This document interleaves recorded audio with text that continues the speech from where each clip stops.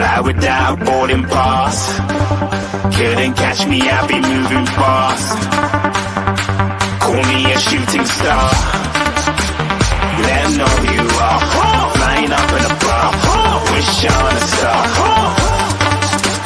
Time to show 'em who's in charge. Call me a shooting star.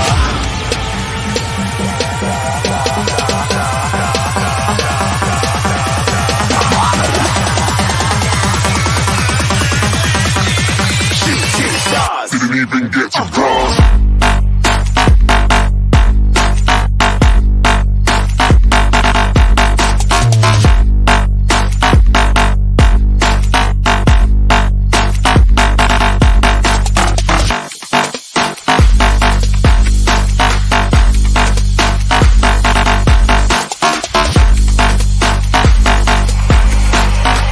I said I'm moving too far. Get to glass.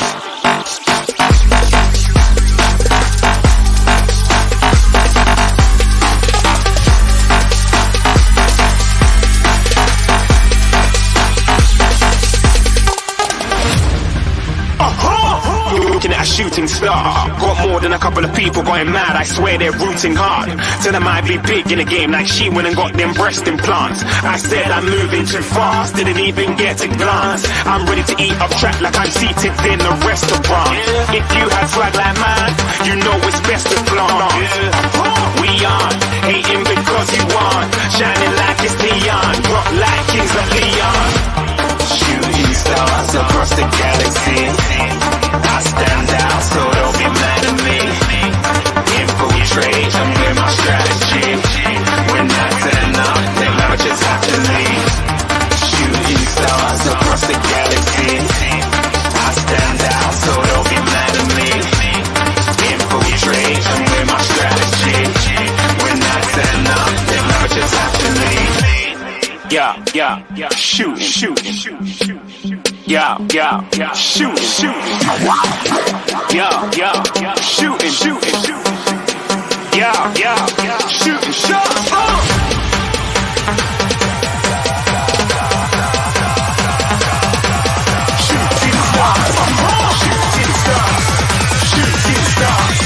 Shooting stars. Didn't even get to cross.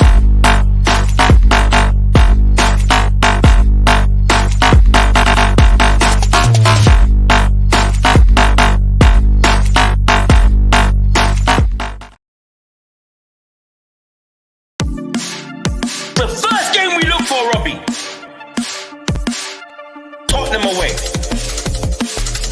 When we got Tottenham away?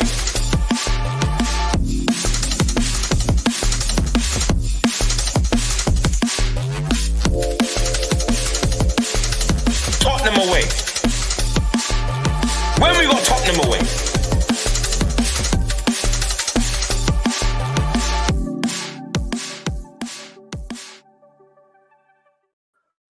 Good evening, Spurs fans. It's Tottenham away, the post-match live show. Welcome. Tottenham 1, Wolverhampton Wanderers 2. The Wolves have done the double over us. 2-1 at their ground, 2-1 at our ground. We've lost 6 points to the Wolverhampton Wanderers. Unbelievable. But we are going to talk about it. We're going to dissect it. We're going to analyze it. We're going to chat about it. Hopefully some more people join the show. But until they do, we've got the amazing Adrian and a wonderful Charlie. How you doing, chaps? Other than the depression of losing. How you feeling? I'm fine, disappointed. I'm not raging or nothing like that. I'm just disappointed. Yeah, thanks for the invite. Always welcome. How you doing, Charlie? Yeah, I'm all right apart from that. I mean, there's a couple of things I want to get off my chest about this, not just from the Tottenham side, but from the Wolves side as well. So we'll get into that. But yeah, apart from that, all good. And yeah, looking forward to the show. Absolutely. There's lots to talk about. There's a lot that I need to talk about as well. So I'm sure Adrian's got a lot he wants to talk about as well. We've got 100 people in the chat already. Smash a like, subscribe, follow the channel. God bless each and every one of you. Quickly say hello to everyone in the comments, and then we will get crack-a-lacking. Palace Hunter, Ange out. It's funny you say that, because in the stadium today, I heard a lot of murmuring. that I want to discuss. C to the fourth, Japan and SPL manager tactically found out. Shock. So I mean, people are beginning to call out Ange. It's going from he can work miracles with cheap gems, look away in Japan, to he needs big money spent in this squad. We got beaten by FC Portugal today. Big up to you, Alex Scott Experience. Chris Gomba, how you doing, brother? Another poor performance, he says. We didn't get away with this time. Spurs, Wolves played well drilled. Only a couple of players did well for us. William Leone, channel member, thank you for 10 months of service to the channel, my man. Big up to the disabled team, all the boys and girls over there in Leeds. Love you guys. Good evening, everyone. Tottenham Way, sending our love to you guys. Fantastic channel, everyone. Make sure you follow the disabled team. Give them a like. It's a great cause. They've got a really good thing going on up there. James Flower says, big up, guys. Maybe people will wake up now and stop calling me negative. Timo, good deal. Ha, ha, ha. If only deals won us football matches. James, there's plenty I'm going to be talking about this. I'll tell you now for sure. Ronnie, the ever positive Daniel Levy enthusiast, says, the Alex Scott Experience, we are not playing pretty football. Why does everyone keep saying we are great to watch? I don't see it. Is it Ronnie? Who's the Levy enthusiast? Ronnie, if I've got that wrong, I'll take it back. If I've got it right, I mean it. I can't remember. There's so many people that say things on the channel. Top Spurs says, big up still, and coming you Spurs, big up to you as well. Graham in the building. Great to see you again at the stadium, Graham. Rob, big up to you, my man. Hope you're doing well. Get the fraud Arteta out my club. Big up still. The Tottenham fan base still think you're in a title race. I never actually said we were, nor did Adrian, nor did Charlie, but yeah. See, comments like that make a generalization of an entire fan base. Yeah, they're trying to stereotype. It's a generalization. So yeah, it's because you get kids that go on the football terrace for clickbait and just rant absolute garbage to get subscribers up, and then everyone just pictures us with the same mentality. Big up, Ron. How you doing? We are losing a lot of home games with this attacking football style.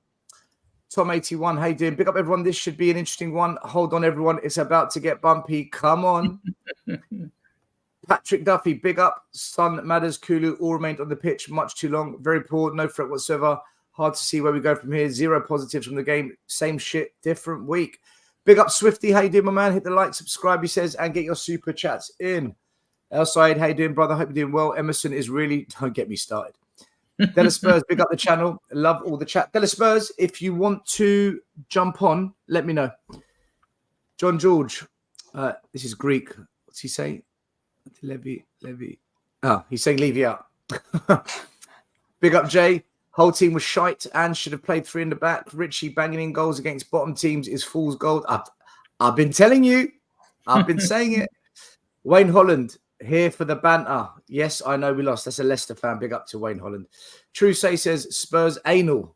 Do you know what? I've got no comeback. I can't. We were shit today. Perky says, looks like the honeymoon period. Yes, it is. Anti-stupid, not vax. Laugh, laugh, laugh, laugh, laugh. Big up Matt Coppin, one of our own. Says, hi, Stel, Charlie, and Adrian. Matt, if you want to jump on, I've sent you the link. The Football Corner. Oh, big up Football Corner. This is sad. Make sure you subscribe to this man. He's an Arsenal fan, but he runs a good channel. I was in there last night. We had a good Premier League multi-fan debate. Big up, everyone, he says. Benjamin, how you doing? Good evening from Belford, North Rhine-Westphalia. Welcome. Cassandra, evening to you. Chris Honey. What am I talking about? Chris Horan. You got a man crush on him still. You know what? I'm so used to Donna Cullen coming in the chat and saying, hi, honey. It's in my head. Big up from France. She's good. She's good laugh, actually, Donna. But she's not actually a go. It's a bloke from India. Was it? I swear, yeah, mate. I'll tell you the story later. I didn't know that time. And he came on a show and it was a bloke from India. We're like, you're not Donna Cullen. Big up F1 Wolves. He says, Tottenham Way pad on chat. That was Levy out performance, not the first time. Mark, big up. How you doing? I no longer get upset. This club will always let you down. I'm kind of getting there as well, to be honest with you. Mari says, I would unleash in 25. Mari will be here soon. Faz, big up. Still unbelievable to see anyone calling for Ange out. Mari's a legend. Mari's one of our own. Frankfurt Guna, Spurs getting bullied by the Wolves. Love to see it. 8 points behind the mighty Arsenal. You are also £700 million and 4 years into your project. Ridwan, is top 4 guaranteed? Nope. Perky, if people want Ange out, who comes in? Oh, listen, we're going to get into it. We will get into all of it. Sfarag BJ says, we played the biggest crap of football I've seen in a while. We can't make 3 chances versus Wolves. Man United scored 4 for fun.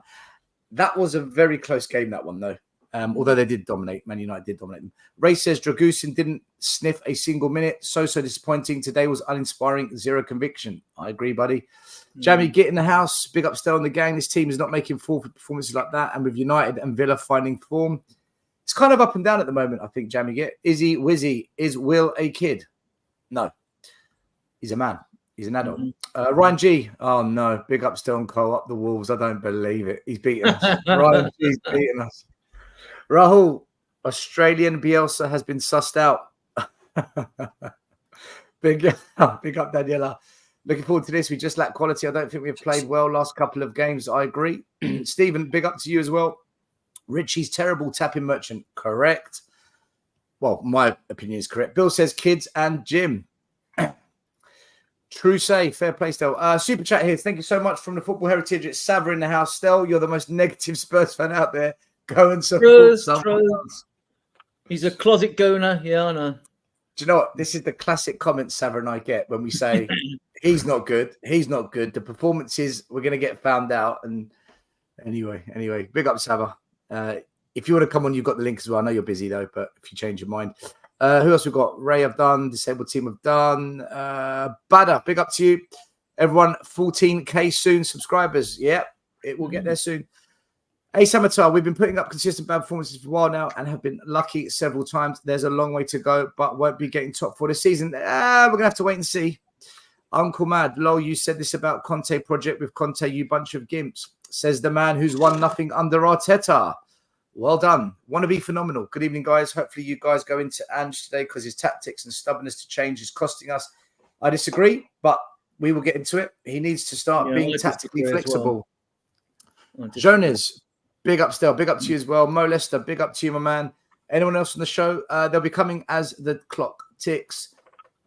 G-Chain, evening all. Here's the Arsenal man. He couldn't wait. Easier. And finally, we've got Ed M. I just can't with Richarlison up at the end of my tether seeing him in a Tottenham shirt. Big up to all of you. Almost 200 people watching. We've only just done the comments. Thank you. Like, subscribe, follow the channel. Okay, so there's a lot to get through, chaps. I want to start off with the starting lineup. Yeah, I was going to say that, actually. Yeah. Right. So when you saw this, Vicario Royale, Romero, Van de Ven, Davies, the first thing I want to ask you is, the big question before the game was this. Who do we start? Emerson and Davies and Dragusin, because Dragusin's played right back for Genoa in a couple of games. Yeah. Or Emerson in the right back role and Van de Ven in the left back role, or a variation. We ended up going with this. And quite frankly, it was a bloody disaster, in my opinion.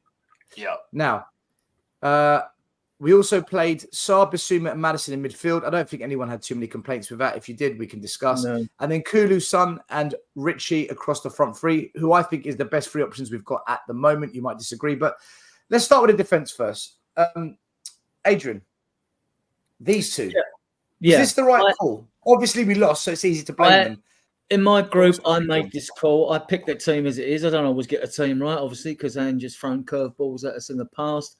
But I picked it, and I went through the permutations at the back, whether you shift VDV, whether you bring Dragusin in, who plays, whether Davis plays on the left, whether you don't play him and VDV plays in. And I've always been one for, like, when you do get sort of injury problems in the team, you keep the core of your team as it is. If Andrew changed it today, and we lost anyway, but if you changed it today and we'd lost, there'd be more fallout than we're going to get today, right, this evening over that. I mean, you don't chop and change things when things are bad too much unless you're forced to. You chop and change them when things are good. You're giving people substitute time because you're winning a game or getting the feel of them, giving them 20 minutes, whatever it is. So the lineup was as I predicted, but I thought, well, that's Ange ball out the window because we haven't got one what he calls his inverted fullbacks. I'm still getting my head around inverted fullbacks because I've seen issues with them even when things have gone well for us that I haven't been happy with.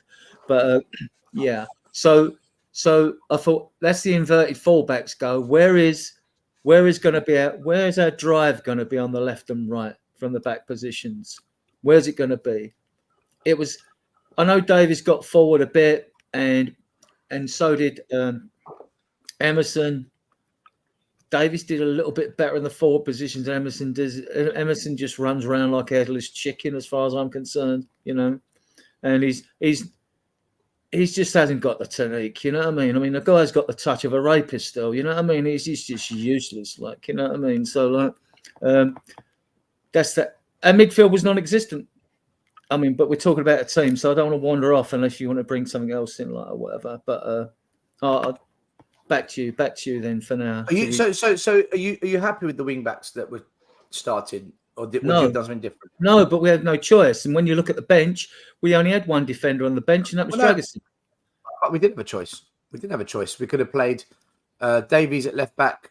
Yeah, we could have done that. At right back. We could have done Emerson at right back and moved Van der Ven to the right back role and actually start Dragusin. So there were choices. This is why I'm asking the question. Yeah, but what I'm saying is we only had one defender on the bench after team selection was there. So I looked at that and thought, well, why have we only got one defender on the bench? Why hasn't Dorrington been brought in or someone like that? So Adrian, so with the players we had available, therefore you were happy with the two that started, given who was available. No. So who would you have started then? That's my question then. Well, I would have started him because he's got no choice, and like Dragusin is still. And just Adrian, that's what I just said to you. Right, let me do it again. Forget whether you're happy or not. I don't think he had any choice. No, I'm asking you. Forget Ange. I want to know, as a fan, if you were picking the starting back four, would you have picked the same ones Ange picked today? Yes, I would have. Out of no choice. So, lack of quality. Right, squad depth. All right. So you're not happy with the back four, but that's what you would have picked given the choices, right? I get it. That's okay. That's my question. Maybe I didn't word it very well. Charlie, same thing to you. Were you happy with the back four that Ange chose for today's game? No, to be quite honest. So the way I saw it was I would have done is I'd have put Dragusin at right back because he's played there for Genoa. He's capable of playing there, and obviously gone for Romero, Van der Ven, and then Davies. What I thought Ange was going to do is I thought he was going to go with Mickey at left back and then have Dragusin and Romero with Chicken Royale at right back. That's what I thought Ange was going to do. However, sadly, he did the thing that I was least hoping he would do. And I didn't even think he was going to do. I thought he would do the second thing, like I said.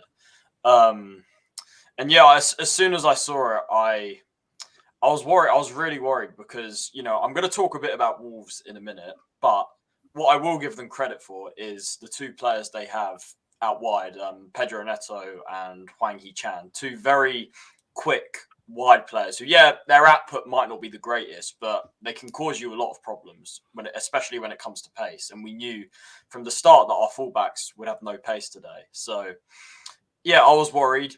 I don't understand why Ange did it, and I'm one that hates to blame managers. I never want to blame the manager for anything, but he did have the choice of putting Dragusin in today, which I would have done. I mean, let's look at it this way. I guess one perspective on it is that we don't actually know. Like Dragusin, he might be having issues settling in. Like, basically, none of us here on the panel or any of you guys watching, none of us are inside the club. We don't know what's going on. There might be a reason for this, for him doing it. Who knows? But personally, I don't quite understand what was going on with the fullbacks today. Why he did that. So yeah, and then just to end off, as Scott says here, back to you, Stel. I'm done. If you don't know, get to know.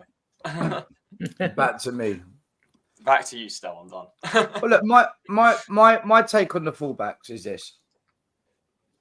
I cannot stand Ben Davies or Emerson Royal being at this club. And I've said it 1,000 times. I said they're crap players. They don't deserve to be at Spurs. Don't tell me they're good squad players, because when they came in, we lost to Villa, we lost to Brighton, we lost to West Ham, we lost to Wolverhampton Wanderers. That's when Ben Davies and Emerson came in.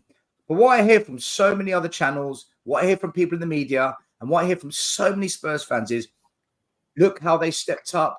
They carried us. No, they didn't. They helped us drop off. That 5-game run we went on where it just collapsed, they were part of it. They were part of the problem. So as soon as I knew Porro and Udogie were out.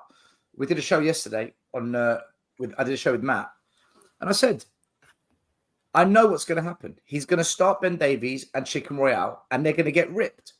And that second goal was everything I predicted and everything 95% of fans said would happen. Neto is going to rip us.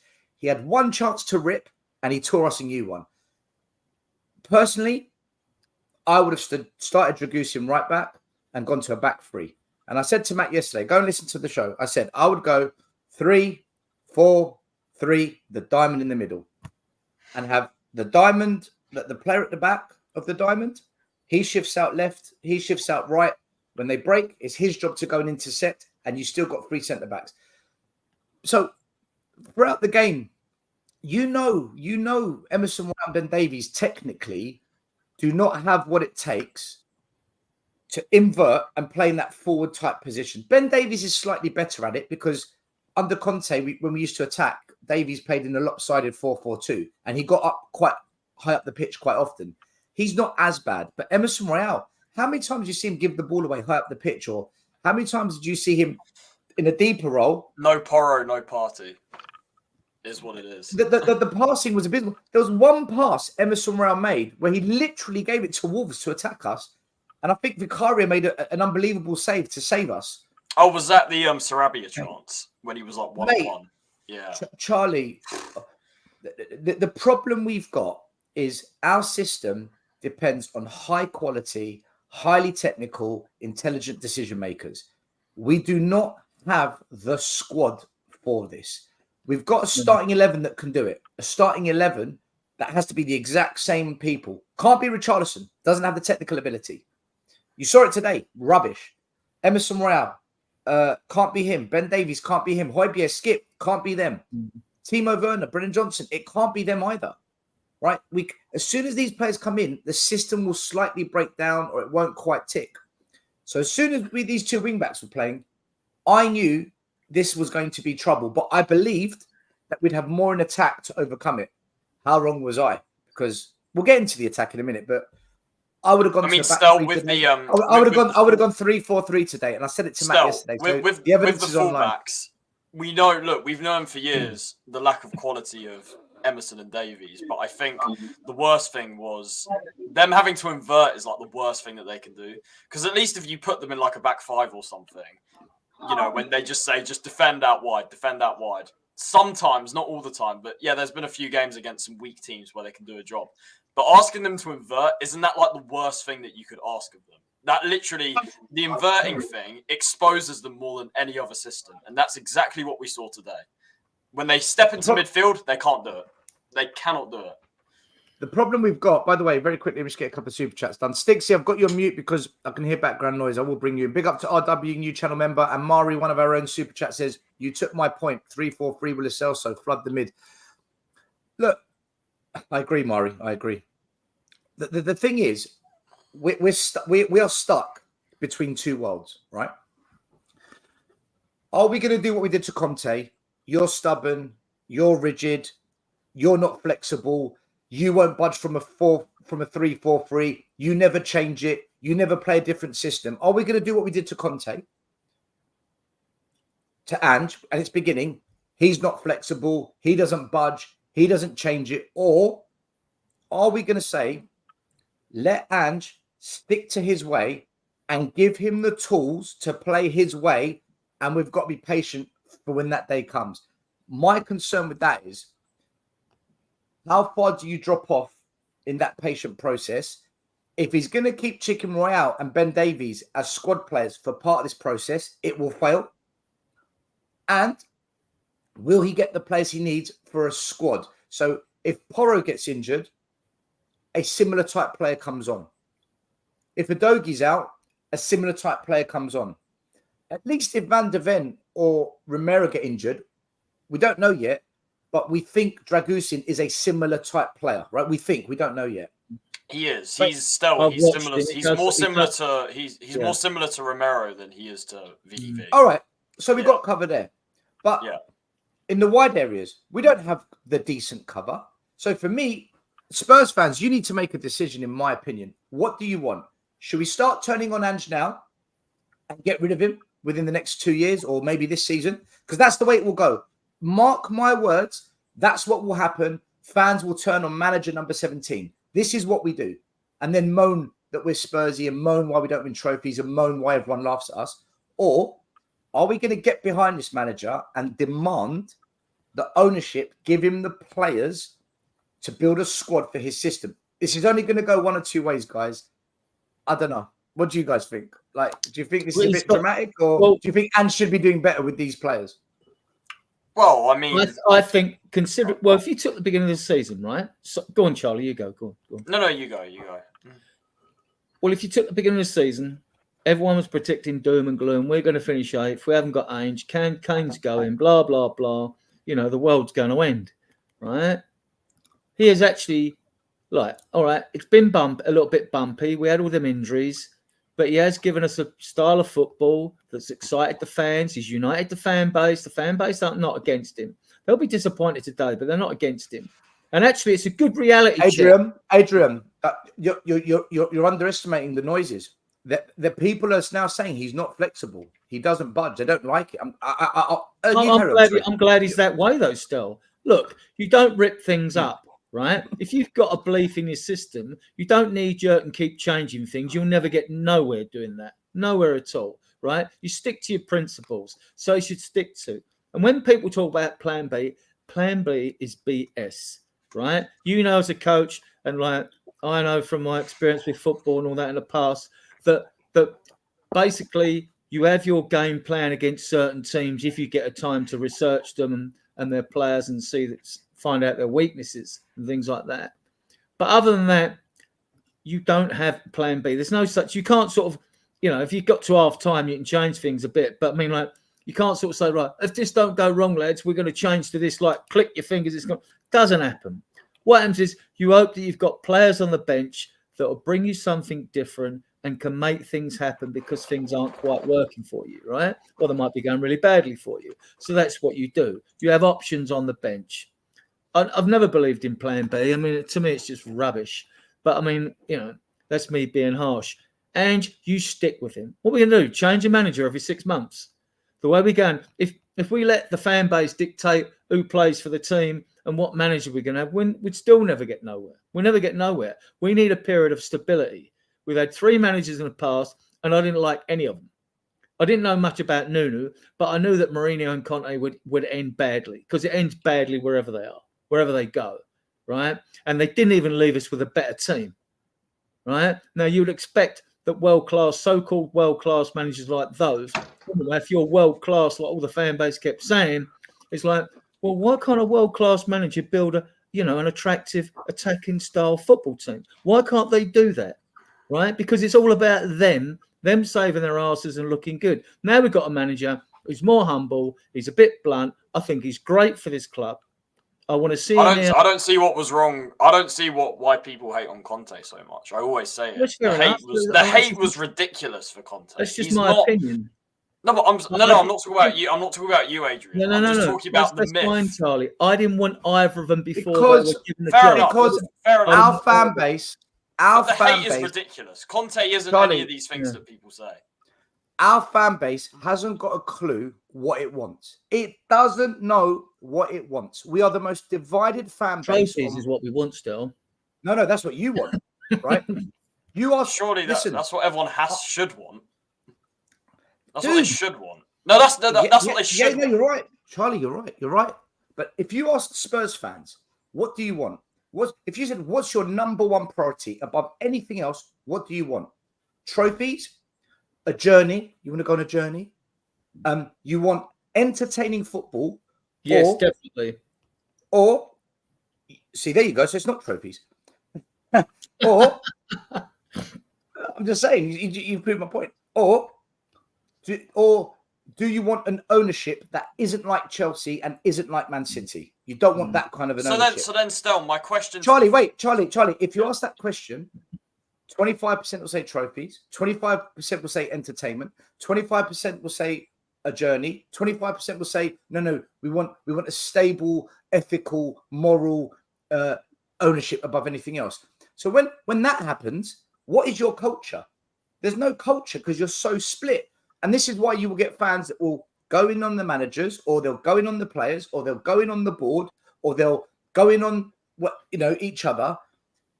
I don't know what fans want at Spurs. I genuinely, I go to games. Like today, I was walking down the high road.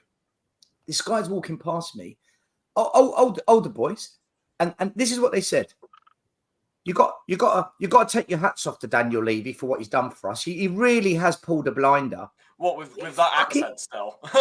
Yeah. That accent. Yeah.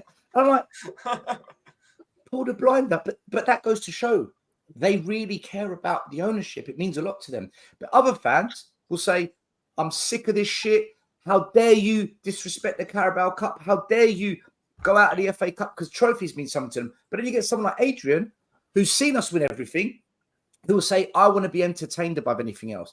No fan is wrong. Every fan's allowed their opinion. Whilst every fan... Yeah, but Adrian, if I said to you, well, if you want both, right, then why did we get rid of Poch? I think why did we get rid of Poch? Because Poch entertained us yeah, and we stopped backing.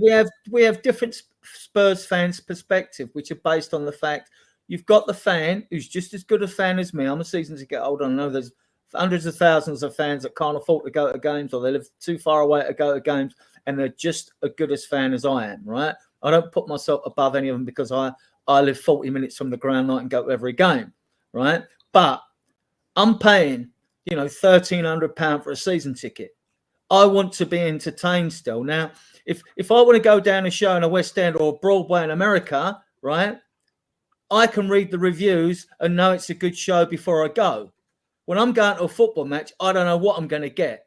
And to be honest, right, whatever club you support in the Premier League, how many games at the end of a 38 season, without including cup competitions you may be in, do you look back on and say, oh, that was a great game. That was a really good game. You might pick 5 if you're lucky, half a dozen, So as fans, to me, I want to be entertained because I'm paying money. I'm paying money to go on that ground. If I'm paying a show in a West End, I want to be entertained because I'm paying. That's why I want to be entertained. I don't want to watch Conte ball or Marino ball. I hated it. Absolutely, it's anti-football. I absolutely hate Marino. Not Adrian. Okay, no. I take on board what you say because, like I said, no fan's opinion is wrong. Every fan's allowed to decide why they want what they want from Spurs, right? So my question for you is this then: if you don't like Mourinho ball, it's not for you. Get him out, whatever. Were you happy that he got sacked before the cup final? Then he should have been sacked after Zagreb. Were you happy he got sacked before the cup final? Is my question. I didn't care. I was at that stage. I didn't care. Right now, it's just that's not our football. Am I as to dare as to do?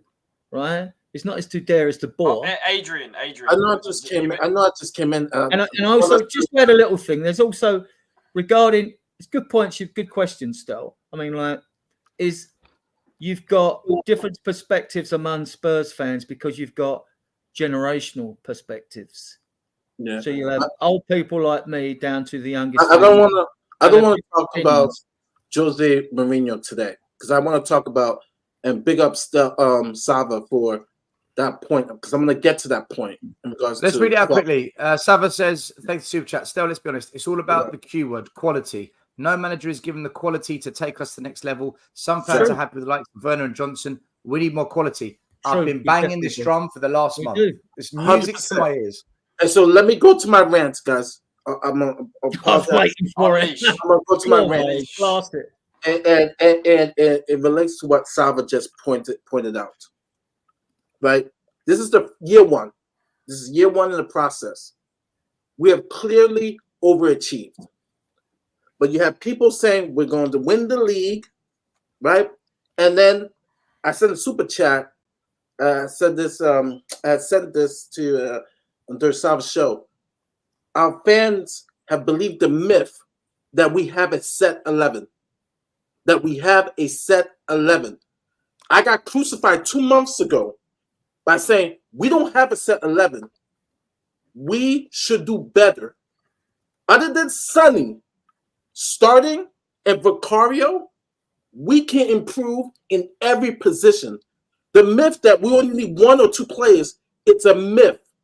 We need 6 to 7 minimum to build a squad, but also in our starting 11. Our starting 11 is not set. It needs more quality.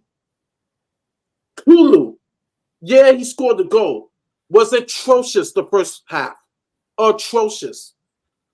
We should want to do better than Kulu on the wing, a.k.a. Pedro Neto.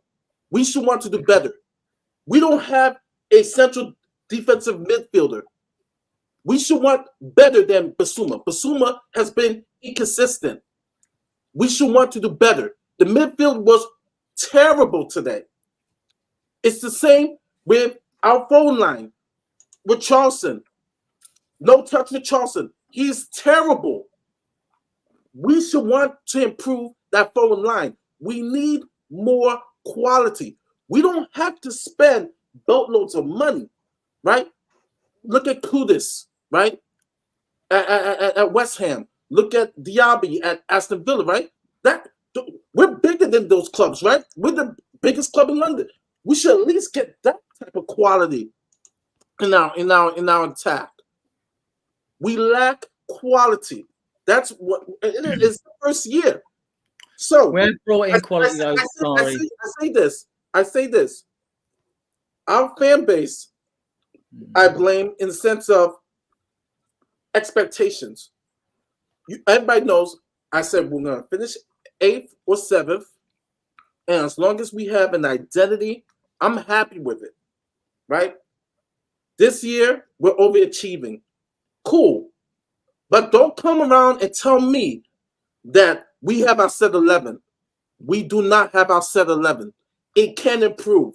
We can get a couple more midfielders. I'm talking about our starting 11. It can be better. And we should strive to get a better starting 11. So that's my rant in regards to our fan base believing that we already have our starting 11. All right. The rest of the game, because I know I just came in, our midfield was terrible. It doesn't help our defense. It causes Romero to compensate. It causes VDV to do, as usual, his runs and his tackles. Thank God we have those two back there.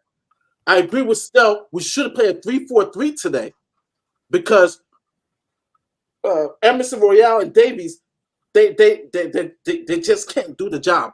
I would have brought in Lo Celso and flood the midfield. 3-4-3. I would have brought in Lo Celso, flood the midfield, 3-4-3. Murray. And then last thing I'm gonna say is this: that I know people like to protect Ange, but not once but twice on set pieces, defensive set pieces off corners. They had 2 men, 2 times unmarked. One of them for a goal. That's unacceptable. At least last year with Conte, our defensive set pieces, it was much better. This year, it's atrocious. It's horrible. When we play teams like Arsenal, who are very good in set pieces, we are going to be in serious trouble. This is on Ange, right? Or he doesn't play. No, this is preparation. You have to, even during the game, you need to, if you have to scream at the players, hey, you need to be here, you need to be there. It needs to be done. That's on Ange. That is on Ange in regards to the defensive set pieces this last couple of weeks. I get that, Maury, but we conceded 63 goals last season, more goals than we've ever conceded. I understand, but I'm talking about the set pieces. I'm just talking about the set pieces. We're not far off that now. Fair enough, mate. We're not far off that now. The way we go. Can I just say something, right? You see, the way Ange plays. Yeah, you're right. Fair enough. But no, sorry. These gooners in the chat. Do you have nothing better to do? No, let them. Let them blast. No. Just ignore them. I go on Arsenal fan shows when they lose. Well, listen, TJ's cool, but the rest of them, I don't even know. When Arsenal bottled the league, listen, when they went on that 5-game losing streak, where were they? Where were they? Listen, we know what they're like. They run away when they lose. They come here when we lose. It's how it works. It's Yeah. cool. I don't mind. Let me just point something out to everyone. Okay, the way Ange plays. Listen, most of that game we had Wolves pinned in. Do you agree? For most of the game, it was in Wolves' half. Yeah, we right. had 71% possession. So Yeah. Right. Right. So yeah, no, possession. Meaningless possession. Okay, listen. Let me explain. We dominated possession.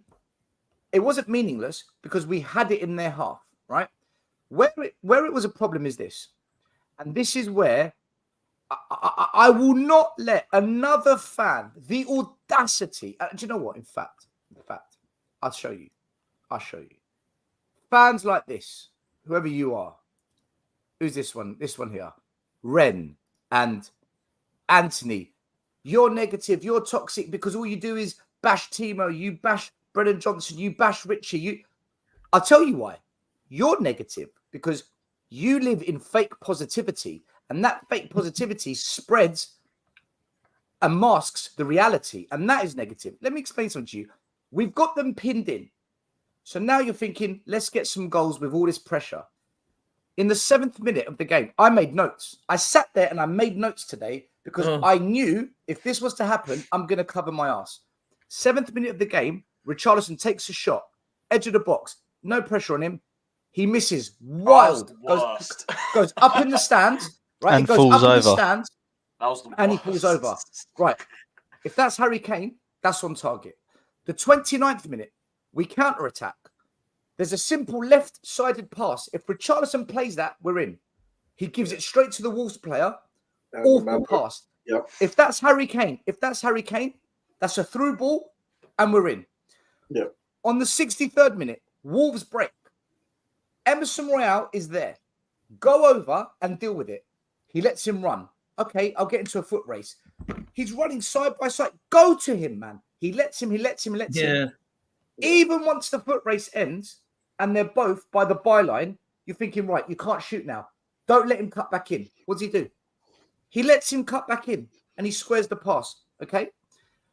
In the 90th minute, Timo Werner in the box, he takes a shot and the player's right in front of him. It's going to hit the player twice. He hits the player. Why are you shooting? Brennan Johnson in the 93rd minute, he makes a run down the wing into the box. And all you're thinking is, please, pass it. What does he do? He delays. He hesitates. He fumbles the ball. It goes off the Wolves player, bounces off of him, goal kick. And then, in the 94th minute, cross comes in, unmarked, no pressure, 5 yards out. Ben Davies, he heads it past 6 meters wide. Dude. Right. Now, listen to the names. Richarlison, Emerson, Timo, Brennan, Davies. As long as these type of players are at this club, we will be nothing more than a top 4 chasing side. This is why I go in on them. This is why fans stop defending them, because as soon as we're in a difficult game, they will not save us. They will not. Where was Brennan Johnson with his last-minute tap-in today to cover up the crap that he showed us for 25 minutes? Because last week, he came on for 30 minutes. He did nothing. But because he scored a tap-in, you see what Brennan Johnson... Listen, I'm not trying to cover up the tactics. I'm not trying to cover up where Ange is lacking. What I'm saying is, if you continue to have crap players in a squad, stop comparing us to trophy winners and title contenders. And the thing is, when we big up these players, what our fan base don't understand, and I said this on Elias's show, is that we need consistent talent players. And what I mean by consistent talent players, right? I can take a player that I could trust that's going to give me, out of the sofa score, an 8 or 7 performance. An 8 and 7 performance. But what we have, for example, is Papa Sarr. Okay, let's say he gave us an 8 last week, right? He scored whatsoever. And then the next game, he's at a 6. He's at a 5. And we don't have that consistency. Basuma, that midfield was horrible. Yeah. I'm sorry. That midfield was horrible. Basuma, and a couple months ago, you were there still. I questioned, hey, we need to do better on Kulu. We need to do better on Basuma. We need to do better on Johnson. And I got crucified. You are a hater. You hate Kulu. You hate Johnson. Now you're hating on Basuma. I'm just saying we can keep them as squad players. I have no problem. I'm just saying they're not. I'm just saying that we can do better. That this set 11. No, not squad players. Not squad players. No. Like for me, Basuma. If we think that is our CDM, we got trouble. Because this offseason, we need to get a proper beast in that midfield.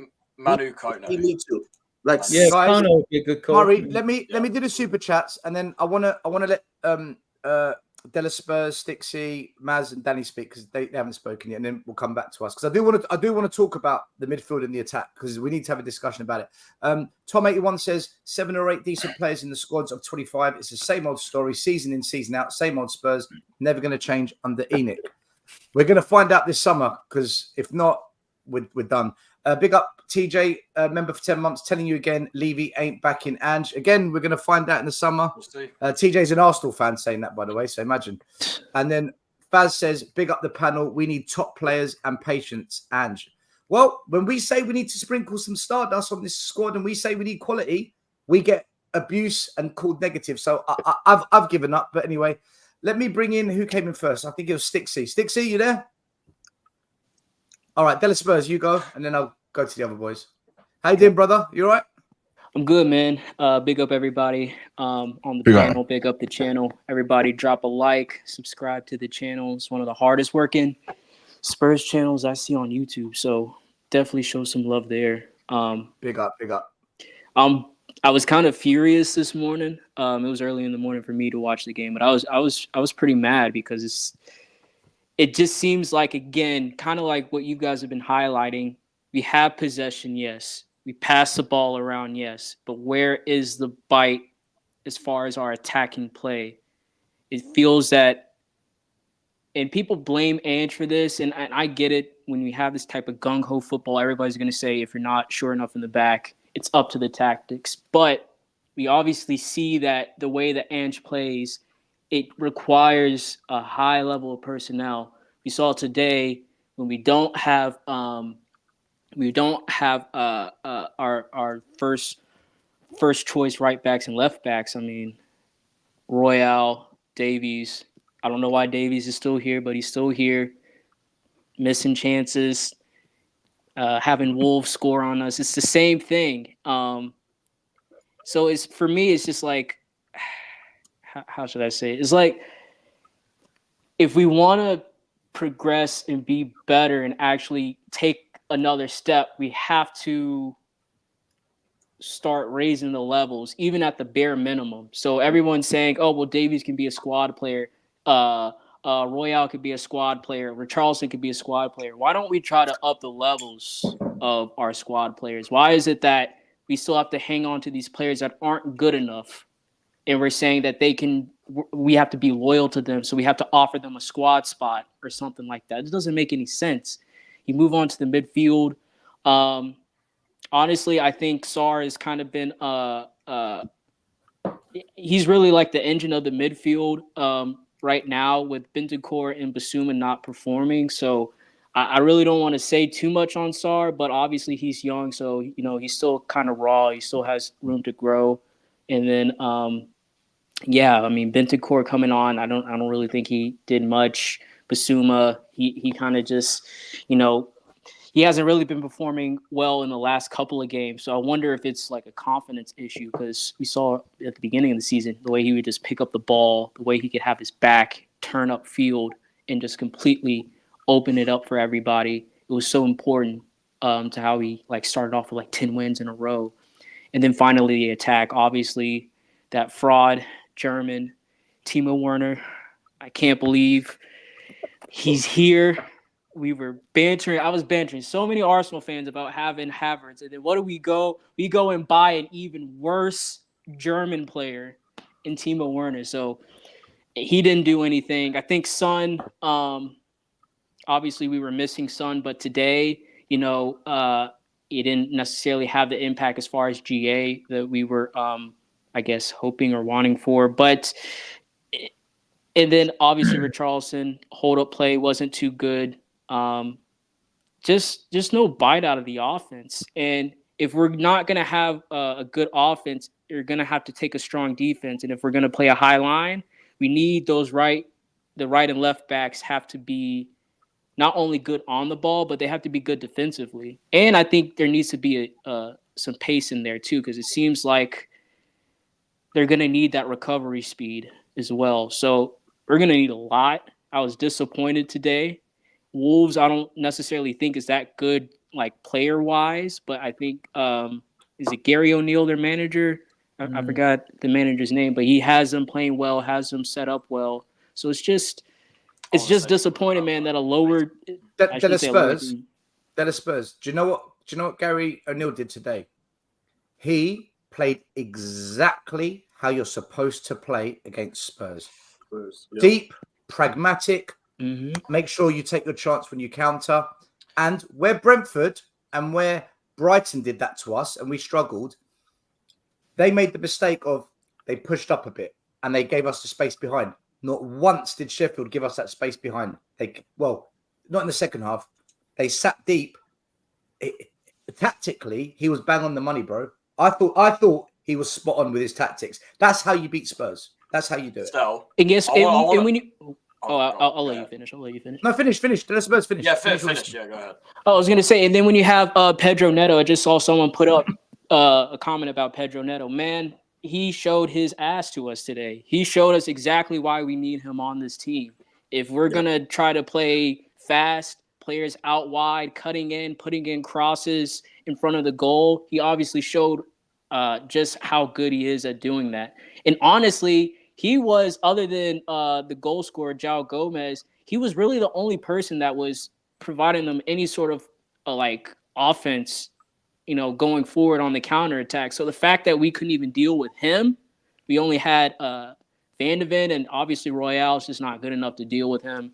He got cooked on the second goal. So, I mean, listen, you're right. I mean, they set up perfectly to play us. Everyone's going to mark this down as this is how you beat Spurs. And I mean, and unless we raise our levels as far as the people we have on the team, everyone's just going to play like this, no matter if it's, well, I guess all the lower teams. But when you have teams like Man City, I mean, they're just going to play better than us because they just have better players. So it's just, we're kind of stuck in this lull where we can't play teams that are worse than us. And we obviously can't beat the teams that are better than us because we're not good enough. So it's just, something has to give, and I think it's the players, obviously, but something has to give.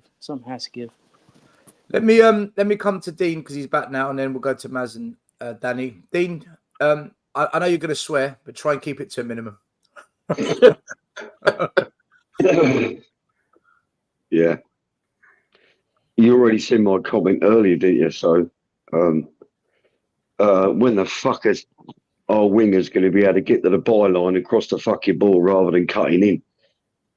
It's just so frustrating. So watch it.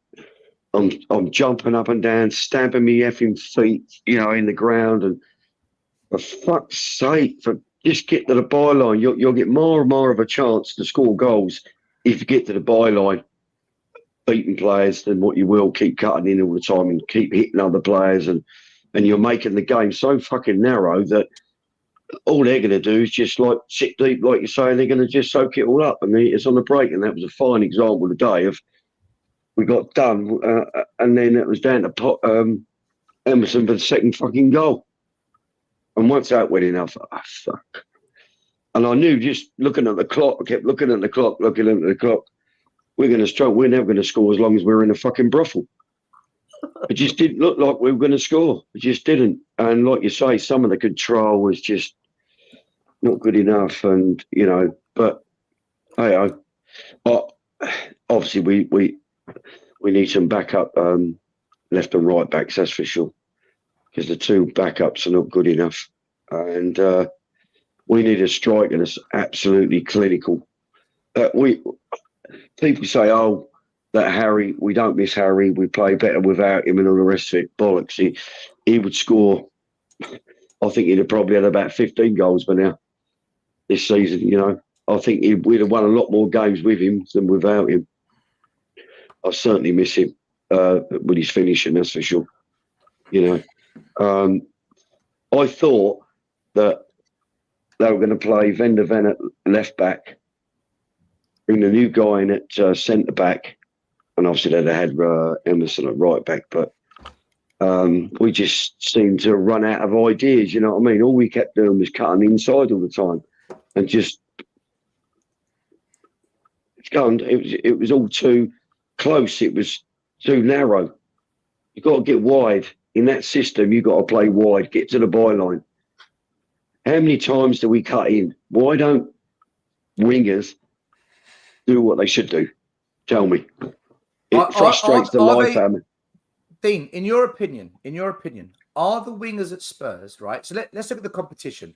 Martinelli, Saka, Grealish, Foden, Jota, Salah. When you look at the competition, are our wide players good enough? I don't think they're. Serious question, because you're saying, why don't we do this? Why don't we do that? I'm asking the question. Yeah. I don't think they're. No, I don't think they're as good as them. No, I don't. No, I don't think they're as good as the ones that you mentioned. I don't. No, because they're to me they're just a one-horse pony sort of thing. You know, all they're doing is cutting in rather than getting to the byline. Pace. They've got pace. Lots of pace. Yeah, as well. I mean, look, Sonny was on the left today, but to me, that's not his best position anyway. He's better as a centre forward, like it was at the beginning of the season. He's our top goal scorer, and he's playing out wide. Yes, it's not the place to play. You wanted him there still. Don't backtrack now. No, I didn't. Yes, you did. No, I didn't. You did. 2, 3. Have you come on to mud me? I'll mud you back. Don't worry. No, we'll save it till tomorrow night when I mud you then. All right.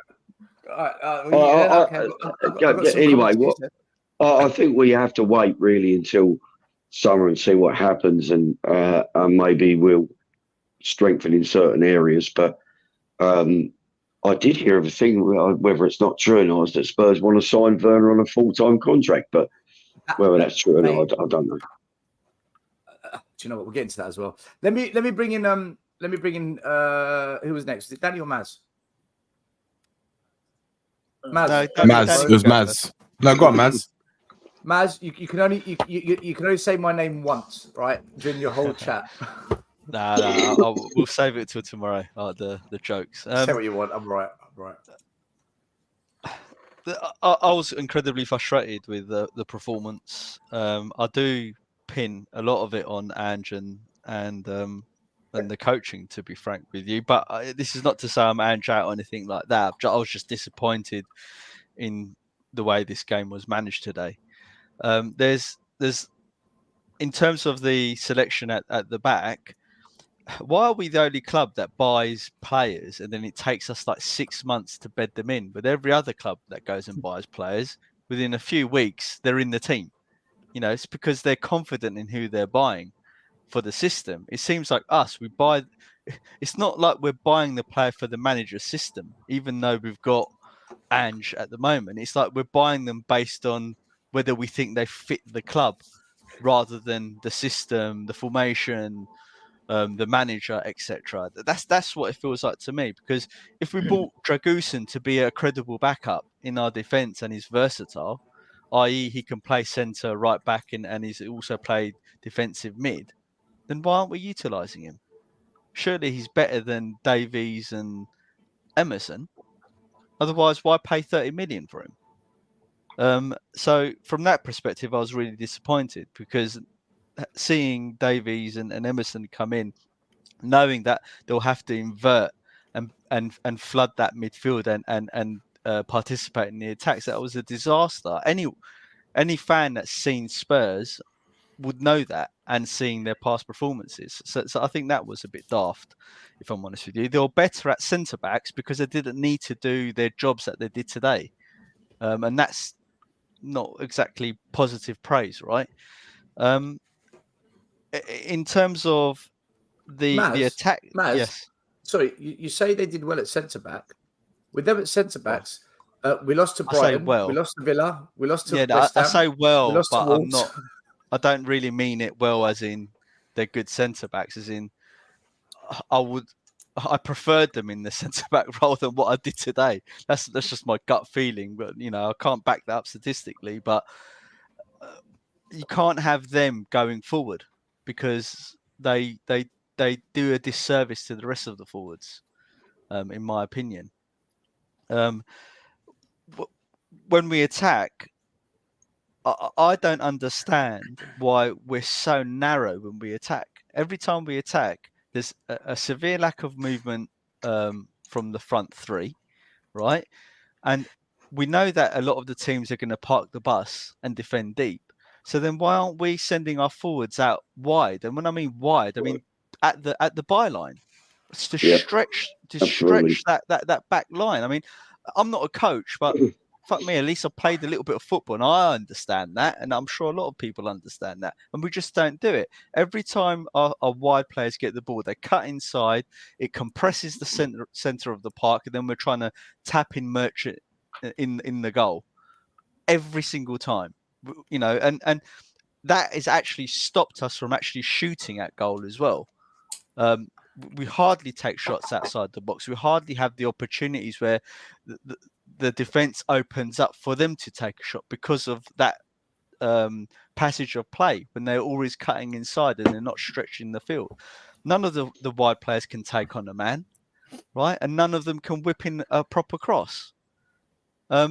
Is that Ange ball? I don't think that is Ange ball, if I'm honest with you. And what's the point of having pace if you can't take on your man? Or what's the point of having pace if once you get past your man, you can't cross the ball in? Or what's the point of having pace once you beat the defensive line, you can't score?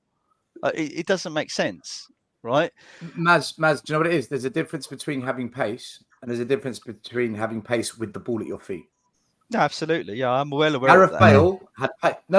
I wasn't trying to educate you. I'm just trying to say the problem we've got is we've got players with pace off the ball, but on the ball, they're not Iron Robin, they're not Gareth Bale, they're not Damien Duff, they're not Ryan Giggs. Players with the ball at their feet. Too predictable. I'm aware of that because when I was a young lad, 25 odd years ago, I was pretty quick. In fact, I was quick enough that they wanted me to start running at county level and try and go professional with it, right? And I could do, at 15, 16 years old, I can do like an 11-1 at 100 meters, right? And that was a skinny little thing. And I was pretty quick. And my football game relied on me being quite quick and travelling with the ball at pace. So I know what you mean by that. But regardless of that, we have no excuses today because we have majority of our players back. Right? There's any told number of configurations that he could have done for the front line and for the midfield. Right? Lo Celso, stick him in Maddison's role and move Maddison up on the left to play as the left forward and put Son in the middle. Why not try that? We haven't seen that yet. You could have moved Kulu on the left and put Maddison on the right and Son through the middle. You could have put Son on the right, put Kulu up front or whoever, and there's what I'm trying to get at is that a lot of different combinations we could have tried to change things up because we know from the previous games that we haven't been too great. That wasn't tried. So what's concerning me about what's happening now is it seems to me that Angie's relying on players that he knows will ultimately fail him. And I don't think that's right. Now, that's not his fault that he only has those players that he's got to work with, but surely you try something different to address the problems. And that's what he was doing in the beginning, right? He saw a problem, he changed things up. He saw a problem and changed things up. Now it's got to a point where he's actually not even trying anything new. He's just sticking to the formula that he thinks he knows works. And I'm not sure that's the right thing. Those 10 games fooled a lot of, I don't want to say fooled a lot of people, but consistency is the key word.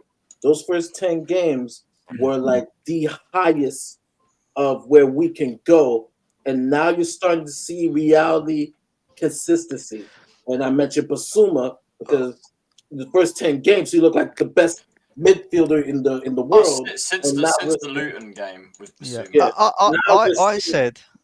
I said in November, December when we were talking about this, I said I'll wait and see and what happens in January because we'll know then. And what I've seen is they have done good business, right? They have addressed certain key areas of the pitch, and I don't disagree with necessarily with them buying Johnson, although I don't rate him. I think he's crap. I don't disagree with them necessarily buying Timo Werner, right? I think he's crap also, right? However, Conte said it, right? You need to buy 60, 70 million pound quality players every single window with the idea of uplifting the squad. You can't do what we're doing and expect to be quality. All right. And Can't that's say not that happened. as a Spurs fan. No, Negative. you know what, That's Maz? negative. Do you know You're what? toxic. If Danny, can I read the super chat? Then I'll come to you. Go on. Sorry, Gambling says keep, sell, or last chance on each of the starting 11. Gambling, I think it's a bit of all of it. Keep some, sell some, last chance. I think it's a mixture of everything, buddy. Thanks for the super chat. Danny, go for it, bro. Big up. No, Maz, I was gonna say that if the way we're doing our business, like the way I think they're gonna do it, we'll have to wait and see. Yeah, but like it will never work because by the time we get a squad full enough, like to actually try and compete for something, whatever it is they want to try and compete for, Ange will be gone and it'll be the next manager, and then we'll have to go through this whole thing all over again with someone else. Then they're gonna want their players and all this kind of shit, right? So Son will be gone as well. We'll lose somebody. Yeah. Son will be gone by then. Have you seen his comments? He's already defeated. That's negative still. What did he say? What did he say, man? Well, he goes, "I'm not a magician," right? He said this today. Yeah, he said that today. Yeah, right. I'm sorry, but he said I'm a football coach, not a magician. Yeah. Who's that? Ange. Yeah, post-match. Ange said that. But here's the thing I want to say is that if our ownership, but you know what?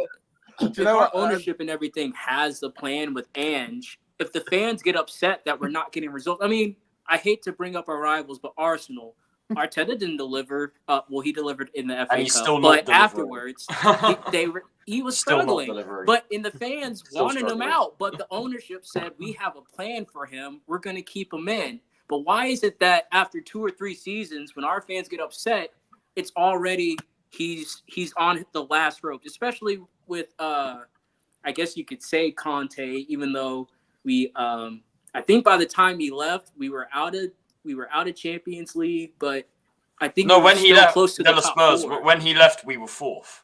Or third. Exactly. So it's like, and if he had why- stayed, we would have at least finished 5th. I think at least. So it's like, why is it that our ownership is, I guess Daniel Levy as well, is so reactionary to the fans when they get upset that now it's like, well, now I got to go in and I have to, fire or hire this manager. If you're saying that this season, I heard what everyone was saying, I want to change my ways, I'm going to do this, I'm going to do that, and we're going to become the new Spurs now that we got all this money and whatever. Yeah, well, okay, yeah, but let Danny finish his thing because I know Danny started. No, go on. No, that's right. Go on.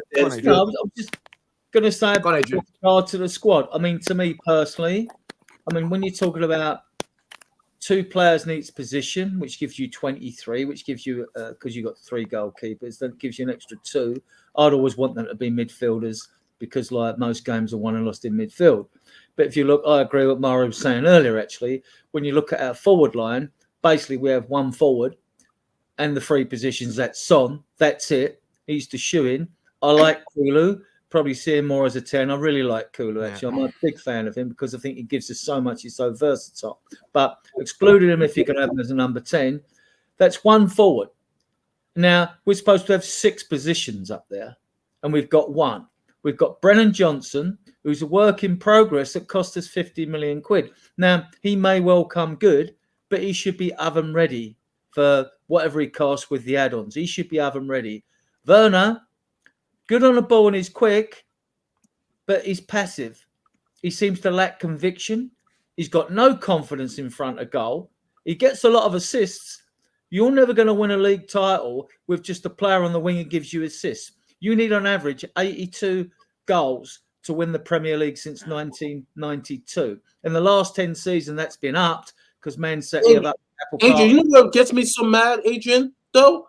I saw, and I'm not going to mention the name, is someone streamed, a YouTube content creator who has over, I'll say, they have over 15K or over 20K.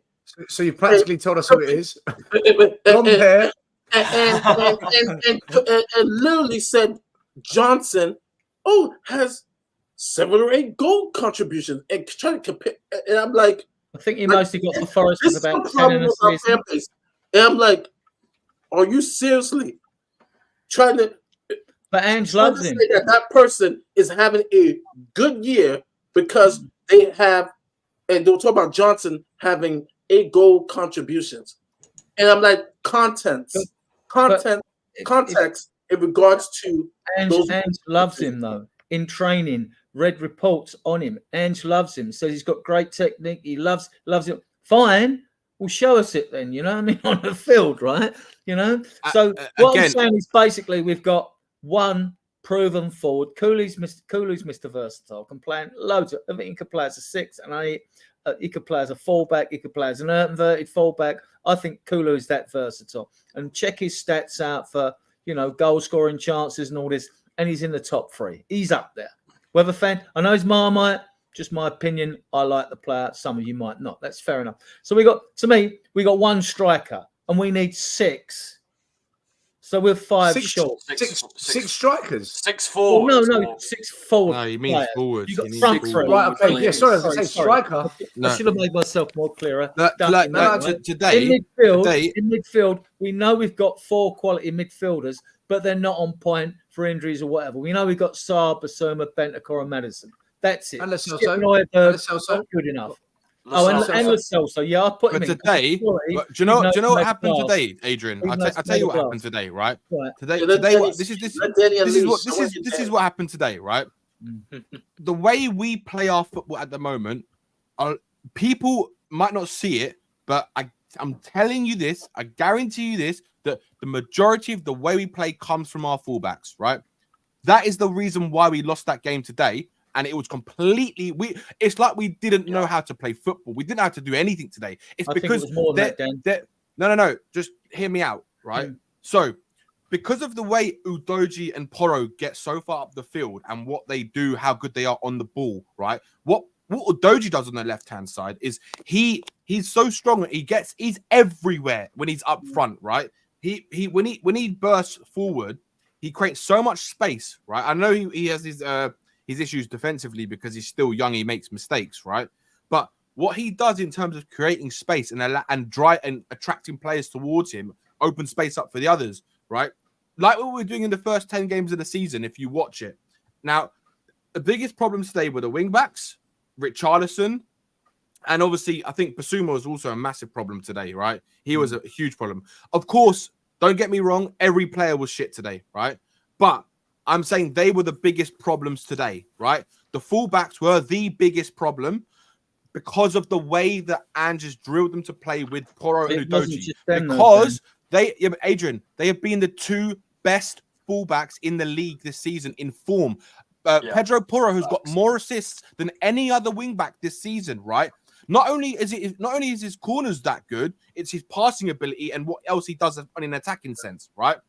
When you lose your 2 best fullbacks, who are probably in form-wise, you could argue that I don't think there's anyone better than Udogie at left wing back this season. Not in the league, not a chance, right? So you take him out. That's like taking De Bruyne out of Man City kind of thing. You take one of your best players out your squad, yeah, and you expect Ben Davies to offer what Udogie offers. It's not going to happen, right? So the way they played today, right, it's like they were lost when the 2 wing backs are trying to do stuff. It was just atrocious. Emerson was making mistakes. He couldn't pass the ball. He couldn't defend. He was fucking. He was shit, right? He was fucking shit, right? And when you look at Davis as well, how you miss a fucking header when no one is around you, right? it's be fucking beyond me. That was It's beyond me. absolutely Dan, beyond me, I'm right? agreeing you. But agreeing with you. Adrian, you know But what's what even I'm more of the Adrian? Let me just finish the point, right? The other biggest problem we have is today. I want fans to fucking wake up and smell and see what Richarlison is. He's a fucking average player, and I've been saying this for fucking months and months and months, right? Richarlison is this is how dumb people are, right? This is how dumb. Look, let me say this, right? Let me say this. This is how dumb fans are, right? Fans cannot tell the difference between form and class, right? When a player is class, they're normally consistently quite good, right? When a player's in good form, they're good for a period, a patch, right? That's the difference with Richarlison. Richarlison is in good form. Well, he was from the last 2 games. He hasn't been. He's been the same player we've seen from last year. Absolutely shit, right? Now, if you look at the way we played in the first 10 games, there's a reason why we haven't. When Sonny went out the team and Richarlison was a number 9, right? For that 9-10 game period, there's a reason why we played shitter football in that period, and the reason why is because Richarlison doesn't have that same connection and flow when we had that first 10 games with that first 11 playing than the one we had when Richarlison was playing in that 10 game period, right? You can see the football between the team, the cohesion between the team, it's not the same. We don't have the same type of. We tried to play a different way to accommodate Richarlison, right? That's not the way Ange wants to play. I'm telling you now, right? I'm telling you this now. Ange, for a fact, knows Richarlison's not the player for him.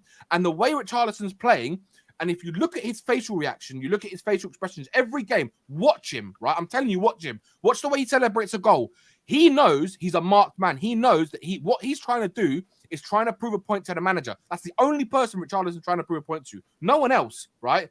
Because he knows that he's not the type of player that Ange wants. And he knows that if he doesn't get those goals up and actually do what he should be doing, he's got to try and do something else to contribute if he's not scoring the goals. And if he's not doing anything else well, then he's gone. And I'm telling you now, Danny, I agree with what you're saying. From Saudi Arabia, he's gone. He's fucking gone. Because Richarlison is so average, right?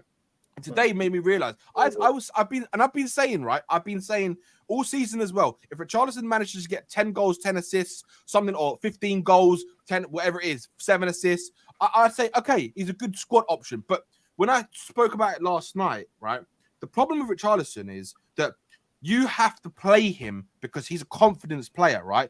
The only way Richarlison can get numbers up is if you consistently play him so he can have million chances, right? He needs to have chance after chance after chance after chance, and one of them will fall for him eventually, right? Whether that's in 2 or 3 games or one in every 3, it will fall for him and he will score one, right? Because that's the kind of law of averages, right? Now, the problem we have is Richarlison, if you want him for a squad, he is not the player for a squad, because as soon as Richarlison goes back on the bench, right, he will start sulking, he will start losing his confidence, and when he comes on, he's not going to offer us what we want, right? Maybe occasionally he will, but that's about it, right? So the problem you've got is that I don't think Richarlison's good for this squad because I don't think he's good as a rotational player. I think if he needs to have 10 goals in a season, he has to play 30, 35 games per season in a row for him to even have 10 to 15 goals, right? And for me, I've been saying this as well. As soon as Son comes back into this team, right, I thought it was going to take maybe 2 or 3 games before we see 2 or 3 bad games from Richarlison until we see him dropped. Now, today, it was already kind of like nearly dropped, right? I reckon in 2 to 3 games' time, if Richarlison is not performing and not scoring, right, Sonny's going to come back into that position. And that's his chance then to go and take that spot. Because if Sonny can do that, right, then Richarlison's done at this club, in my opinion. Right, Dan, I agree with most of what you said, right? My issue was, I said to these earlier before you come on, that once I see we didn't have inverted fullbacks, that was Ange ball out the window. What I expected to see was, when we went them 8 games and 2 draws and got more points than any Premier League have got in a start to the season, right? What you see in our midfield which was disappointing today, was Basuma was making himself available to get the ball, beat the press, make a yard of space, feed Maddison or whatever, and we would get up the pitch quick. and we weren't. We had 71% of the play. We were passive on the ball. We were slow. It's And when what you've it is, got a team yeah, got a low Adrian. press, right? So I expected more from the midfield because I didn't think we were going to get it from the fullback positions, and I was right. Right? Didn't think we'd get it at all. never And happening. our only midfielder that comes out of any credit is really Sarr. Basuma and Maddison were crap. They were crap today. It was easy balls, sideways balls, and all that. And when you get into that third in front of the opposing penalty area, which is known as the hole or zone 14 or whatever, most goals are scored within 30 seconds of passing the ball one side or the other. They're not, you pass it out to the right, you bring it back, you pass it to the centre. The guy in the centre, he passes it out to the left. Then he passes it back in the centre again. Then you pass it out to the right again. By that time, your opposition, they're set. They're set. They're set in a low block, right? You score goals doing it quickly. And if you want to beat a low press, like Keith Birkinshaw said, you've got now and again shoot from outside the box. Your wingers have got to take their man on and get crosses in, which is fine. And I get the criticism that Dean said earlier about cross the ball at the box. Yeah, but you've got to have bodies in there to cross it too. When I've looked at our wide players that I was watching, how many people are in the box? You know, I mean, like one. Adrian, Adrian. There's a point. There's to an extent of that point you just made. I agree with it to an extent, but there were times. The problem we have is right now. I watched Liverpool a couple weeks back, right, and there was a game. There was a team they were playing, and they were playing a low block, right.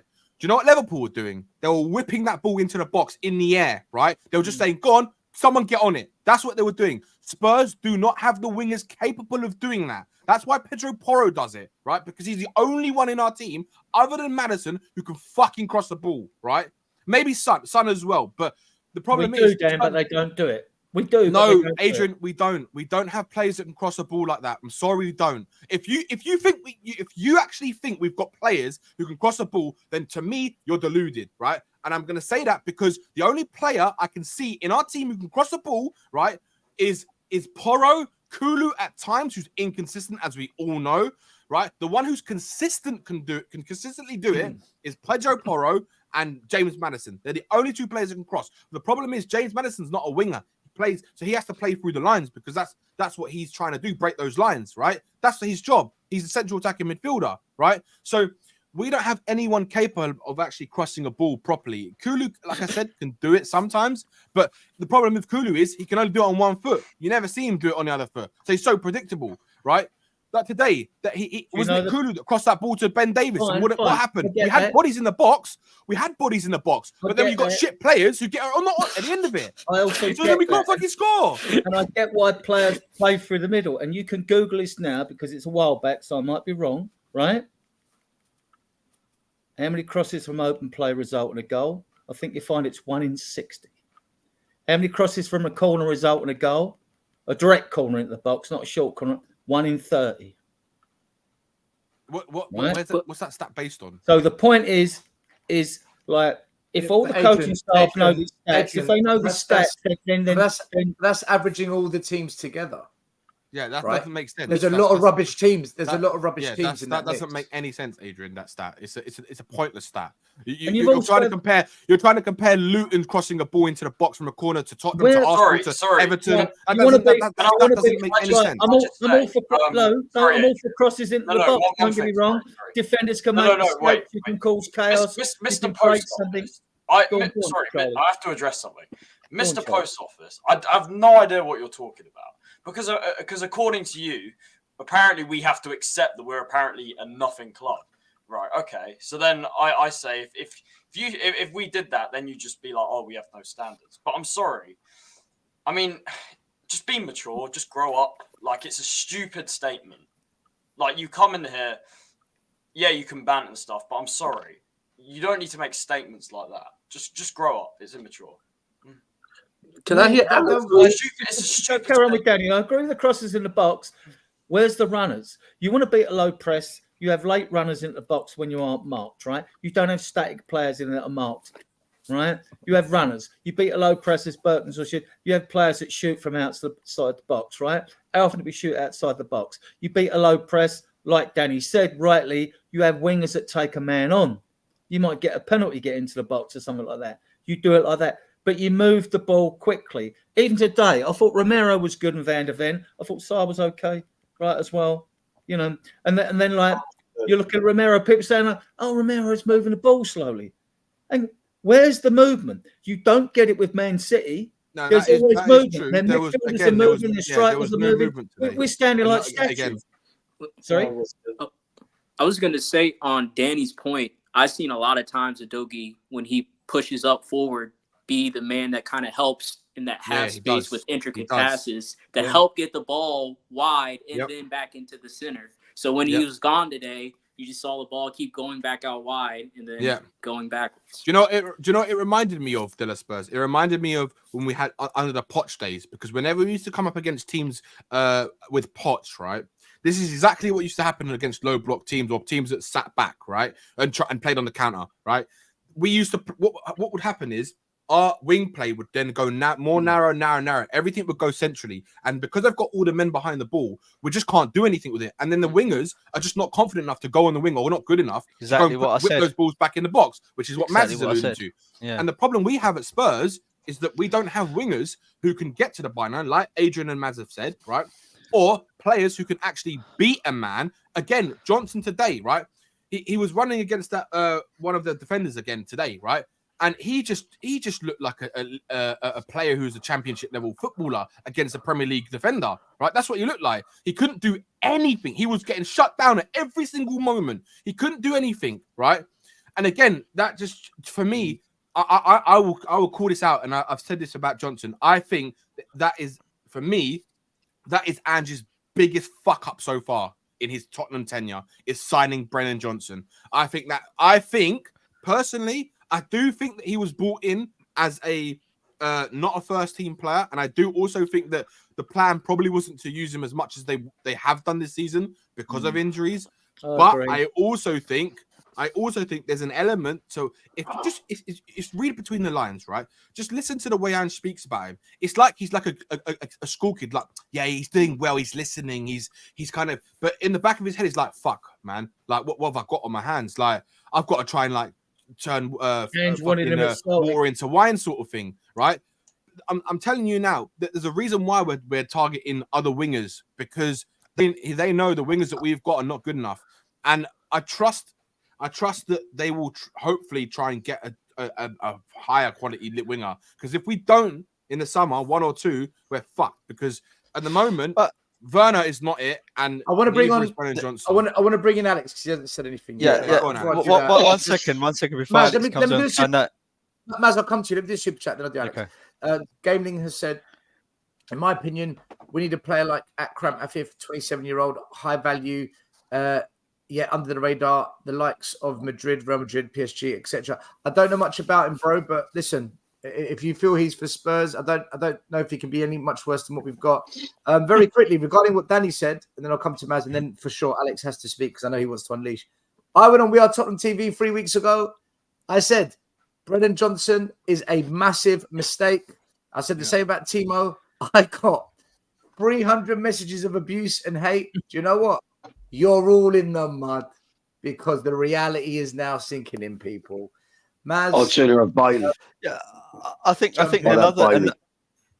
another elephant in the room, right, is we can't blame this also on this the fullbacks, because we should be a team that can win without them being in the team, right?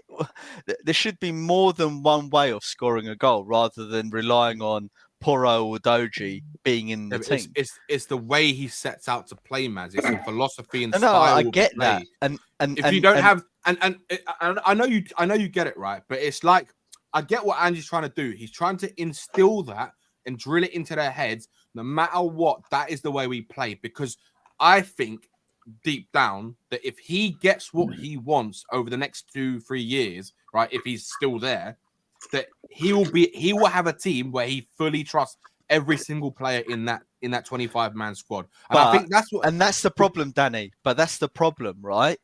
He doesn't trust those players, yet he's still putting them in that position. Yeah, but understand, right? Maz. I don't agree with that because then you're just setting him up to fail, all right? And he's causing his own downfall. Because then the fan base that's up to him, starts then, isn't him. it?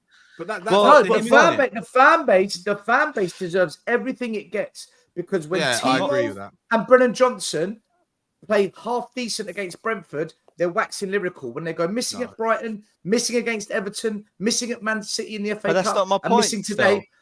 But No, but what I'm saying is, I agree with you. That's but that's the- not the point I'm trying to make. But Maz, you said, but the fan base gets on him. The fan base needs to take a look But at he's themselves first. causing it. He's what I'm trying to allude to is that he's causing his own problems now. You mentioned the fan base. Yeah, by him sticking with those players, all that does is rile up an already fickle fan base, right? And look. This is my Why? overarching I point. know they're shit. I know they're shit. It doesn't bother me. I know Exactly, they're right? crap. This is what I don't understand about it, right? Before Alex comes in and tells us what he's going to say. Why not just bring in the youngsters, right? Because when he's got the perfect opportunity to wipe the slate clean, bring in the youngsters, right? And say, look, this is what I'm trying to do. This is the way I'm going to make them play, right? I'm not going to change the way I play, but I'm going to give the youngsters a go and let's see if any of them are any good. No. What do? Just put the dead wood into those positions and hope that we get a result. Why And does I don't every agree manager with do that? Why does every manager at Spurs do that? Conte did it. Poch did it. Jose did it. Stellini Every did manager it. Ryan do Mason what? did it. They don't bring in the Poch- youngsters. They keep They do. keep playing. Poch did. Who did they bring Bentaleb, in? Yeah, but Maz, Bentaleb, Davies. Who's other? Who's Ryan Mason? He brought in. Maz. At that Ryan time, Mason? Tottenham. No, hold on. At that time, before, wasn't it? Tottenham were a completely different level to where they got to under Poch, right? The expectation level was much higher. We went to a Champions League final, Maz, right? Before that, we were a team that was I'm competing in talking the about Europa the League. beginning when he first came in. That's what I'm talking about too. At the beginning, we were a different level to where we are right now, right? It's different expectations, right? You can't go and put youngsters out if the manager feels that they're not trustworthy or he doesn't feel he trusts them because they might not perform and he might completely eat them alive because it's not just about being good it's not just about being good technically. It's about being able to stand the pressure because playing in that level, right, in the Premier League, some players can crumble if they don't have a good game. And then they might feel it's all on them. What Ange wants to see is a player who's got the mentality. Troy Parrott is a perfect example. Troy Parrott's a perfect example. He got thrown in, missed a penalty. But hold on a minute. But when hold on. But when is the right time to bring him in? And like PSV and Ajax are looking at him. Adrian, hold on. And Matt, do you know what? When is the right time to bring him in? Right? Because if we can't bring him in now, right? If we can't bring him in now, when is the right time? We're at rock bottom, right? We had. We're not really at rock bottom, are we? Not now. I'm talking about when he came in, right? We had a bunch of deadwood, right? We had loads of holes in our squad, right? No one knew that we were going to go on a 10 game unbeaten run. Right, no one knew how this season was going to go out. Stel was saying before Ange came in, now is the time to start blooding in these young players and setting the philosophy, right? So why is it now all of a sudden? No, that's a bad idea to bring in the youngsters. When Conte was in, we were dying for him to bring in youngsters. When Jose was in, we were dying to bring in youngsters. Right, I could answer this because if you're going to go down Project Youth, you need to start it. See it out, ride the mess that it's going to create, and then come out the other side in a year's time. The problem that's happened here, right, is the same shit that happened to Poch, and it's the same problem that happened to Conte. We got ourselves into a top 4 race. You are not going to risk. There we go. You're not going to risk. Yep. But exactly. This is why I say to fans, stop using this word project. This is not a project. I hate the way the media have brainwashed fans. Project, process, transition. Bullshit. There's no such thing. No coach goes to, I've done the courses. No one teaches you to be a project manager or a win now manager. You just learn to develop players and develop a team. That's what you're taught to do. This, do you know what it is? And I've said it before. We are now 24 years into a 3-year project. That's what's happening. 24 years into a 3-year project. We're always forever going to be in a project because what is the end goal? Like, what if you were to say to the owners, what is your goal? Is it to win the league, to win a European Cup, to win an FA Cup, to finish top 4? not one Spurs fan can honestly say, hand on their heart, I know what the hierarchy want. I genuinely know what they want. So if they don't know what they want, do the managers know what they want? Do the players know what they want? Or are they just trying to win as many games as possible? Yeah, but what happens, Stel? What happens and just Spurs, get top four and hopefully something good but what comes happens from it. with Spurs is what we've seen, Stel, is that the board wants something and the manager wants something else, and then they go to collide and then they get sacked. That's what's happened, because Poch wanted to go and spend more money, right? To go and get. He kept saying it. He even Maz. This is where he was talking about the youth as well. When he first came in, he said it was.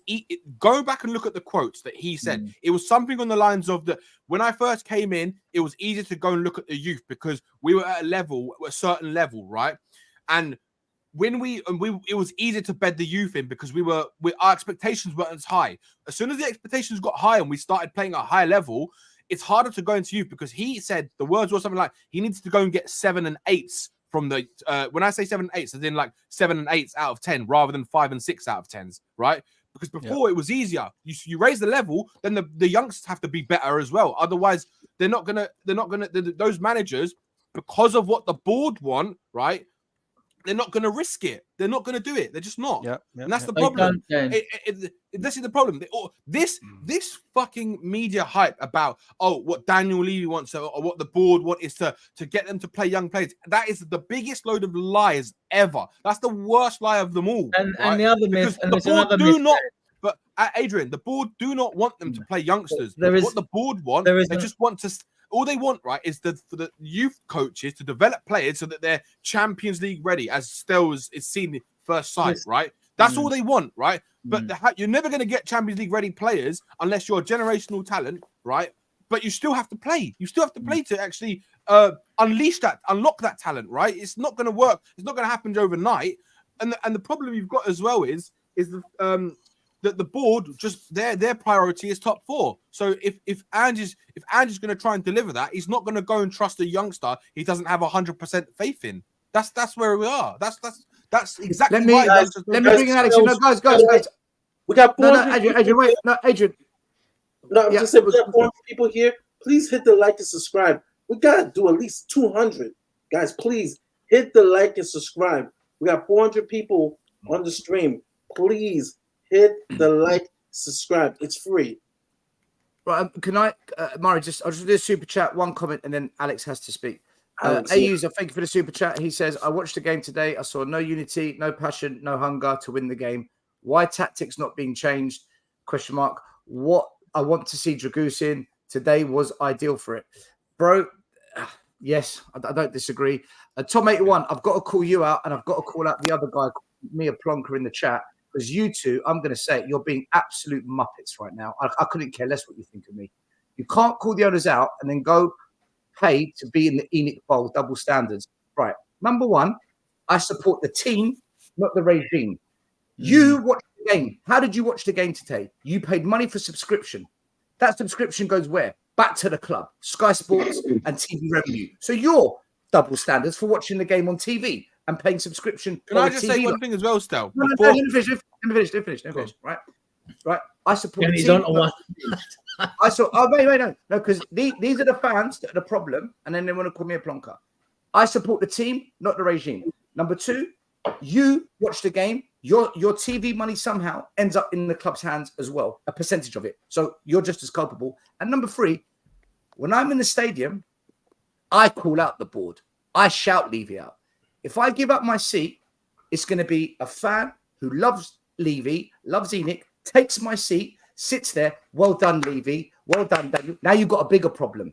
You need people like me in the stadium. You need characters like me in there, prepared to call it out if it goes tits up. So what I suggest to you, Tom, is if you feel strongly about the owners, work with me, not against me, bro. That's why we never get anywhere when we've got an issue with the board. And I'm not going to speak on that again. And Stel, before Alex goes, I want to say one thing. I just want to clarify my stance on the board as of today, right? Today, that was not Daniel Levy's fault why we lost that game. Today, we lost because of Ange's fucking bad decisions of in-game management, his first 11, not wanting to change his tactics, being rigid. That was all on Ange today, 100%. Back to you, Alex. I'm done. I agree with you, Dan. Lack of quality in the squad depth what lost us the game today. Let Alex go. Let Alex go. Come on, Alex. Let's go, Big Alex. I don't need to say that much, really. I mean, at the end of the day, when I told you Emerson was bang average, everyone said, "Oh no, he's a good character. He's on TikTok or whatever rubbish it was." You know what I mean? Jumping up and down and saying, "Oh well, he's a good guy. He's a good guy. He's not a great footballer." Showing it right there straight away. You know what I mean? You know what I mean? It's like I told you.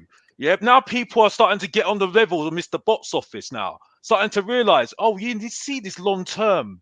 Because I was starting to see a little bit of things because, oh, we love Ange, though. We love Ange. Ange is going to change everything. He's going to change the board.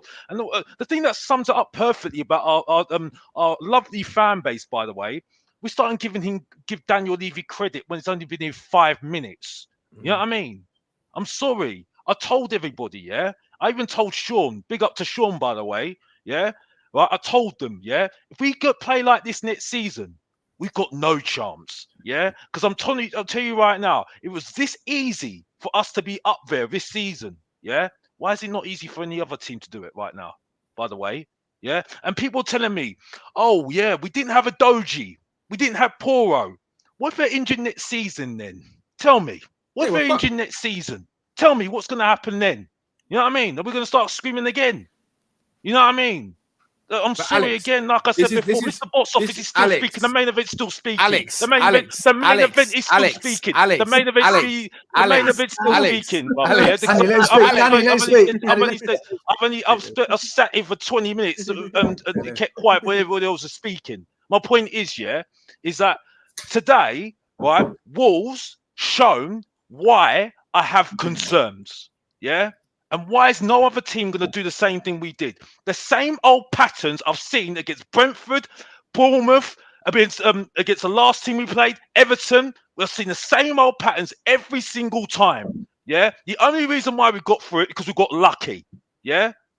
And then I'm told that we're playing great football by other fans, which is absolutely rubbish, absolute garbage. Because I'm not seeing what I'm seeing on the stage, and that's it. You know what I mean?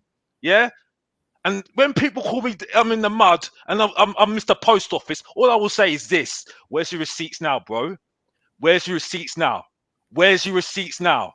Nowhere. You know what I mean? You should listen to Mr. Box Office. I told you Højbjerg was bang average. Now you're saying the same thing I'm saying. I told you Richarlison's having a purple patch. And look what's happened there. You know what I mean? I told you. Yeah? Werner, even though he made some good runs today, and I saw it myself. Yeah? What are we doing with that guy? You know what I mean? I told you about Bentancur, yeah? I told you if you rely on just Van der Ven to make his runs and that's it, what we're going to do. I told everybody that, yeah? But we're okay because we're going to get top 4, yeah? And Champions League. And what do we do with Conte? Top 4. You know what I mean? But, it's Ange. It's Ange and that's it, yeah? Really? Don't need to say anymore and that's it. That's Mr. Box Office talking the truth in 5 seconds. Like some people can take 10 minutes to make their point and that's it. Back to you, Sledge. I'm done. I don't know what I'm supposed to say now. Can we talk about the academy a bit, like, although they're doing? I don't want to talk about the academy. No. What I want to talk about is today's game. Talk about the pathway, right? The point is, statistically, right? All this talk about managers give young players a chance. It is a myth. Even when they talked about Conte, Mourinho, even like we know that. Look how Foden's not a young player no more at Man City. It finally come through, but it took time, right? Sancho was let go by Man City, right? And statistically, the last time I checked this out, 3% of academy players make it to be regular first-team squad players in the Premier League. And we know, logically, out of that 3%, most of them, because Stel was right earlier, most of them will come from mid-table to lower-table teams because they haven't got the money to compete with the big teams. So they will play a youngster who the top teams will go and prey on afterwards. So you don't get many come through. Like when we look at Parrott now, he's doing well at Excelsior, 7 goals, 3 assists. Everyone's looking at him. You need to stop talking about Parrott, man. Yeah. No. How many times you watched him play, Danny? He's playing in the Dutch league. He's playing in the Dutch league. Yeah. Well, at Excelsior, Marcus Edwards was there. Now he's valued as a Marcus 60 Edwards is shit, man. Well, that's your opinion of him. No, he's fucking shit. That's why he's playing in Portugal. He's doing That's well why in no Premier League Portugal. team has gone for him, because he's shit. Right? He's an inconsistent waste of space. This is the thing with the loans which gets me, right? Tim Sherwood gave Harry Kane his debut, right? Kane had no end of loans, did nothing. We nearly sold him for 30 grand or something. Look how he turned out. We don't know. I mean, we know not many do come through and be superb. We don't know if Troy Parrott's going to be good. But because he's 22 now, and would be classed as homegrown, I want to see him as one of the 25. Adrian, I want to know why you think Sarr played a good game today. Because I just thought it was the best of our midfield players. I didn't think it was had a great game. I think Madison was great either. But you Madison was. No, I thought Madison and Basuma were crap. I thought was crap. Can I tell you something about the academy, right? Let me tell you something about the academy. Just to because I get to go there and I know the coaches and I know what's going on. There's a belief in the academy that the players, some of them are ready, but if you're going to bring in academy players, you can't give them 10 minutes and say, right, show us what you got. Forget it. There's no point. It's not fair. You can't bring them in and say, there's 20 minutes, there's 10 minutes. You need to give them at least a half, and you got to give them that game time over a 10-game period. If you remember when we signed Gareth Bale, it wasn't until he got a 10-game run he began to show good reasons to keep him in the team. Okay. But the problem we've got at the moment is we are not going to give those kids that chance when we are signing expensive Swedish 18-year-olds, expensive 16-year-old Polish kids who have got on loan who will come back. When we're spending 15 million on a Dogi who goes on loan for 6 months, come back, go straight in. When you're signing Pape Sarrs, they come in, they get game time. When you're signing Ashley Phillips, who's out on loan, he'll come back. We are buying in youth talent and giving them the game time. So where's the space for Divine, Parrott, like you said? Where do they squeeze into this? The answer is there is no space. Yeah, this is why I said there is space. No, Adrian, not. There isn't. You're missing my point. Space for game time. We will always start Pape Sarr over any other young player we've got coming in. Pape Sarr will always start over them. We will always start Odogi over them, right? We are buying in the young talent, Adrian. Do you understand? Right. If our forget the academy, forget what the academy thinks. If the hierarchy really felt, as in the first team, if they really felt that there were academy kids now that come in and boom, they're ready, they would have done it. They all managers at Spurs would have done it. But you can do it still. I don't think they believe in them still. Wait, hear me out. No, Adrian, let me finish. They would have done it. They would have done it. Conte's not shit. Mourinho's not shit. Poch isn't shit. Martin Joe, they're not shit. They're professional elite managers. Whether you don't like their philosophy or not is different. They know what they're doing as a manager. Okay. Right. None of them have brought these kids in because we're buying it in. We are buying the youth in because the first team does not believe the academy players are good enough. Conte even said it. The academy disagrees. The academy believes if you give them a chance, they will show you. But at the end of the day, it's the first team manager and his coaches that will make the final decision. And Danny's right. What Danny said is right. When Poch came in, and Maz is right as well. When Poch came in, there was a window of opportunity where expectation was low. We don't really know where we're going. He bedded maybe a few in, like Harry Kane, because he had no choice. Poch got rid of 35 players in 5.5 years. But he kept Saldado and Adebayor. But when they weren't performing, we weren't going to buy someone. Kane had a chance, and he snapped at it. He snapped at it, didn't he? Right, exactly. But it took him time. Let me finish. I'll finish my point, and you can speak on it. Maz is right as well. When Ange came in and we were 8th, and there was no expectation, that was the moment to do it. We are now so far ahead. We are now Poch top 4 Exactly. level. We are now Conte top 4 level. We are Yeah. now. It's not going to happen, guys. Yeah. Fans have to accept it. Saka, Emil Smith Rowe, Martinelli. Where were they when Arsenal bedded them in? They were 8th. Yeah. They were in the mud. Man Yep. United, Garnacho, Rasmus Højlund. Where are they when they're being bedded in? When they're 8th. Right. They had injuries That's as the well. window. They had their Yeah. injuries as well, Stelios. Yeah, Kobe but Maynard, that's Kobe Maynard, right? Unless the Cole kid is Palmer elite, right now. Play for Chelsea. unless- Chelsea's 11th. He's Cole getting Palmer. Stelios, to Last back thing, up your point. Alex, last thing, Right. I'm done, right? Last thing. Right. Unless the kid is elite and he can go into a top 4 Yeah. level team, for example, Reece James at Chelsea, Foden, where they're ahead of the curve, then I you love can do it. Foden. I But love for Foden. most kids, you've got to do it when the pressure and the expectation isn't quite there. Spurs have missed both windows. I'm Right. telling you, This is I my- speak to the this- academy, and they're Right. always there's conflict, but it's done in a polite way. Right, They're not right. hurting each other, This- but this there is is- conflict there. I'm telling This you. right. This is my idea of what I would like to see, and then you guys can have your comment on it, right? Because we even know with Man City, right? If you've got 11 on the field, I'm not going to take 11 starters because it should be between 16 starters because you've got 5 out of 9 on the bench. So if you've got 16 players, so you've got a couple of other extras like a Man City, so you've got about 18, right? You've now got 7 spare places. Now, some of these players might not make the game time squad anyway, but you could have a couple of like a Skip or a Højbjerg there, like they're an emergency in case you get a cruel run of injuries. But you should always have room in your squad. To me, I think you should always have room for 3 or 4 academy players. You know, obviously they've got to be good enough and show signs to be good enough. And our academy's looking very good at the moment. Or they'll make who knows? Who knows?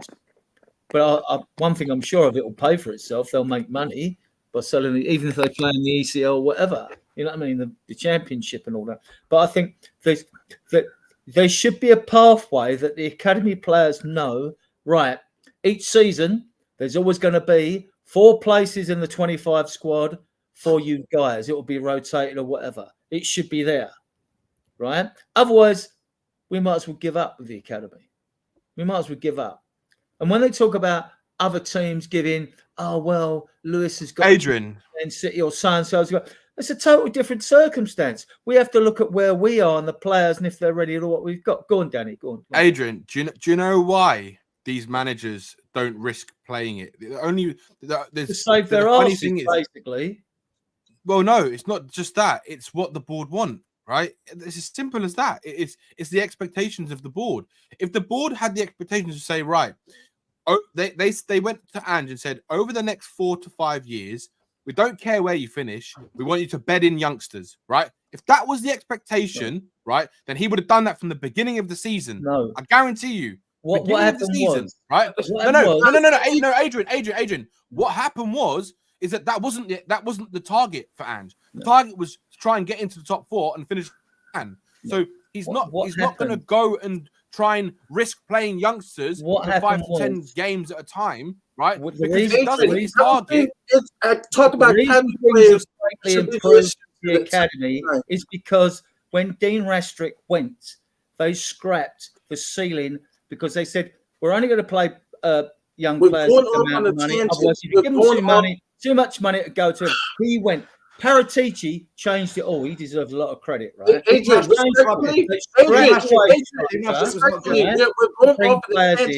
I want to talk about today's game.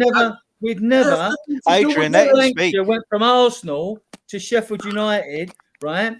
As a 16-year-old now, he went to Sheffield United and we paid £3 million for him. That was unheard of. He was 17 and we paid £3 million for him. That was unheard of. The whole structure has changed for the better, I might add. Sorry. Okay. Can we get back to the game? Like, I'm not trying to be rude, but we're going to talking about academy. That had nothing to do with the crap performance that we did today. I want to talk about the players today, the midfield, the front three. Okay, Mari. All right, Mari, can we talk? All right, okay, guys, can we talk about Richarlison, right? Because, again, again. I'll bring it up. I add it to my list every week. I'm building up the evidence. Okay, let's bring it up on the screen so everyone can see. We know you like him. Right. Let's talk about him. Let's talk about him. Right. So this is his performances against all the bottom teams: scores, goals, assists. Against the top teams, barely features. And here's the middle teams. I've added this one here today. Look, this one here. I've added Wolves at home, and guess what? Again, he doesn't turn up. So can we please discuss, right? Can we please discuss Richarlison not turning up against mid-table and top teams? Because as the season is going on, and I'm building up my data on him and Timo and Brennan and Son and Kulu, yet again, who does turn up? Kulu. Still, I'm not even looking at Kulu. I am sorry. I'm sorry. Alex, hate him. Guys, hate him. I don't care. I agree with you. I agree with you. The below average Emil Heskey. I told you about below average Emil Heskey. I told you about him. I told you about this guy. Yeah, when he was on the purple patch, I was told I wasn't about. I need to give him credit. I need to give him credit. I need to give him credit. I'm just stirring it. The only players who are turning up, in the mid-table and big games are Kulu, Son, and Porro. Porro's missing today. Maddison, he turned up against Arsenal, but he's been injured for most other games. But Maddison came back from Man City, went missing. Maddison today went missing.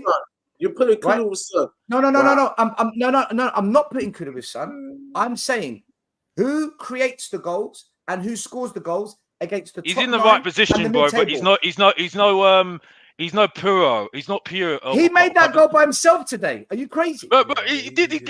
Bro, I'd say I'll give him credit. I gave him credit on Mr. Box Office TV. By the way, I need to get to 100,000 subscribers as well. By the way, but it's like I said already. I said already, bro. Richarlison went missing again. Yeah, but bro, I told you about him. I told you about our three strikers. I said even Kulu, no arrogance. No arrogance, yeah. When you look at Defoe, even Ivan Toney, even though I don't think he's that great, yeah, he's got arrogance about him. Berbatov, we had him before. Bert Bell, arrogance. When they miss a chance, they don't care. They say, sorry, strip my shoulder. So what? I'll go and score another one. I'll score another one. I'll go and miss another one. I'll still score another one. I'll score another one. You know what I mean? That's our strikers. That's our strikers, yeah.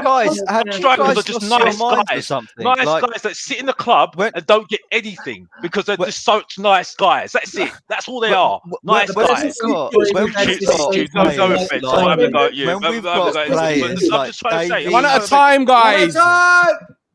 When we've got players, the free we had was away at Burnley, which was actually Solomon, who I'd like to see more of because I don't really know much about him. Solomon, Son, and Kulu. That was their best front three this season that's clicked. We haven't had any permutations since there that's really just got anywhere near when we have players like Emerson, Davies, Timo Werner, Johnson, right? Skip, Højbjerg, Kulu's the least of our worries. We shouldn't even be discussing Kulu. Exactly. I disagree with that. I disagree as well. Because that first half was trash, and he was a part of it. Yes, he made it up by scoring, just like the week before. Johnson made it up by scoring. No, like I said earlier, a tapping compared to a solo goal is completely different. A tapping compared to a solo goal is completely different. Yeah. Don't compare Brennan Johnson. I'm going to say one thing. I'm going to shut up, right? The problem is, right, that Maz is actually bang on the money, right? We have far bigger problems than Kulusevski. If people keep saying, right, hold on. People keep saying, right, that they want to either see entertaining football, they want to see, I don't know, trophies, whatever the fuck they want, right? The problem is, Matt's just alluded to it. You've got Ben Davis. You've got Emerson Royale. You're not going to get that with those players. So Højbjerg, Skip. Fair point. Richarlison, first of all, you have to sort out the squad. It's the depth. That's what we fucking need. Danny. We need depth.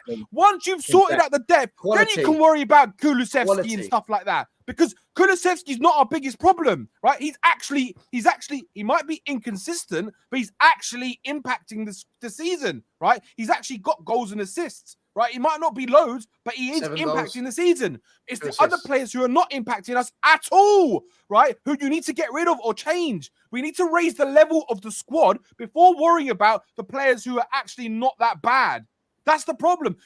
People want to talk about the players that are not that bad, right? Like your Kulu. Danny, I'm talking about today's game. I'm talking about today's I get game. that, Mari. I get that. Today, But I'm saying people say that he's class. No, he's not class. He's not class. He wasn't class today. That's what I'm saying. He scored today, but he wasn't class because the first half. I agree. I think I agree, Mike. That's what I'm saying. No, That's I what agree. I'm saying. I think he's a quality footballer, because if he was class because he scored that goal, then last week Johnson was class because he scored a goal. No, yeah, I agree. Adrian, Guys, I agree with can I Mari, bring right? Cubed in? Can I bring? Yeah, definitely. Can I- But I just want to say to Adrian, right? Yeah, Kulusevski, if he was a class player, he'd be consistently producing his ability, right? I'll give you an example. Lucas Moura had so much ability. He had bags of ability. The problem with Lucas Moura is he wasn't a quality player because he didn't produce it week in, week out, or every so often. It's the same for Kulu. Kulu has got a lot of ability, Adrian, but he's not a class player because he doesn't consistently do it. He's one of the most inconsistent players at Spurs. So you can't say he's a class player. That's not a class player. I'm sorry. He's not class. He's not class. I agree with you, Daniel. Thank you.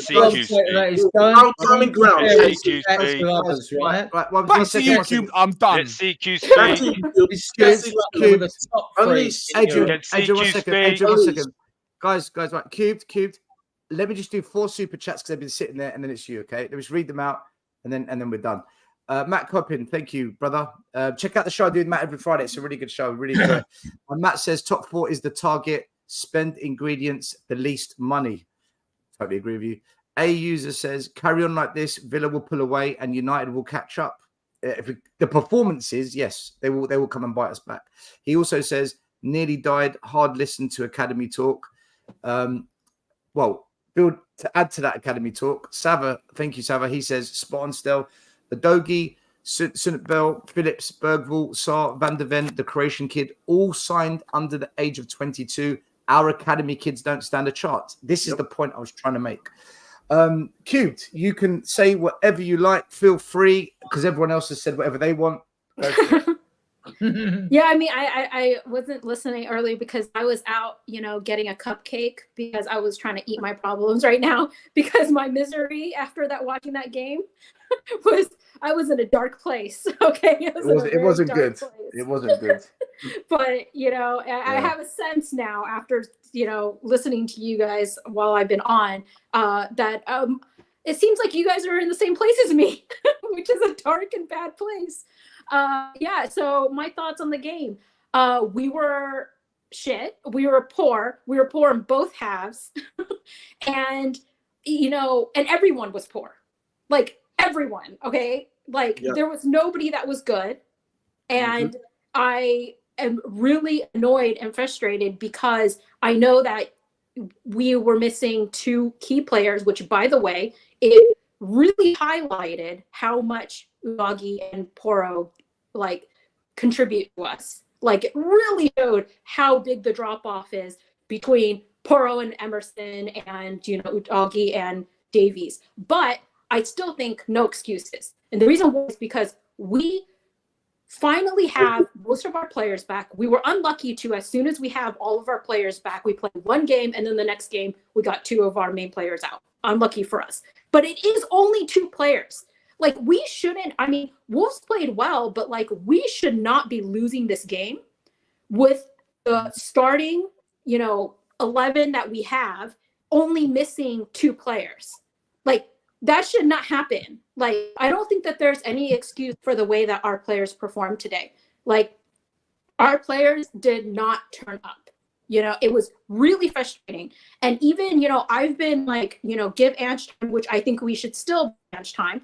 But he was making subs at the 80th minute that were not going to do anything. I was why are you not just making them a little earlier or something? He was, when he didn't pay off Richie, I don't care if Richie has been on form or whatever. He was contributing nothing. Not only is he not scoring goals, but when he is not scoring goals, he's not link up play. He's not, he's not like assisting. He's not, the other thing is he's not even creating space for others.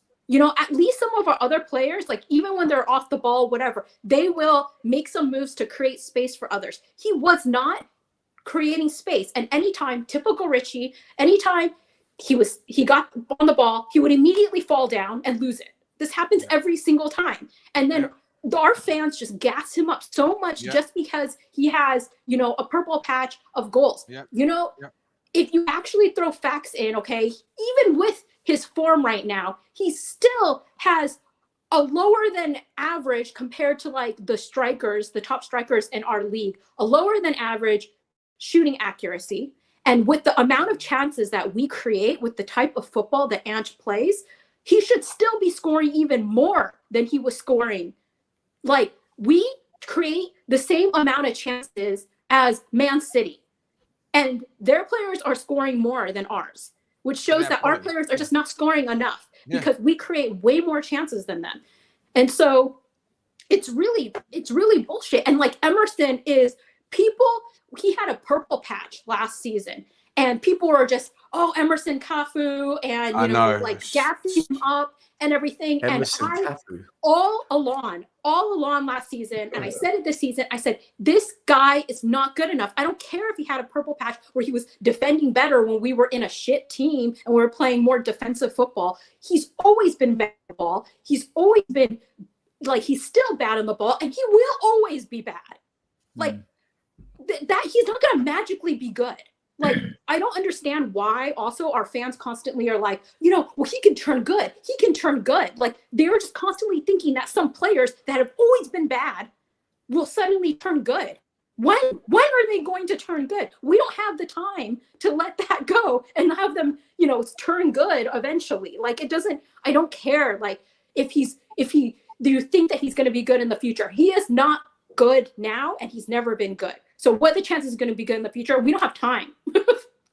Like, at least you guys are talking about academy players. At least if they're really young academy players, you can be like, well, maybe, when they're really, when they get older or whatever, they're coming into their own. Somebody like Emerson, he's never going to be good. I don't understand why we just don't get rid of him. Oh, he's a good squad player or whatever. If we don't, that's the other thing, okay? People are talking about squad players. Oh, somebody so-and-so is a good squad player. So-and-so is a good squad player. Like, even people that were hyping up Richie were saying, Richie, he's probably not like the starting striker to like get us to the title or whatever, but, he's a good one to come off of the bench. But that's not what he is. He's not coming off of the bench. He is our starting striker. So why are we starting players that some of our fans think are only good enough to come off the bench and be subs and like be we back? Haven't got anyone better, C-Cube. That's why. But why not? Why don't we have? I agree. We should have. That's the frustrating thing. And like the thing with it is like, even when we complain about how our players are not, some of our squad are not good enough and everything, even our players that you think that they should deliver, we're not delivering today. Okay. Like Madison, he didn't do anything. Son was barely on the ball. Like, I mean, like nobody was doing anything today.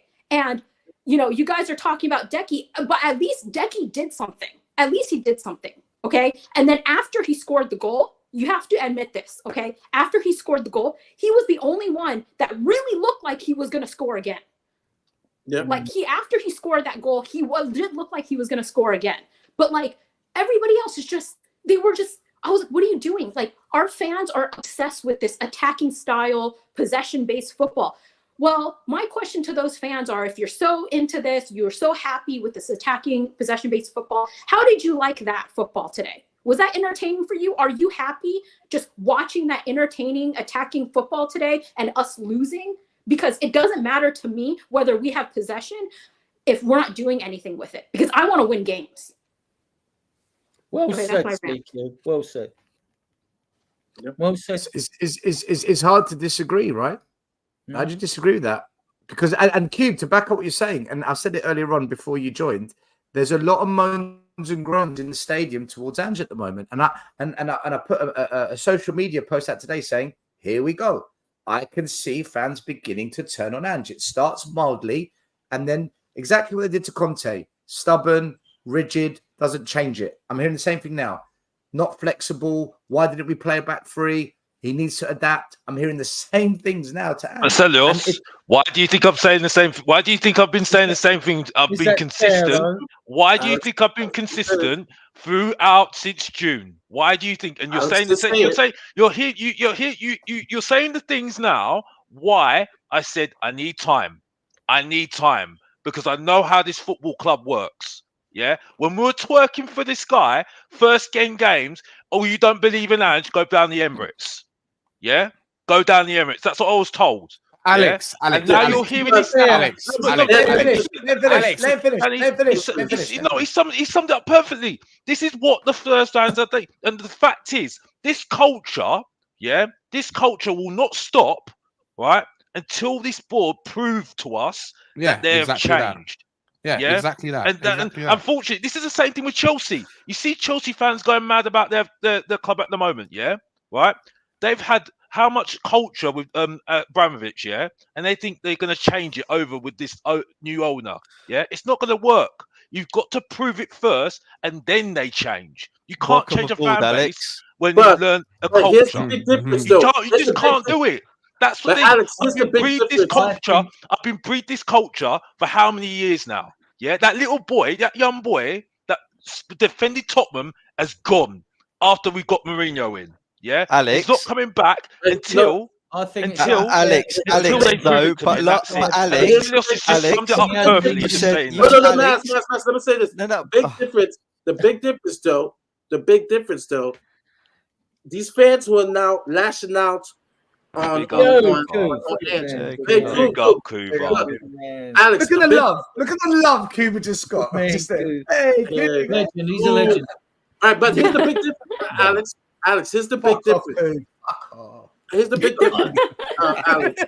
Yeah, go on. Don't get jealous and kick you, Coof. Here's the big difference. And I said this. Still knows. Everybody on the show knows what my expectations in year one for this club. My expectations. I don't blame Ange. I blame our fan base. I blame our fan base because it's our fan base. We're winning the league. Because we're overachieving, right? We know this is year one. That's what, for me, I'm giving my criticism, but I also know this is year one under Daniel Levy, right? Where our fan base, right? Those who are disappointed, those who argue, those are some people that say, oh, we're going to win the league. Oh, we're going to have top four. We're going to have this. And it's just like, whoa. This is year one, right? He needs to see, right? Don't we already know who's crap and who's not great and what's what, right? And he did it in the Carabao Cup, right? Well, I want to see for my own eyes. Now he's seeing. Year two is, for me, is going to be the time where I'm just like, oh, okay, let me see what you got. Because this right now, we're overachieving.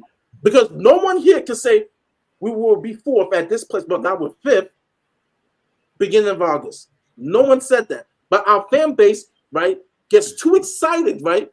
Yeah. Oh, Richie has scored three in 3 straight games. I know. He's a starting striker. Fucking useless. It's this ideology that's the problem at Spurs, right? The fan base. Fan base. I've always said it as well. And a key part of the ideology is saying, I just want to see good football, right? The first thing that a fan should think about is winning.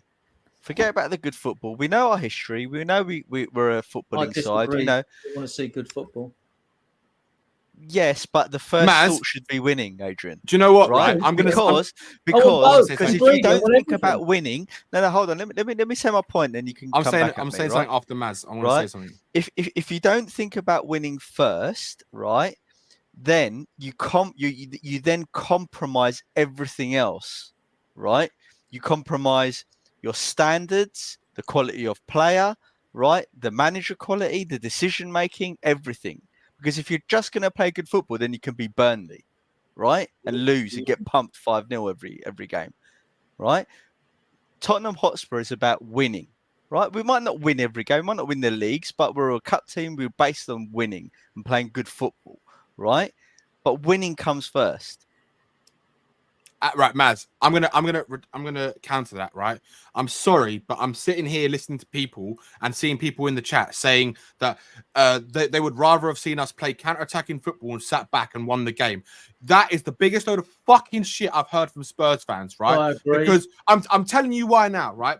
This is what fucks me off about Tottenham fans and how fucking dumb they are. They are fucking dumb, right? The reason why they're fucking dumb is because Spurs fans were sitting there when Conte was there, when he was winning games, playing shit football, right? Everyone was like, "Oh, I can't take this no more. I can't fucking take it. I want to see good football." And now we've started to try and play good football, and it's not good enough because we don't have the players to play that way, right? Now it's like, "Oh, I want to see us win. I want to see us count." Fucking stop flip-flopping, you dumb fucking cunts, honestly, and fucking actually just choose something you want and fucking stick to it, right? Because any fan that keeps saying now that, "Oh, I want to see us win, that's the biggest load of fucking shit I've ever heard, right? Spurs fans are idiots. I'm telling you, they're absolute idiots. It's, Danny, it's too simplistic. I'll tell you why. PG like Danny's always. I'll tell you why it's too simplistic, right? Because you should. It's not. I'm not saying the only thing you should do is win and let's forsake everything else below it, right?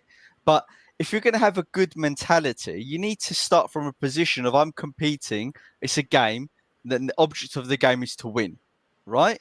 If you start from that basis, right, then you're going to set good groundwork for everything else. I'm not saying Tottenham should be a defensive team. I'm not saying we should play bad football, right? But it's also, you can say exactly the argument you said and just flip it and talk about the same thing about playing good football. You could either one of them is interchangeable, right? Yeah, but Maz, playing the good football doesn't guarantee winning. Yeah, that's what I'm trying to say. I get you that, Maz, but there's always gonna be the underlying issue at Spurs, which has been the problem since they took over the club, and that's the board, right? Because we had a winner in Conte and Jose Mourinho, right? Every single fucking football fan knew if you give them guys exactly what they ask for, you buy exactly the players they want, right? You're gonna win something. It's happened everywhere they've gone. Look at Roma, right? And hold on, Adrian. They gave Jose Mourinho what he wanted. He went and won them their first European Cup ever, right? Ever, right? They did. Conte, he's gone places, he's gone and won because they gave him what he wanted. If Daniel Levy, right, was never had the intentions of giving them two managers what they wanted, they should have never been at Spurs. Daniel Levy admitted it in that fucking meeting they had with the Spurs supporters this season when Daniel Levy's sitting there going, "Oh, we got our Spurs back." Oh, shut the fuck up, you stupid bold cunt, right? I'm telling you now, right? With Daniel Levy, right? We're so losing the channel tonight. Right. I'm sorry, Daniel Levy. Sorry, Stel. That's already gone. Daniel Levy, right? Daniel Levy. What we got left. Milk it for what we got left. We're gonna. Right. Daniel Levy, right? The problem is, with. I can't even finish my point. No, we're not losing it because the Gooners in the chat are dancing on our graves right now. That's what's happening. So you're still getting viewers. Gooners in the chat are dancing on our graves. I'm telling you, the views I'm worried about. It's the YouTube administrators. The board invested everything in the stadium, and Poch wasn't back for 518 days. Yeah, we know this, but I'm saying, I'm coming on. The problem is, Adrian, let me just finish my point. I remember what I was going to say. Wait, hold on, Adrian. Let me just finish it 1 second. Ramino stabbed Poch in the back and got the job. Yeah, we know this, right? We know this. But Adrian, the problem is, hold on, Adrian. Let me just finish the point. Let me finish the point, right? Right, the people the Spurs fans who want to see you yourself, Adrian, you want to see attacking football, right? You've already said yourself you don't care. I want everything, Dan. I know you want everything, right? But in order to get everything to play the way Ange wants to play, he needs to have a squad. You cannot be having we cannot be sitting here saying a quality squad. Exactly that, right? The reason and to go back to your youngster's point, Adrian, the reason why Man City and Liverpool can play bed youngsters in is because they've got fucking world-class players around them and players who are good enough to go and win a title. Exactly. That's why you can bring in a few youngsters here and there, because they know they don't have Ollie Skips next to them and Emerson Royales, right? Because when you've got those top players, it doesn't matter if you have one or two youngsters in there, because you've got the top players carrying the team, right? And they're there to help sprinkle some extra creativity or some new kind of balance to the team or something different that they haven't seen before. But you can't bring in youngsters when you've got players like Ollie Skip, Højbjerg, Emerson Royale. You cannot do it. It doesn't work. So the problem is always going to be the board. It's always going to be the problem. Is always going to be the board. And this is why Alex was saying earlier, and he's bang on, right? We have to give it time, because I'm telling you now for a fact, right? If they fuck up with Ange again, like they've done with every other fucking manager, right? It's done. It's done. No manager is ever coming here. Well, the summer transfer window will be the proof of the pudding. And the point I was trying to make was like, Daniel Levy, to me, what it come across to me was, although he appointed Mourinho, he didn't really trust him because he knew he'd knife Poch in the back anyway, right, to get the job. And then Nuno, well, he was there a short time. Conte again. Levy didn't really trust Conte either, so he was never going to go out and back him full time. I mean, like, but with Ange, I've got a feeling this is a bit different. We've had a lot of changes. The recruitment team have done well. They have done well, Dan. I mean, I know we brought in youngsters, right? But you look at it, right? You brought in Dragerson, Werner. All right, I'm not happy with Werner. The new kid Bergveld. Let me finish, Dan. Let me finish my point. I know, but we've been here before. Passionate and excited, but let me finish the point, right? Let him finish. Now, like Perisic is off the wage bill, Lloris is off the wage bill, Dyer's off the wage bill, Kane's been sold. That's 7, right? You've got Spence, Roden, Tanganga, Reguilon, Craig, Divine, Phillips. Who else am I missing? Villiers, Parrott, all out on loan. Oh my God. That's something like 17 deals, right? Now, whether you like it or not, that is a change for the better, right? How much more work you would expect the recruitment team to do now, I don't know. I think they've done a good job. Apart from the players we brought in, we all know we need strengthening in the front 3 areas, right? We could do with another midfielder. I still think one a left back, a left-footed centre back, another right back in the team. I think 6. But if we can bring 3 in the summer, I don't know how much money we've got. I want it to be versatile. If we can get a Morata from Benfica who can play as left-footed centre back and at left back, that would have helped a situation like today, right? That would have helped. So I understand why Ange likes versatile players that can do more than one job. I understand that. Because if he gets injuries, he can cope with them a bit better, or you'd hope he'd cope with them a bit better. And I think we will get at least 3 players in the summer. I know Stel wants 6, 7, or 8. He thinks we need 5 or 6 players in the summer, minimum. I think we need 6. I think we need 6. Minimum, 5 or but 6 I mean, players. I think European football, bare minimum. Come on, Cooper. Let's see what you got, mate. I want to come to Cuba. I just want to say, I just do a couple of super chats into Cuba. The reason I said 6 is because we've played 40. We're going to play 41 games this season, and look at us. Just to maintain this, playing 55, 60 games, we need 6 or 7 players just to maintain it, in my opinion. Yeah. Quick super chat. Henry Thong, big up. All the time we try and create the best goal, as in we don't try something a bit different like long range shots. A user says purple patch on Emerson was from his ice sealer. CMO Sports says the breakdown after a 2-1 loss. He's a gooner. Big up, guys. He's laughing his head off. And yeah, you guys should all check out his gooner channel, CMO Sports. Yes. The best gooner content out there. Check out CMO Sports. Check out TJ Warren TV. Check out Alex, Mr. Box Office. Check out Danny's channel, Tottenham on Tour as well. CMO Sports, big up to you. Football Heritage. Salva, you don't need to keep dropping these super chats. If you just put it in, I'll put it up, bro. We work with each other in the day. Can we have this right? Entertaining football or boring football? It's just individual fans' preference. When push comes to shove, no matter what style you play, you have to buy top players. And that can carry out carry out the tactics. Spot on. Agreed. Agreed. Right. Yeah, and you don't play to lose. You have to drop that but you don't play to lose when you've got top players, right? I want to hear from Kuva.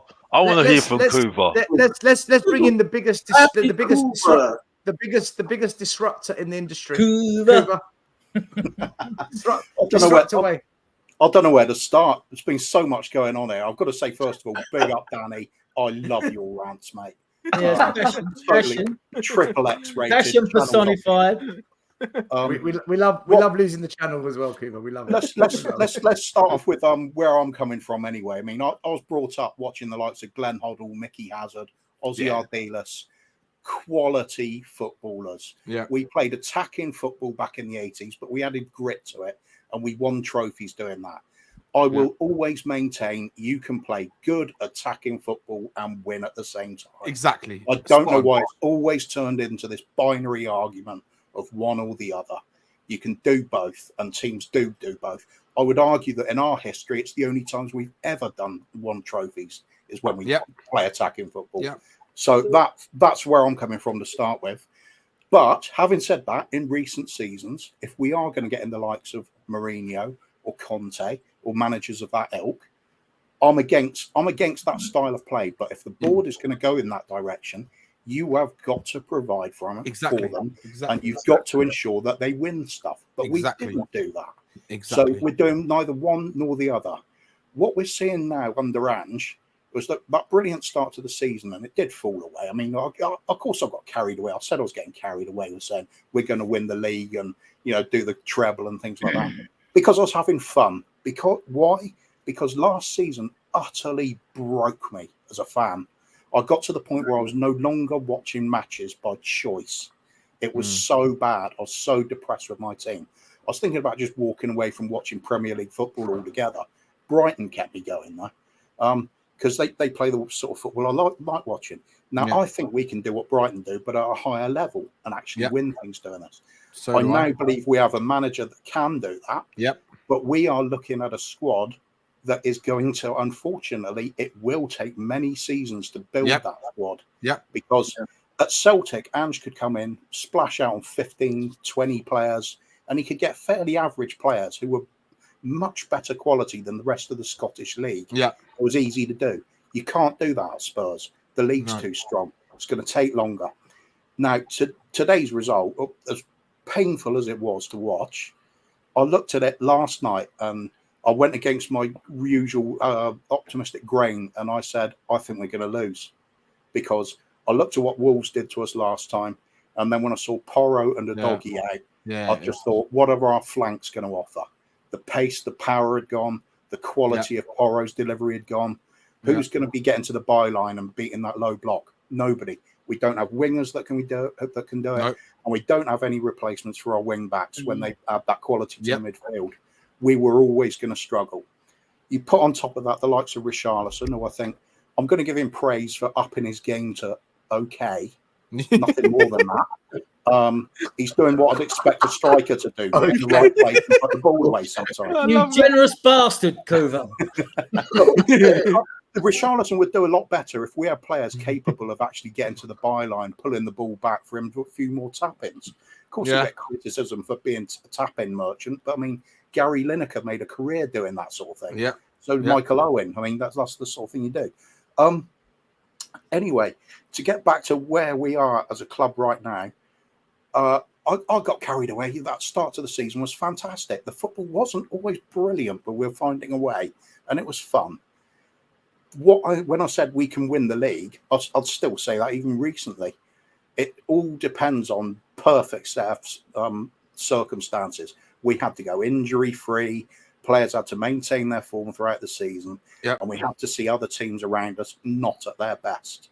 And we had seen that right the way through the season so far. Trouble is, we did get the injuries. We did get the suspension. The wheels came off. Now, even when we've got the players coming back now, look at the way Maddison's playing. Look at the way Bentancur's playing. Yeah. Little flashes what they were doing earlier in the season. But it's gone, hasn't it? They need to find their way back into form. So while we've got nothing to offer on the wings, the players we rely on through the middle are also off it at the moment. So it's a painful to watch game. I can't put that on the manager. I can't say there's a tactic that's going to work for us at the moment. I don't think we have the players to do it. I don't see who's going to be hitting the byline, cutting the ball back. Kulusevski doesn't do it. Other side, what? We've got Sonny that can do it, but we need Sonny to do that and be in the middle. He can't do both. But Doggy and Porro add to that, but we're lacking this player. We just do not have this squad.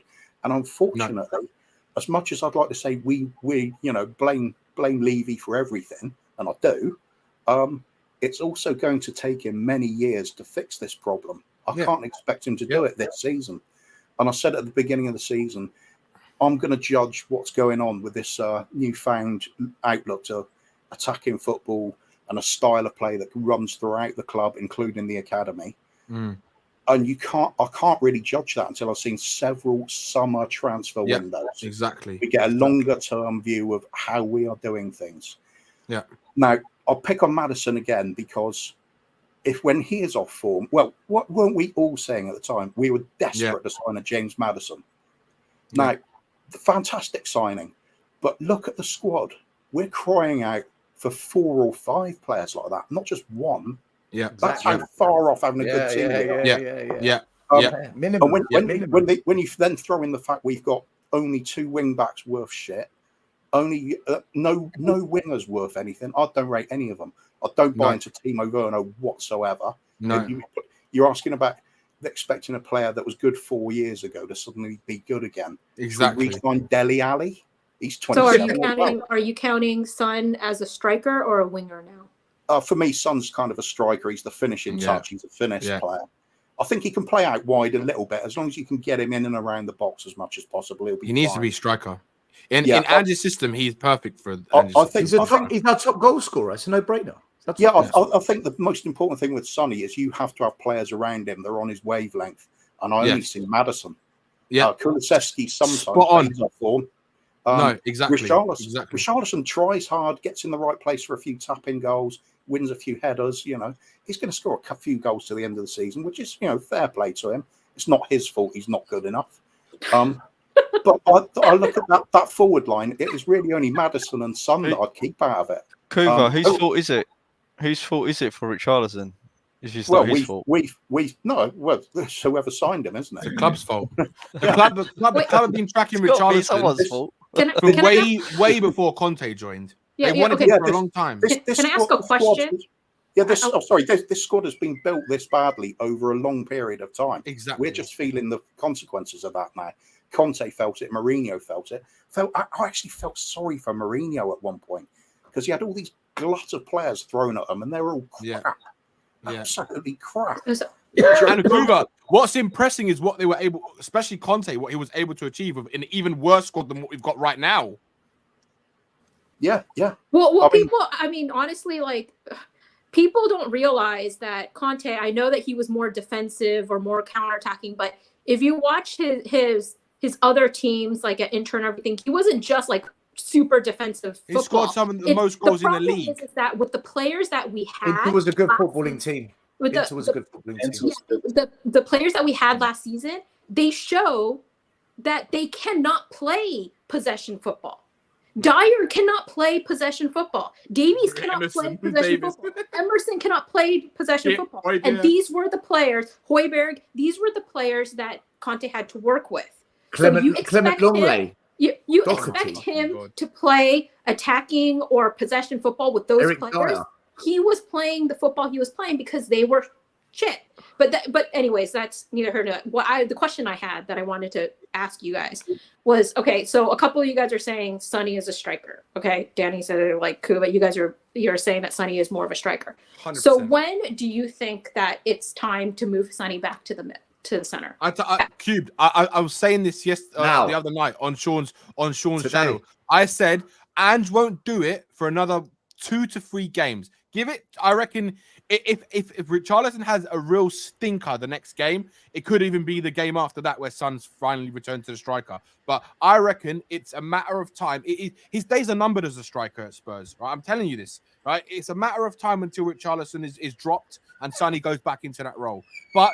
And I reckon what will happen is, I reckon he'll probably start Richard. What will be annoying is Andy's playing the long game to try and understand who he thinks is best. The problem is I don't think he's got a lot of players who he really trusts in that squad, right? If I'm honest, if you look at Werner, right?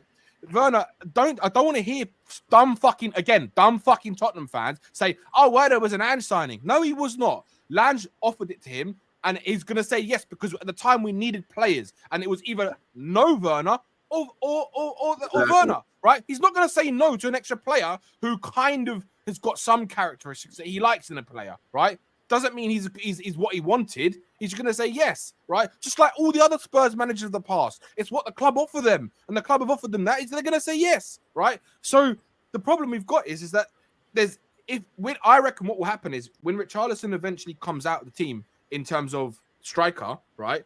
I reckon he'll probably start if Ange is smart. What he'll do is he'll play someone like a Werner on the left wing, Son up top, and then Kulu on the right, or if he wants to go with Johnson, whichever one he wants, right? But if he wants to keep Richarlison in the team because he wants to try and keep his confidence up, then that's bad management for Ange, because Richarlison is fucking dog shit winger, right? He's even worse, right? He cannot play on the wing. So for me, it would be I want to see Son up front, Werner and Kulu or Brennan Johnson, because that's the only options we've got, right? Right. Danny. I want to talk about our forwards for a second. Okay. So this is the annoying thing about Richie. Okay. So people, he was scoring when, the last whatever, however many games or whatever. But think about it. Okay. I know that he had his surgery, he had an injury and then he has surgery, whatever. Right. But think about it. In the beginning of the season, he was in the central role, the striker role. Right. And he was not delivering. Sonny was on the left and he was playing better than him, and Richie wasn't delivering. So they had to move it around, and Sonny went in the center and Richie was on the left and Richie was not delivering again. Yeah. And then what happened was he had to put Sonny back on the left and Richie back in the middle because Richie was not delivering. So it's really frustrating when you are moving, our player, a player that is doing well around to accommodate a player that is shitty and not actually doing well. So why are we not playing our best players in the best positions for them? And instead we have to move them around to accommodate a shitty player. I agree, but the problem is it goes back to two things. Number one, squad depth, who we have available at the time to play, and number two, who Ange actually has faith in, right, to play that position for that opposition we're going to play. That's the problem, because he doesn't know his best 11, right? He knows his best defense. He knows his best keeper. That's a given, right? His midfielders probably would be Maddison, Basuma, and Sarr if all fit and firing, right? Probably, right? But the front three, he's got no fucking clue who to play, apart from if Son is, once Richarlison starts playing shitter again, what his standard is, right? He'll come out, Son will go back up top, then he knows who his striker is. Then it's the problem with the wingers. That's always been the biggest problem this season, our front three. Always been the biggest problem this season. I'm sorry, Dan. Sorry, just very quickly. In regards to some of the substitutions as well that Ange makes, I would say that we don't understand a lot of these because they just come down to this basic idea of they are fresh legs and that's all we've got. When the likes of Skip comes on for a forward or something, that's just the way it is. We're going to have the same problem next season, though, Kuba. We're going to have the same problem next season, though, Kuba. You know what I mean? And that's the thing. And we're going to have injuries as well that we've got to accommodate as well. And the thing I need to come back on, Danny, I'm sorry. Werner is his signing. I don't care what anybody else says. And by the way, it's not, Alex. he said it Alex, in the do your research, bar. man. Do your research. The press conference. Why are you saying no, Danny? No, Danny, we're not doing this. We are not doing this. We are not doing this. The point is, don't say them. Don't say that he said. But what's he going to come out and say? What? He's the club signing. You're making yourself look stupid. You're making yourself look stupid. Don't be stupid. What are you saying that for? Then don't say it. 1 minute, guys. Guys. I can give you some feedback on this. You're both right? Ange accepted him as a signing on the basis of that's how much the club was prepared to spend. If Ange was told, we're going to spend 40 million on a wide player, Timo Werner would not be at Spurs. Never in a million years. But because the budget was 1.55 million. This is the Alone. best the club could come up with. He said, yes, I'll take that on the basis that's all we're going to spend. It's a no-lose loan. No-lose loan, guys. Well, if he's costing us games, then we are losing, aren't we? Though that was my argument. Yeah, but still, the problem is, if you don't have one, or you've got even shitter players on who've got available. You got no one. That's you the got problem. Brian Hill. But the problem is, Danny, he's put in the press conference. Even shitter. But in the press conference, though, bruv, he said, "I've accepted it, bruv. I've said it's fine." Yeah, that's the problem. That's the problem. Alex, no, you're right. He has. Alex, you're right. He has. You can't say that though. You know what I mean? Unfortunately, it's going back on him because he said that. Right, That's Alex, the problem. Right. Here's I'll tell you what I think the problem is. Okay, and then I want to ask you all a question because there's a super chat, and I want that to be the question. You guys like passion. I think no one's got any fire in their belly here. No, I love Danny. It's just me and Danny. That's the way we are. I think this is the issue. You can do what Conte did and blow everything up and call out everyone, including the sun, the moon, the clouds, right? And just bring the whole house down. Or you could do what Mourinho did, which was there's players at this club and he threw Dele Alli under a bus, he threw Ndombele under a bus, right? You can do that, or you can toe the line and take ownership, but then fans are going to point the finger at you for every single player, which is what we're doing to Ange. The only thing that works is if you come out and do what Conte did, but without a big explosive rant. So I don't think any manager can win if they accept the signings. Because we don't want to win, we just want good football. Because the other thing is, if the rumours were true, what happened with Pochettino? No, man, we want it all. He would be the only manager that has actually said, "Look, I don't want these players." And then look what happened. He got nobody. Yeah, exactly. And then look what happened. We went downhill. Did he say that publicly? Did he say that publicly in the media? Yeah, no, he did. I can tell you for a fact because I don't remember him saying that in a press conference. Well, no. Pochettino, you can go back and look at his quote. Pochettino said that if we cannot improve the squad, right, I don't want just anyone in. He always stuck to that every single time, right? He always said, I do not want players if I cannot improve the squad, right? That's why the players that he wanted, the board did not want to sign because they were too expensive or too hard to get, or they didn't want to pay the extra 5 million. Bruno Fernandes, right? So who did we go with? The cheaper option, Lo Celso, right? And then everyone's going to say, and then he accepted it. Yes, that's his fault, but that's not who he wanted because he believed Bruno Fernandes would have been the player that really would take us to that next level or help us get there. Right, that's the player level he wanted. He wanted that type of player. So it's always going to come down to who we sign. And again, of course, the manager's going to be partly to blame because they're accepting it. But look what Poch did. Look what happened to him. It tore his soul out of his love for Tottenham at the time. He then talked about wanting to leave at the club before a Champions League final, and then look what happened. It all turned to shit. And then he got sacked. Let me ask you a question. Let me ask you a question. That's changed because what's happened is we've got a completely new back five, 6 if we could include Ragasson, who we haven't seen yet, so we don't know if he's a work in progress. We've got 4 midfielders in: Basuma, Sarr, Maddison, Bentancur. Right, all right. The only old school player we've really got back left now is Son, and I hope he stays for another 3 years because I think he's got 3 years in him. It's a question of we know fan bases are impatient and they get frustrated. And you'll get a result like this on a Saturday. Next week, we're not playing. We don't play for 2 weeks because Chelsea are in the Carabao Cup final, right? But a lot can change. You win your next game, suddenly it's all changed again. So the whole time... Adrian, when it doesn't change at Spurs and it's like this decade after decade, don't you think we're a little bit different? It's like we're in a different position. I just want to quickly say thank you to David for your membership. Appreciate that. TJ Warren, big up for your super chat. Screaming matches on Tottenham away. We have our Spurs back. Big up the panel. The Gooners are coming for us tonight. TJ Warren TV, make sure you like and subscribe. This is the question I want to ask everyone. Okay, let's you can all take it in turns. Henry Wright, he says, big up guys. Do you think Ange Ball is working? Not yet. Not yet. No, nowhere near it. No. He doesn't have the plans for it. How can it work if we've got Højbjerg and Skip playing and Emerson I will Round say Davis? this. we got we got the script. We have the movie script.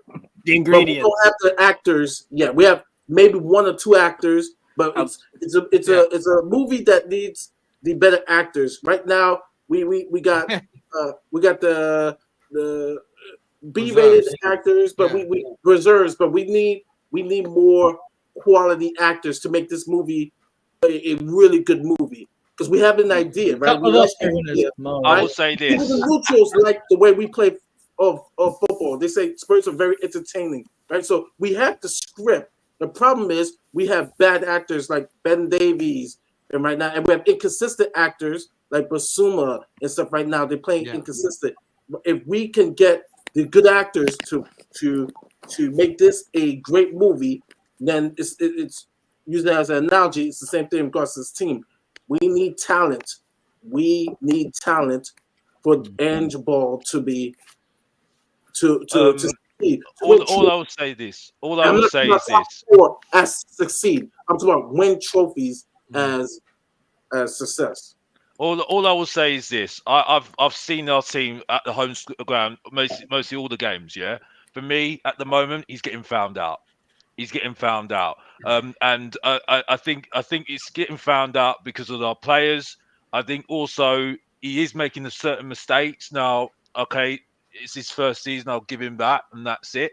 But there are certain things that I think he's getting away with a lot. I think as well for me, I don't think it's really helping when certain players have good games and we're giving them credit for it. And I'm saying to them, well, if they're not competing, if you've got Davis and he's playing well, and what is it? Van der Ven's going back straight into the team. That just shows you why we've got problems in our team. You know, we've got to stop this word of backup. And by the way, Postecoglou says the same thing as I said. We shouldn't be saying backup about our players. We should be saying you should be competing for the team. You know, you should be competing. You know what I mean? Yeah. And that needs to be the change. You know what I mean? We should never be talking about backup. You know, because I mean that's why we have problems. And the thing is, though, we keep on saying about our injuries. Newcastle have got injuries. Yeah, look at them last season. Last season, everyone was waxing lyrical about Newcastle. Manchester United last season. Look at them now. You know what I mean? They're in a bit of a mess right now because of injuries. Yeah, we're gonna have the same problems next season. Sorry, because these players, yeah, have to be even more energetic next season. Why do you think we're looking at someone like Gallagher, who is above average Ollie Skip? So we're not even go there with me. You know what I mean? I'd rather Gallagher than Skip and Højbjerg. Alex, as an American, and most people don't know, I almost moved to England. I've been to England eight times. I almost moved to Rochdale, which is north of Manchester. I've actually come across Hollyoaks. It's a soap opera drama. Spurs King, you win post of the night. He says, Spurs King says, we are trying to film Terminator 2 with actors from Hollyoaks. Is that Marlon? Is that Marlon? Spurs King. No. Actually, no. Emmerdale, was it Emmerdale, Hollyoaks, and there's another show, Coronation Street. Yeah. Soaps. I completely disagree with that because Terminator 2 was a big budget movie. Our chairman wouldn't do that. That's true. Yeah, that's true. That is true. Can I bring up something that Ange said, guys? One thing. Go on. Just so one I do want thing. to question something Ange said today that made me think, oh no, I don't like this. But go on, Danny. Just to think, like, this is what I'm saying about raising the level of the squad, right? People, I know I'm not a massive fan of Gallagher, but I would rather have Gallagher than I would have Ollie Skip and Højbjerg because he would offer a lot more than what they're offering right now. And this is what I'm talking about, raising the level of quality in a squad. You have to start somewhere. You have to keep getting better players than what you've already got. That's how you build a squad, right? There's no if we're gonna like say, like, because we know Tottenham are not going to go and spend 70-80 million on the next level up to Gallagher, right? They're not going to go and do 2 or 3 of those players in one window. You're going to get one player like that if you're lucky. So this is the problem. Like Kuva said, and this is what I've been saying, the way Spurs want to try and do this, it's going to take more than 3 years. It's going to be like 5 or 6 years. Danny, Or do you know? you can spend. You can get 2 shit players for 100 mil. Exactly. Guys, This is do you know- exactly do you know- it, yeah. do you know- Listen, do you know what my problem the is with this? transfer market is in a period of deflation. You can get good quality players abroad that are cheaper. They're talking about length weight for 100 million, right? When That's you can fun. go to Benfica and get Morata, left-footed centre back who can play at left back, and you'd pick him up and I would take him tomorrow. He's 22 and he fits. All right, it's all right. Guys, do you know what my problem is with all of this, right? And this is why I just get fed up with Spurs and I just lose enthusiasm. We're talking about 3 years. Okay, here we go again.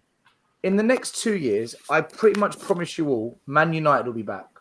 Ineos are getting their act together. They've got a proper recruitment team. They're poaching the best talent from the administration staff of Brighton for scouting, from Liverpool, from Man City. Yeah. So Jim Ratcliffe, he means business, right? They are going to bounce back. Arsenal are only going to get stronger. Each year in the Champions League, they will spend 100 million on a striker.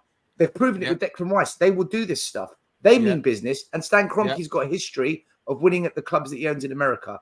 Then you've got Man City. They're not going anywhere. So whilst we're doing our project and Chelsea, back. All right, maybe Chelsea get fined. Maybe Man City. But the Newcastle have got. It's whether they can spend the money though, because of It's whether we get rid of Eddie Howe and bring in someone better. But yes.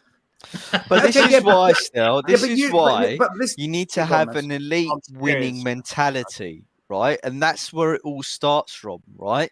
And I'm going to keep harping on about this because if you just accept, right, just playing good football, right, as your aim, right, you're never going to do anything.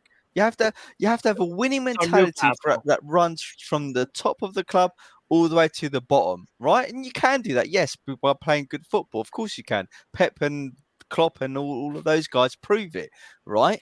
But the structure of the club has not got a winning mentality. They've got a participation mentality, yes, right, and a money mentality. Amen. Yeah. Listen, I'm not going to disagree, but if I go into Levy, then we will get shut down if I rant on that. But I want to ask you something that Ange said today, right? And this threw me a bit. I'm not going to lie to you. I defend every Spurs manager, but this has got me a little bit worried. Okay, so he was asked in the press conference about conceding too many chances defensively. Right, this is what he said. I don't think we do. Yeah, I agree with this. Today, we conceded 2 or 3 good chances on the counter. Against Wolves, that's going to happen. For us, we're still trying to build something. I think a lot of our defensive work this season has been outstanding. We'll keep trying to improve in all areas of our game. Right. Please bear in mind, guys. Please bear in mind, the last 4 or 5 games, we're conceding 2 goals a game.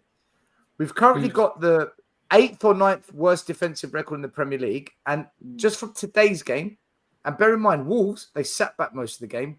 But just from today's game, sorry, beg your pardon. I've just messed up my entire screen here. The stats, right?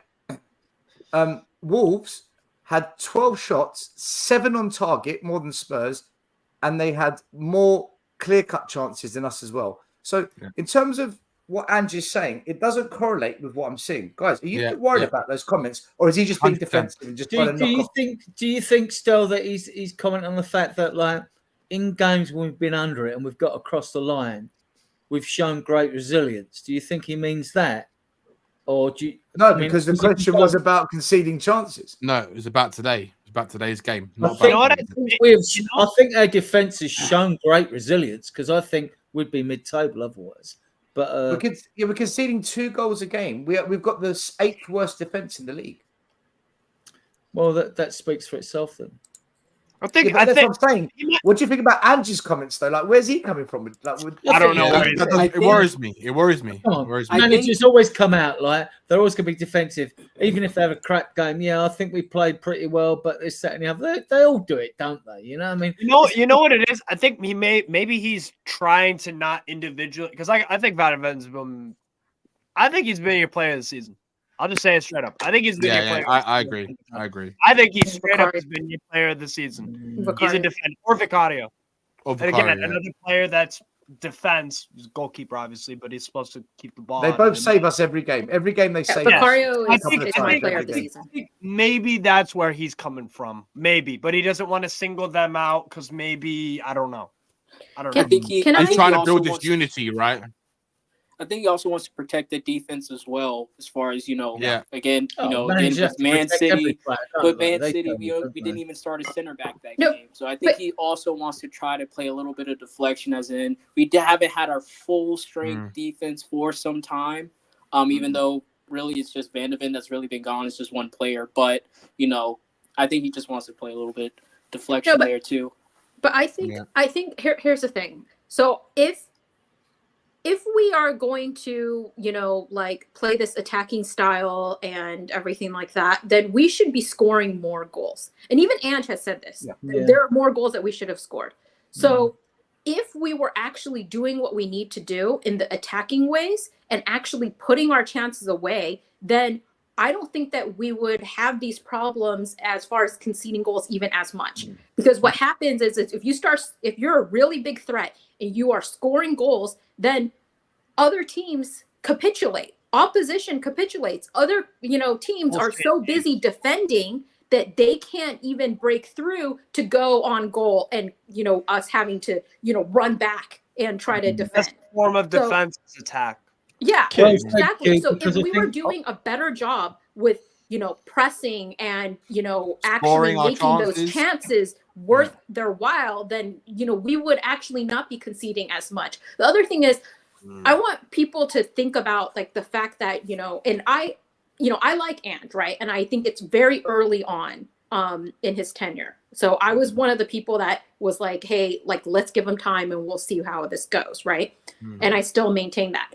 That being said, everybody's saying that we're playing amazing football this season. We're not playing football that is as amazing as I think that I feel like my standards are too. The reason why is this. Maybe it's better football than like last season or something. But if you actually look at the results, we're playing very attacking football, arguably the most in the entire league. But we are actually not in individual games. We have not battered teams other than like the Newcastle game. We had a 4-1. But other than the Newcastle game, we have not battered teams without like conceding goals. We actually haven't even gone and consistently scored 4 goals in like a game or even 3 goals. We haven't even been like 3-0 ever. Yeah. So if you Cubed. but Sorry, hold on, I if agree. you look, I really. Just if you look at quickly on to that.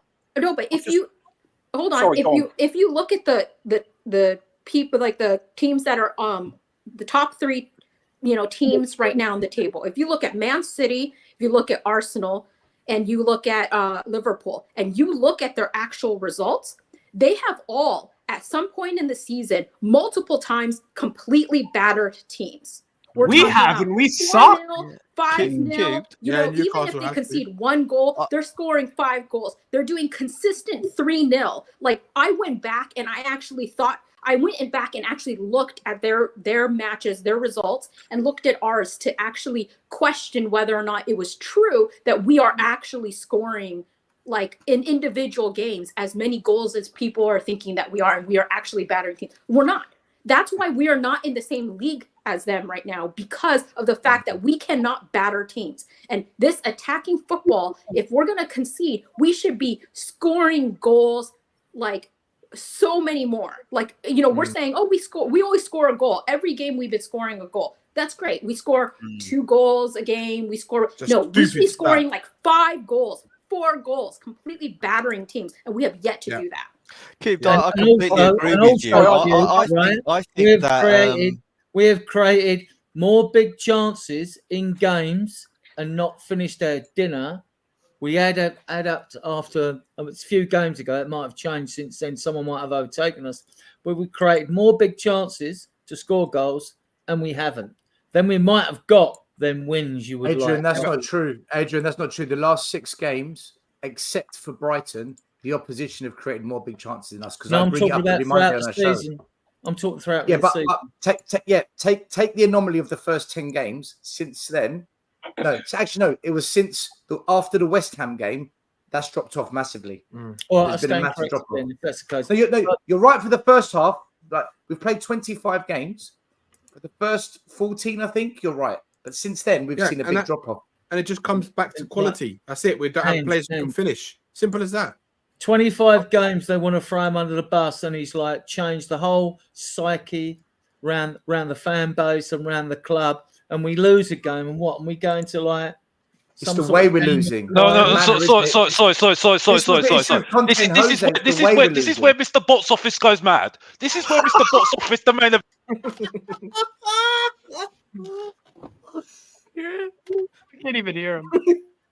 Good, he's muted yourself. He's right. Carry on. Go on, Cuba.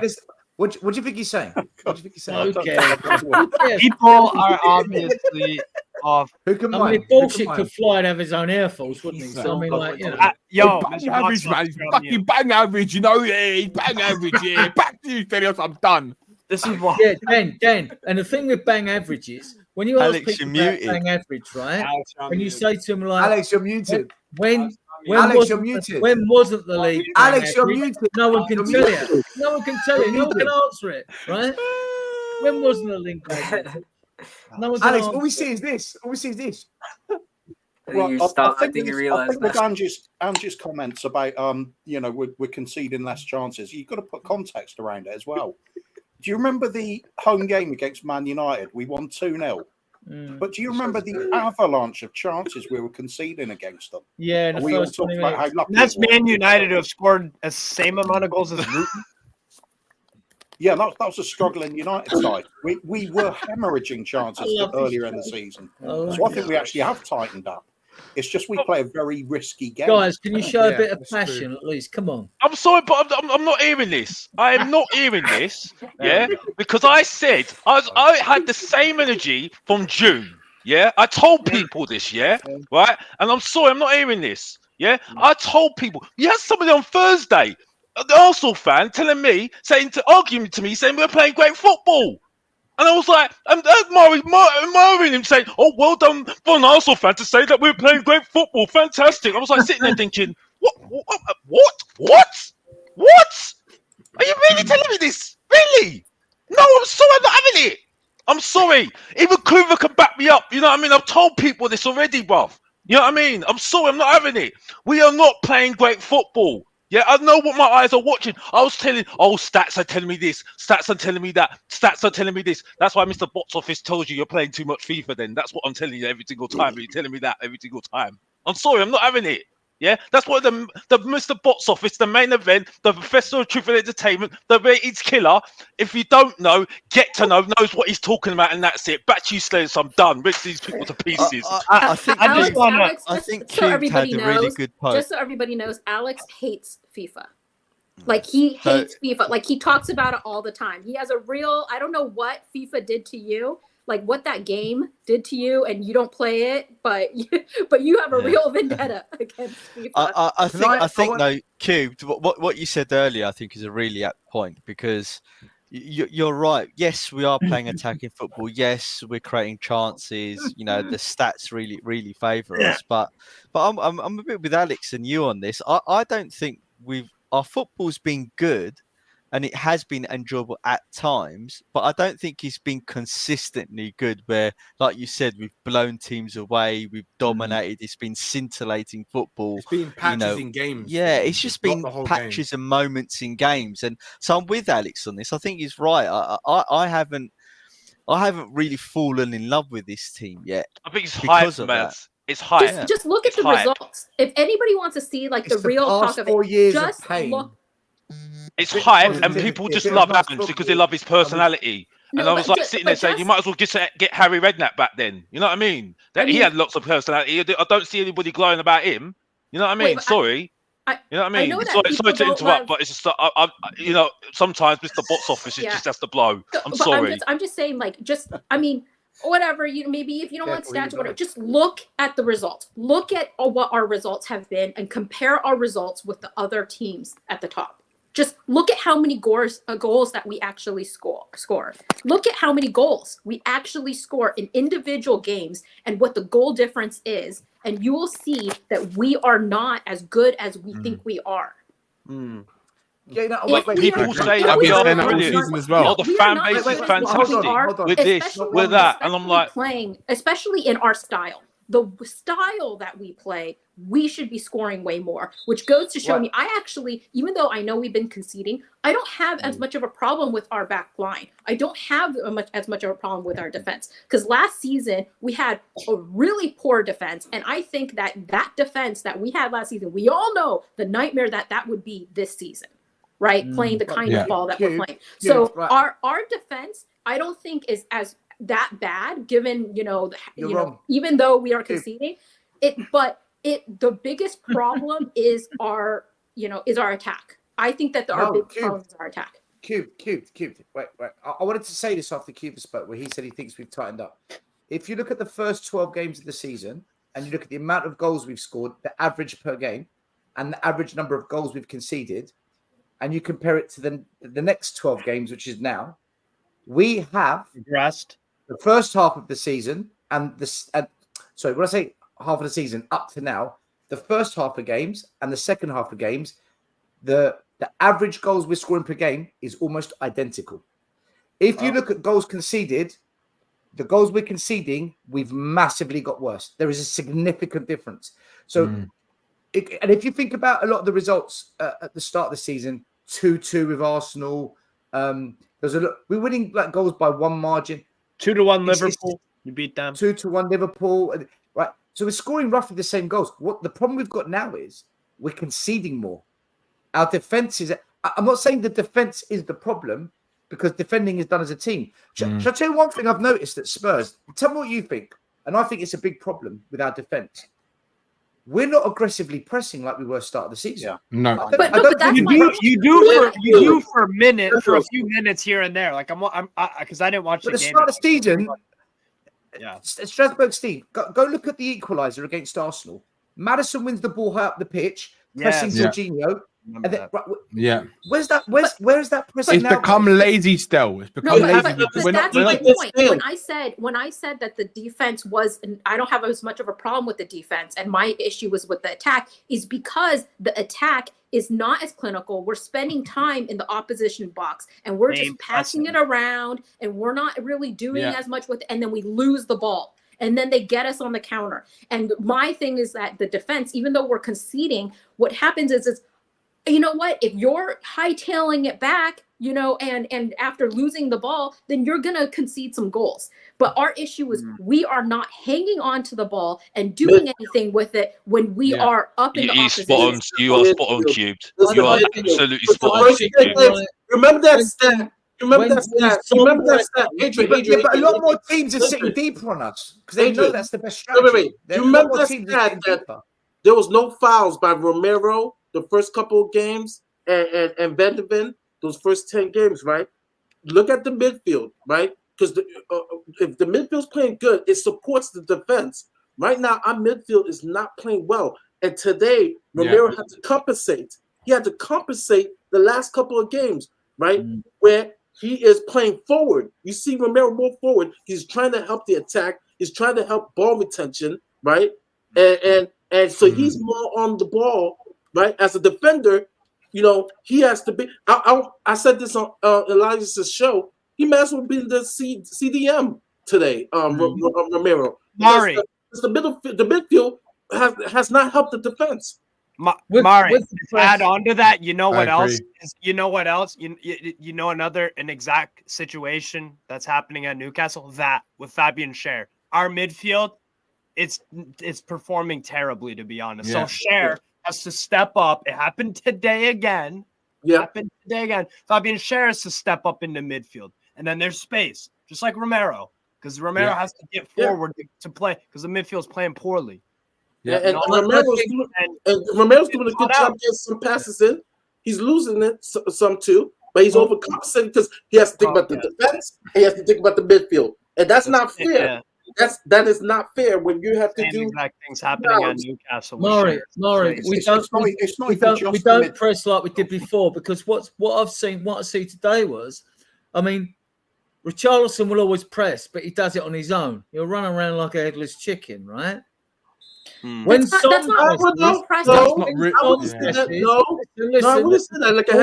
presses, that seems to be a trigger. Then the rest of the team press.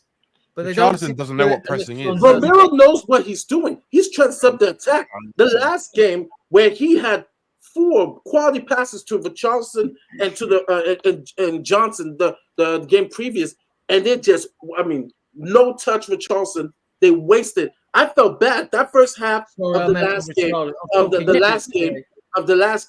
When Richarlison, you see Romero playing, don't do nothing. When Son does it, they'll get on board. And it's just like but hold on. Pressing, okay. Pressing is not just running around running at defenders. That's not pressing, okay? Yeah. It's sophisticated. It's you. Strategy. When you're pressing, you're being strategic about your position. Yes. And so everybody that is claiming that Richie is pressing is that's just straight up bullshit. Yeah, he's just I agree. running around. Well said, Cube. But he's not actually being strategic about his positioning. And so it doesn't really matter, because the defense, they don't feel pressured. They don't feel pressured at all when he's just running around, because it doesn't matter. They know that he doesn't because know he's a running. fucking average player. Everything he does. He's just doing autopilot settings, just running. Would you say the There's same two about ways. Timo? There's 2 reasons why you press. You press to win the ball. You press so the opposition make a mistake. So basically, your fullbacks mark their wingers. Your wingers mark their fullbacks. Your forward players. Your 1-on-1 striker moves up to their 2 defenders, central defenders, and you try and force them to kick long. We'll talk about Richie's pressing. Hold on. Let me ask the question. You have players Did at any back of you guys, to scoop that did ball any up. of You you recycle, and you go again, and you keep pressing and recycling. Sorry, hold on. As a coach, I have to correct this. Richie is the striker, right? So the press is supposed to start with him, and you're saying that he's pressing all alone and everything. Okay, you're saying that part of the press is the fact that, like, maybe the opposition defender is feeling like, you know, they could potentially lose the ball or take the ball. Have any of you ever once felt like Richie might actually get that ball off of that defender? Never. Did you ever feel like he was a threat? Like he might take that ball off of that defender? Do you know what the other question is, Cube? Do you know what the other question is? Make a mistake. The other question is. Danny, can I just explain why we press? Can I just explain? Before you do, the other question is how many times can you actually tell us how many times Richarlison has won us the ball back from his pressing? I haven't seen. I've just got one line. Exactly. One line to say, Stel. Go on, Cuba. Go on, Cuba. I was just going to say one of the things that wasn't said about the press. Adrian, hold on. Adrian, let Cuba speak 1 second. Go on, one of the things that wasn't said about the reason we press is if we're playing a high line, you must put pressure on the ball to stop the opposition from waiting their own pass, picking a teammate out that can beat that high line. And we're not doing that very well at the moment. No. And it's an integral part of what we're supposed to be doing. True. There's by the way, a user, thank you for the super chat. He says we have Ange but no ball. Very funny. I like it. There's many reasons why you press. There's not one reason, but the number one reason is if you win the ball high up, you are closer to their goal to score. So if you win the ball field, you've got half a field to travel. If you win the ball in defense, you've got a whole. If you win the ball high up, the distance from where you went to the goal is the shortest. Yeah. That's the number one reason why you press. But obviously, there's many factors. Also, you don't want to get hit in a counter. You want to force errors to win the ball. I get it. There's many reasons, but the number one reason is proximity to the goal. I just had to throw that in because I just. But he's not. He doesn't look like he's going to get the ball. That's the thing. Like he never looks like. It doesn't look like he's going to take the ball off of a defender. It doesn't look like, you know, doesn't even run properly. He runs like this. If the defender, you're talking about Adrian. If the defender makes an error, Danny, liking the passion, I don't think I've ever seen a situation where a defender. I felt confident enough that if a defender made an error, that Richie would be able to capitalize on it. Do you imagine when you think of Richie watching him play? Do you think, you know what, a defender, opposition defender, he makes an error that you imagine that Richie is going to be able to capitalize on quick enough to capitalize on, take that ball and run, sprint with that ball? Would you rather him not close that defender down in the case that he hoofs it long and we get possession? Would you rather he not close that defender down? But he's not closing the defender down. I mean, that's my point. I don't think that Richie closes defenders down.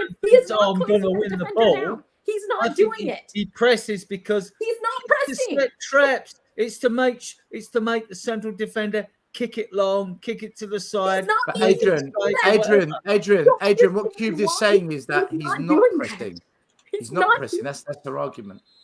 Oh, well, fair enough. No, I think what the problem is, right, is fans think that like Adrian looks at Richarlison, and because he looks busy running around, he thinks that's pressing, but it's not, because pressing, like Cube has explained very well what it actually is and how people can press properly. But he doesn't do that one bit. He makes no difference. He makes no difference to what we do. That's why I said when we have Son up front in that first 10 games, Son presses a lot better than someone like Richarlison does.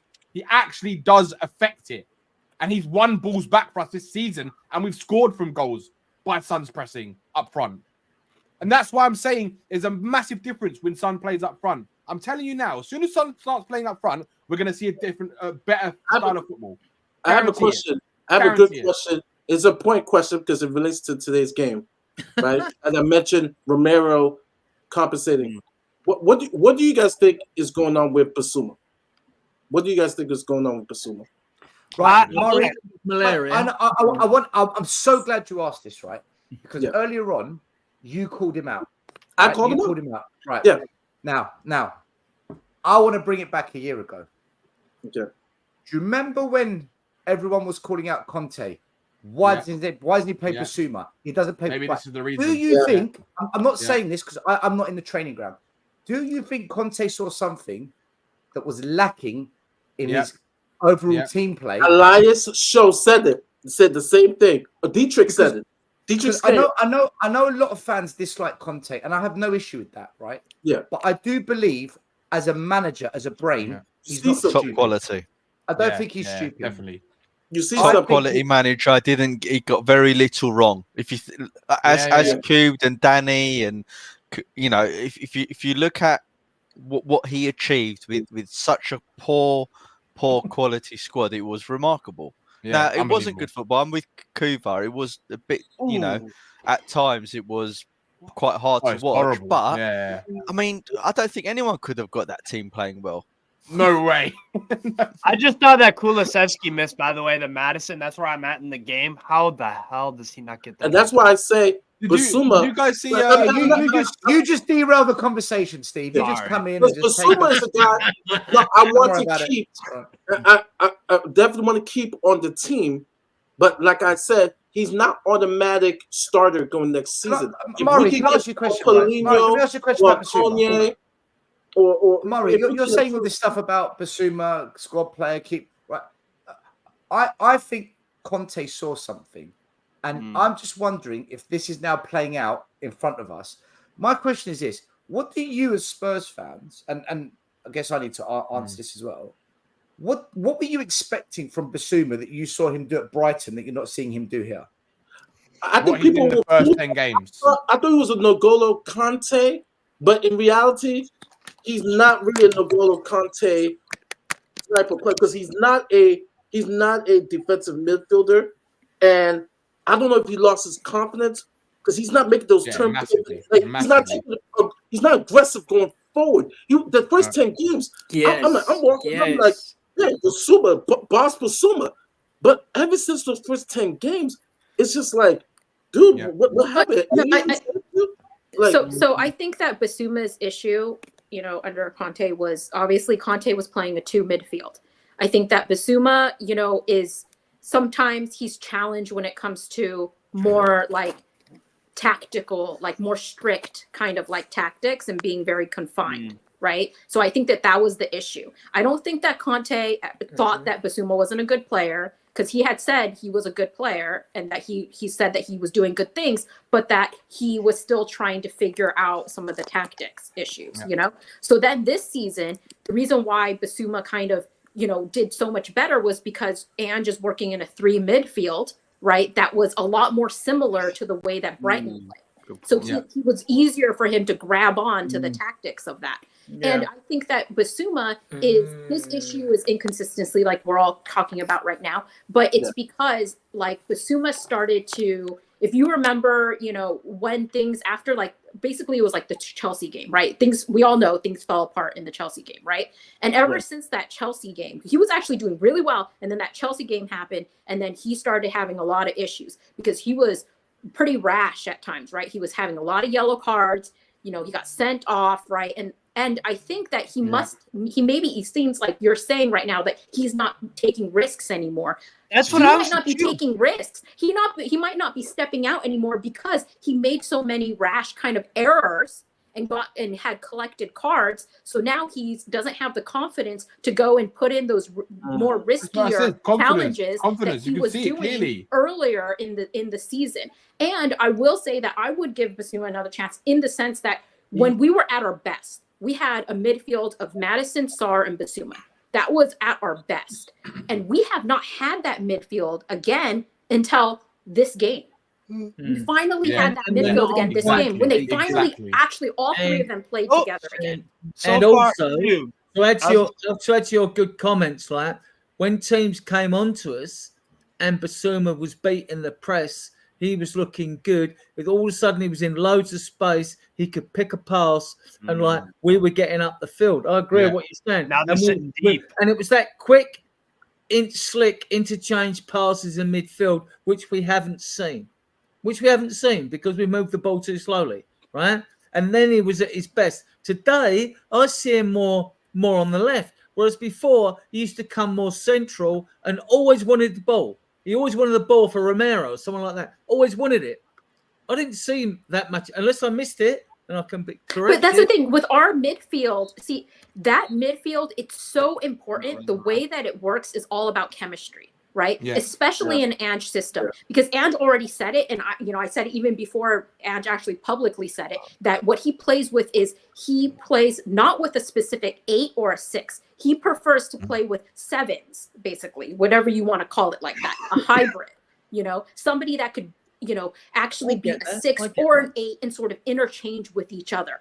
And what was happening was Sarr and Basuma started having good chemistry where they were able to kind of interchange with each other. When one kind of stepped forward, the other would, Cube, it wasn't just them two. It was the whole 3. They were just knew exactly what. Yeah, and then it was the cohesion. It was like Madison would be to be more forward, right, as a 10, right? But they had the chemistry going where they were able to kind of fluctuate back and forth between each other, right? And that's what was working.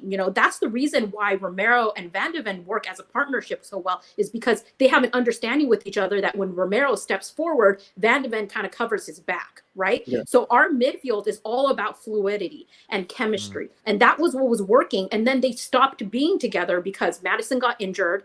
And then, Basuma got sent off from, red card, yellow card, all these different things, and then so his confidence was like, I don't know if I can step outside and, I don't know if anybody has my back and I don't know if I'm going to get sent off, So there was an inconsistency there because that fluidity and chemistry wasn't there anymore. It might be hanging over him because he's had 3 suspensions this season. And that happened to coincide with him going away to the African tournament. So that might be playing on his mind a bit about digging one in, about getting another yellow card. And all some people say like they were saying about Romero. He's a psychopath. He's going to get sent off this, that, and the other. And actually, I think he was probably one of our best players today. Moved the ball slowly, but I didn't think he had a lot of options to. Can I say one other thing? Are we making excuses here, guys? Are we making excuses? These are professional football players, not you, but in general. Like, are we? We are making excuses, but I'll leave my spoiler alert for other people before anybody else says it. I just want to be clear. I want to be clear. I'm not making excuses. I'm not saying that it's okay that's what's. I'm just explaining that I think that is what's probably happening. In addition to the fact that they need to deliver better, right? They just need to step up and play better. But I'm just saying that I feel like those are contributing factors. It's not an excuse. It doesn't mean it's like, oh, it's okay that he's, inconsistent or whatever. That's what it is. And what I also want to say about fluidity and everything, I think that our front three, I don't think that Decky and Richie can play together. I just don't think that they can play together. The reason why play. No, yeah, that's true too. But my point is that when Richie started to score goals, you notice that when he started to be a little bit more able to score goals, it was when he had somebody like Son on the left that would just bound down that touch line and just cross balls in so that he could tap it in, or when Timo came in and he was able to do that. But what happens with Decky is Decky cuts inside. Right? He cuts inside, he holds up the ball, and he's waiting for somebody else to kind of take up space. And Richie doesn't do that. What? Can I? Well, Richie doesn't do that. See, what happens? No, who's Decky?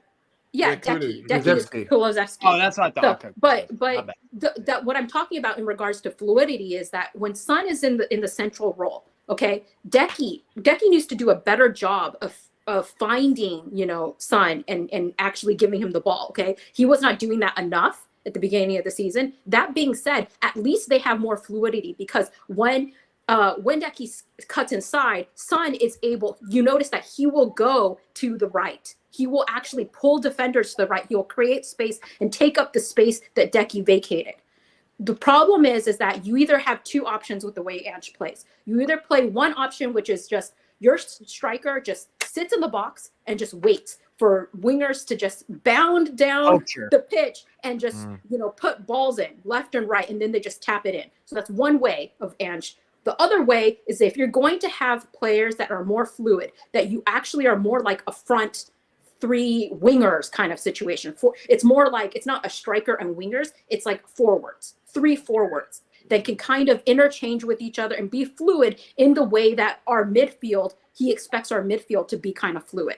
Then that would actually work. But the problem is that Richie can't play that way, but Son, he can play that way. But if we got somebody on one side or the other side that can actually play that way, then our forwards would be less of striker versus winger. They would all be just forwards. I think we're making excuses for them. I've got to be honest. I think the Basuma thing is mentality. It's mentality. It's quite clear. You know what I mean? And the fact is, he hasn't won anything yet. That's the thing. It's like, I think if you have the mentality of you need to be better, and I think it's also the fact that he hasn't got any competition at the moment as well. Yeah, we also have lots of players. Yeah, he's got Bentancur. Well, no, he's not, because Bentancur's not playing well at the moment. I don't care. Well, he was he played well. He played well before he got injured, but then he's not done since. He hasn't done anything since. My point is, at the moment, is that we are making excuses for players that are got this mentality thing. We've got to be nice. We've got to have a nice sense of good characters and everything else. Sometimes you just need some. Yeah, you need some good characters there, but you need some people to say, "Sorry, you're not doing your job. You're not doing your job. We're not doing that. You need to do better." I would agree. That's what's the missing ingredient, and that's it. And even Ange's saying that himself. He sees this. He's seeing this. He's not saying it, but you can see it. He knows it. Yeah, he knows. He knows. Yeah. And I don't even like the guy. And I'm saying this as well. I'm sorry. Yeah, the players have not got the mentality. It's like, oh, we didn't like it under Conte. Yes, I agree. It was not great football. I didn't like him. No. But that summed it all up perfectly for me, and that's it. And by the way, this is not a dig at Kruger, by the way, because I love Kruger, by the way. I'm glad he's back on this show, by the way. Good up to you as well. You know what I mean? But yeah, it's just like I'm not. Good luck, Kruger. It's all wrong. They are selling it to Tottenham fans. They are selling it to Tottenham fans and saying we're playing great football, we're doing this, we're doing that, and Tottenham fans are lapping this up. Telling the rivals up. I think Spurs fans are questioning. Are we lapping it? We've lacked so much quality for such a long time that we forget sometimes how good of the players we actually had in the past and how quickly they settled in. And I'll rattle a few names off: Moussa Dembele, Modric. Even Dele Alli when he for me, my favorite midfield, Gareth Bale. No. My favorite midfielders when we had Gareth Bale, right? We had Sandro, Luka Modric, and Aaron Lennon in the midfield, and Van der Vaart in the same team. Fucking amazing. Amazing. And you know, those players, they you know, they hit the ground running almost, you know, and Basuma's been at the club for a year and a half now or longer, and you know, I agree with CQ's assessment. I think she's done a great job in explaining it, but let's be honest, he should be doing better. We need him now. We can't wait another season for him to come good. Yeah, I'm not.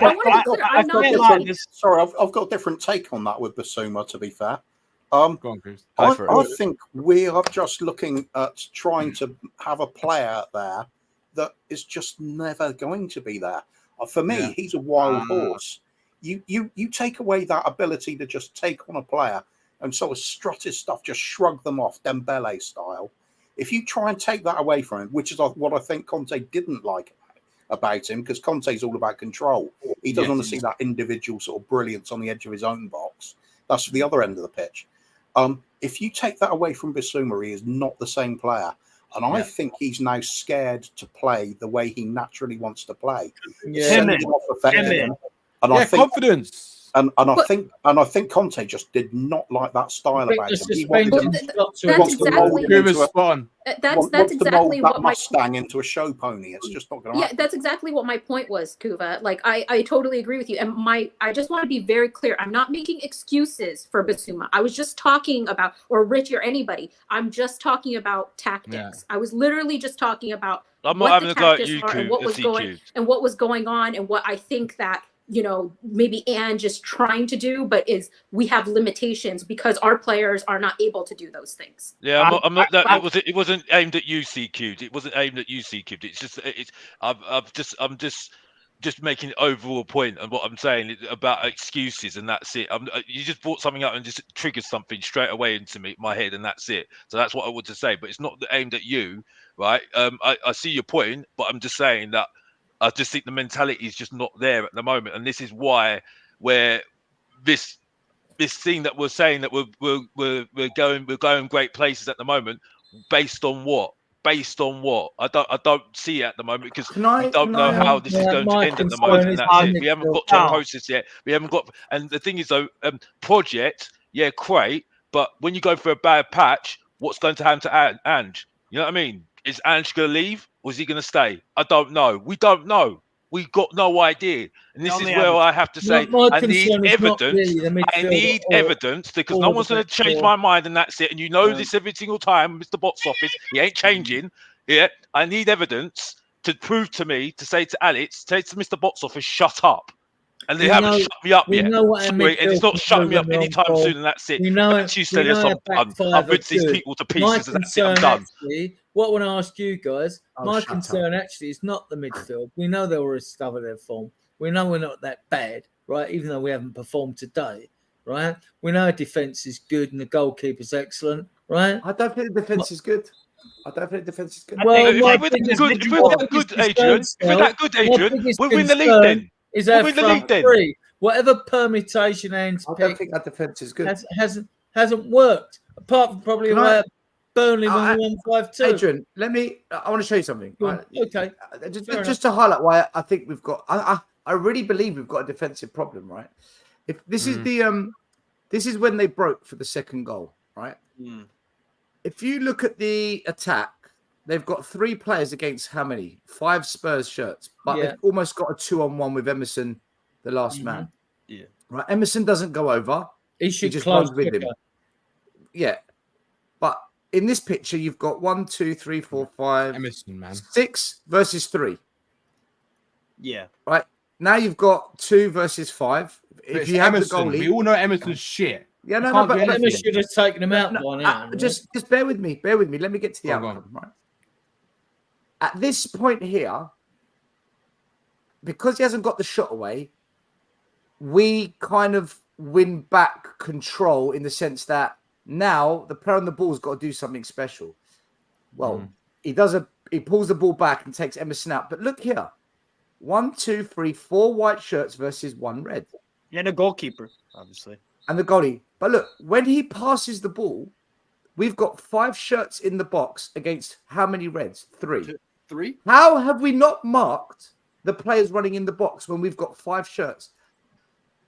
Right, who's that player next to? Right? Who's the player next to Gomez? I think that's Basuma. Is that Basuma? That's Basuma. Yeah. So he was responsible for the second goal. But wait, guys, wait. This at this point here, there's no danger other than the one-on-one with Emerson.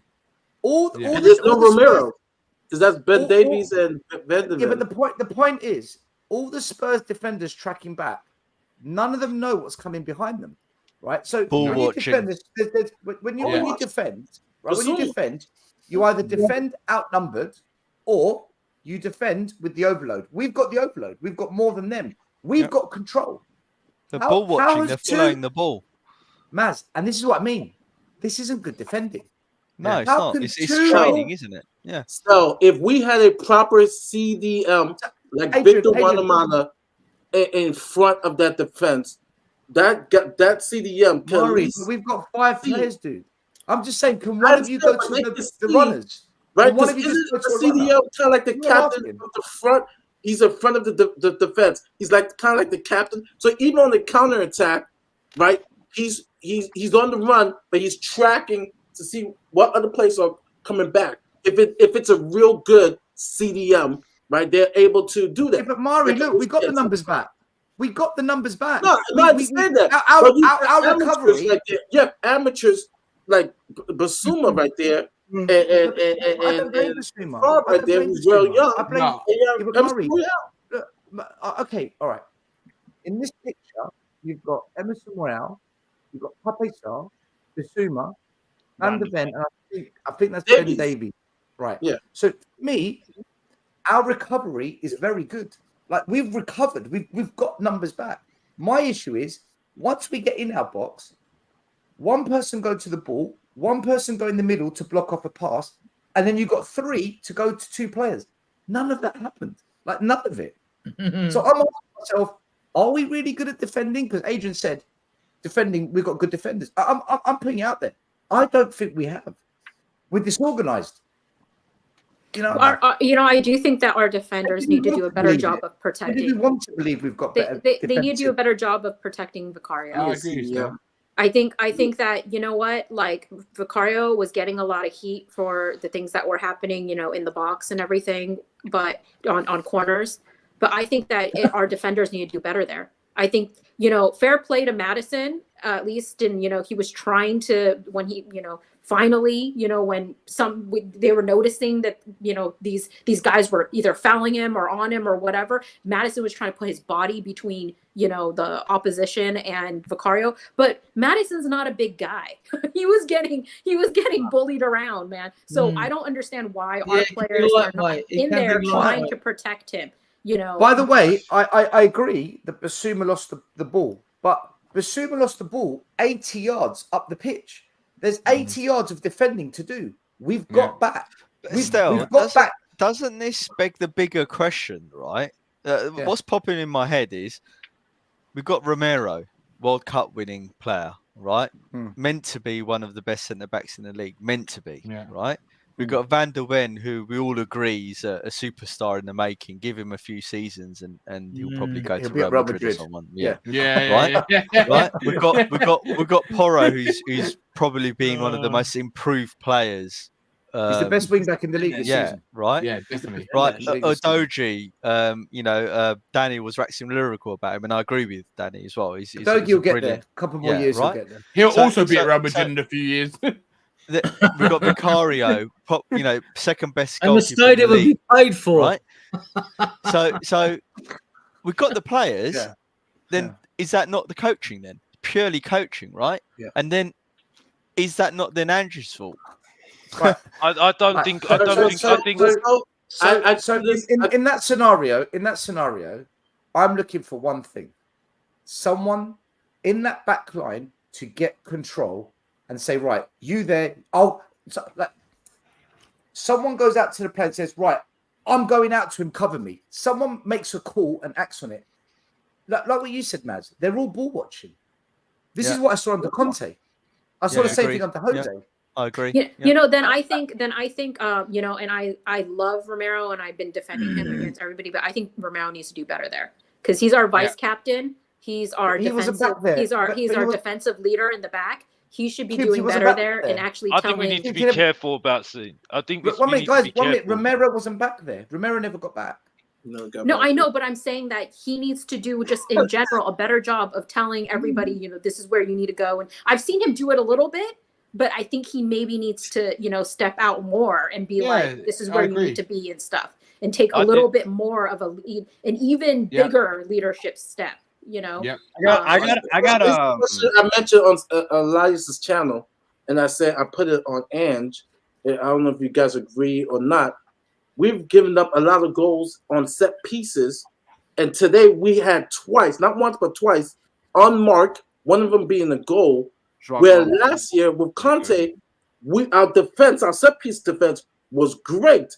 This year it's horrible, and I'm like, Ange, someone said, well, his assistants. Well, I'm like, still, you can yell at the players like, hey, position well, because twice it happened. Am I being wrong that Ange is responsible, but the set piece defense? We're giving up goals every week from the set piece of corners, and today was horrible. The guy was unmarked, not once but twice. I saw that Joao Gomes ball and my fucking jaw dropped. I don't think we're defending well. I think what's happening is Van de Ven makes really, really good recovery runs, and we think, brilliant defending as a team. I think there's an individual. That's the point.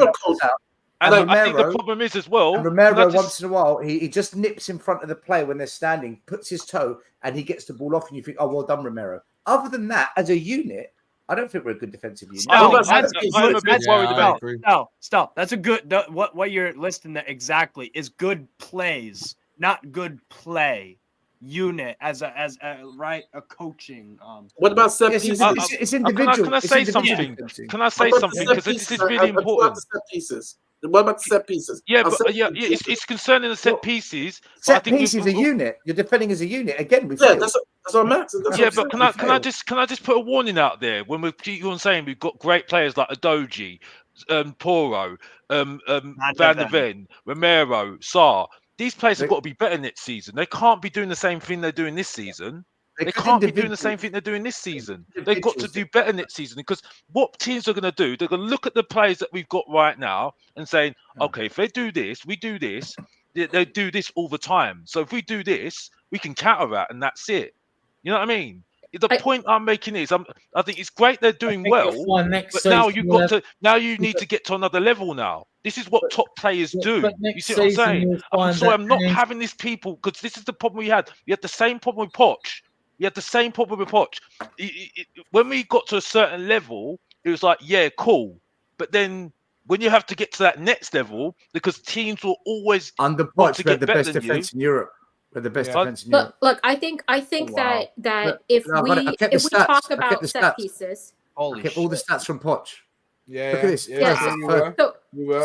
I agree. If we're talking about defense and conceding goals, we'll be a different team going to next season. No, but we will have Adrian, let you finish. And I'll come to you. There's some sort of, we now have this expectation, like, it's okay for us to concede goals because we're going to score a lot, It's crazy. And even Ange kind of saying, like, we're just expected we're going to concede, right? So I actually, again, with the way that we're playing, I get it, but it's one thing to concede when you are caught on the break because we are open.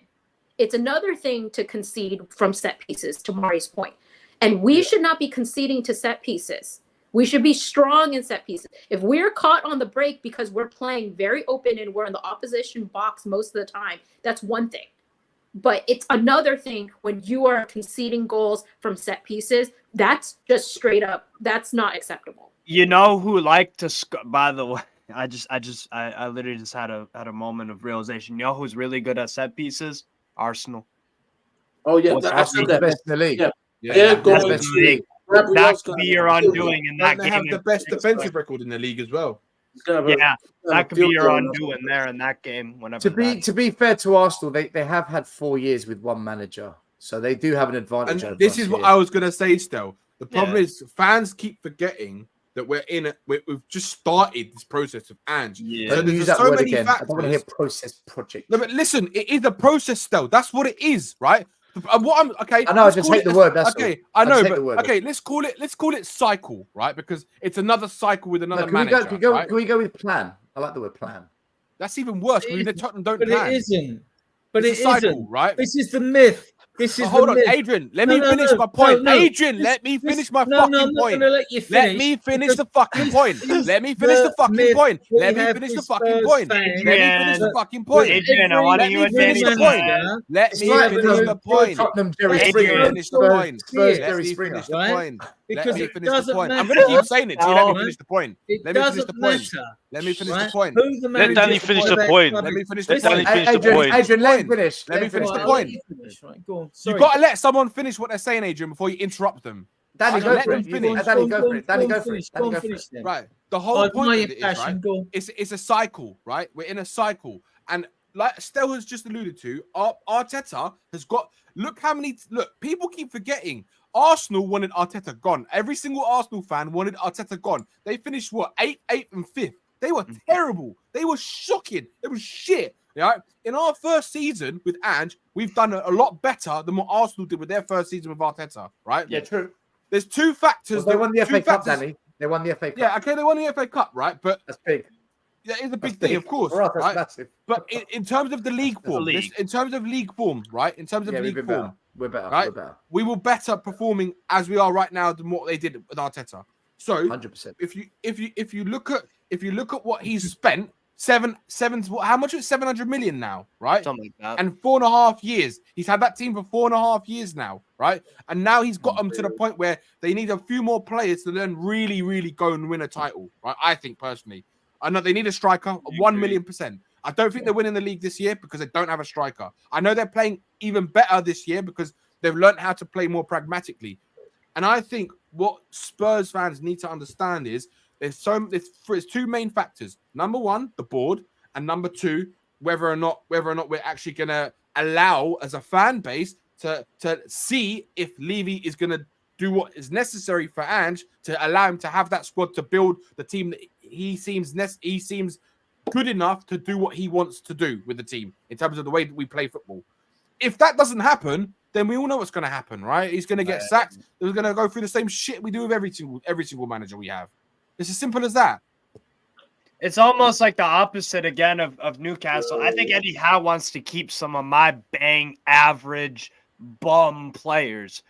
I know Newcastle will get rid of anyone. We'll get rid of anyone. Sold ASM, everybody fan favorite because he does some flicks and tricks.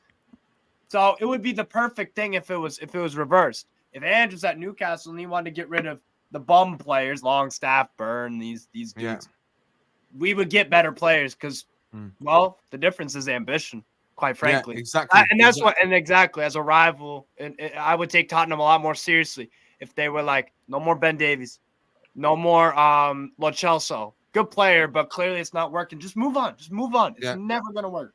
Never. Adrian, get him out. Richarlison. Adrian, Adrian, you wanted to speak. Go on, have your say. I've lost my plot now, but I mean, we all know that. We're talking about projects and plans. You want to say something about projects and plans? Projects and plans, obviously. I mean, like in the summer, right?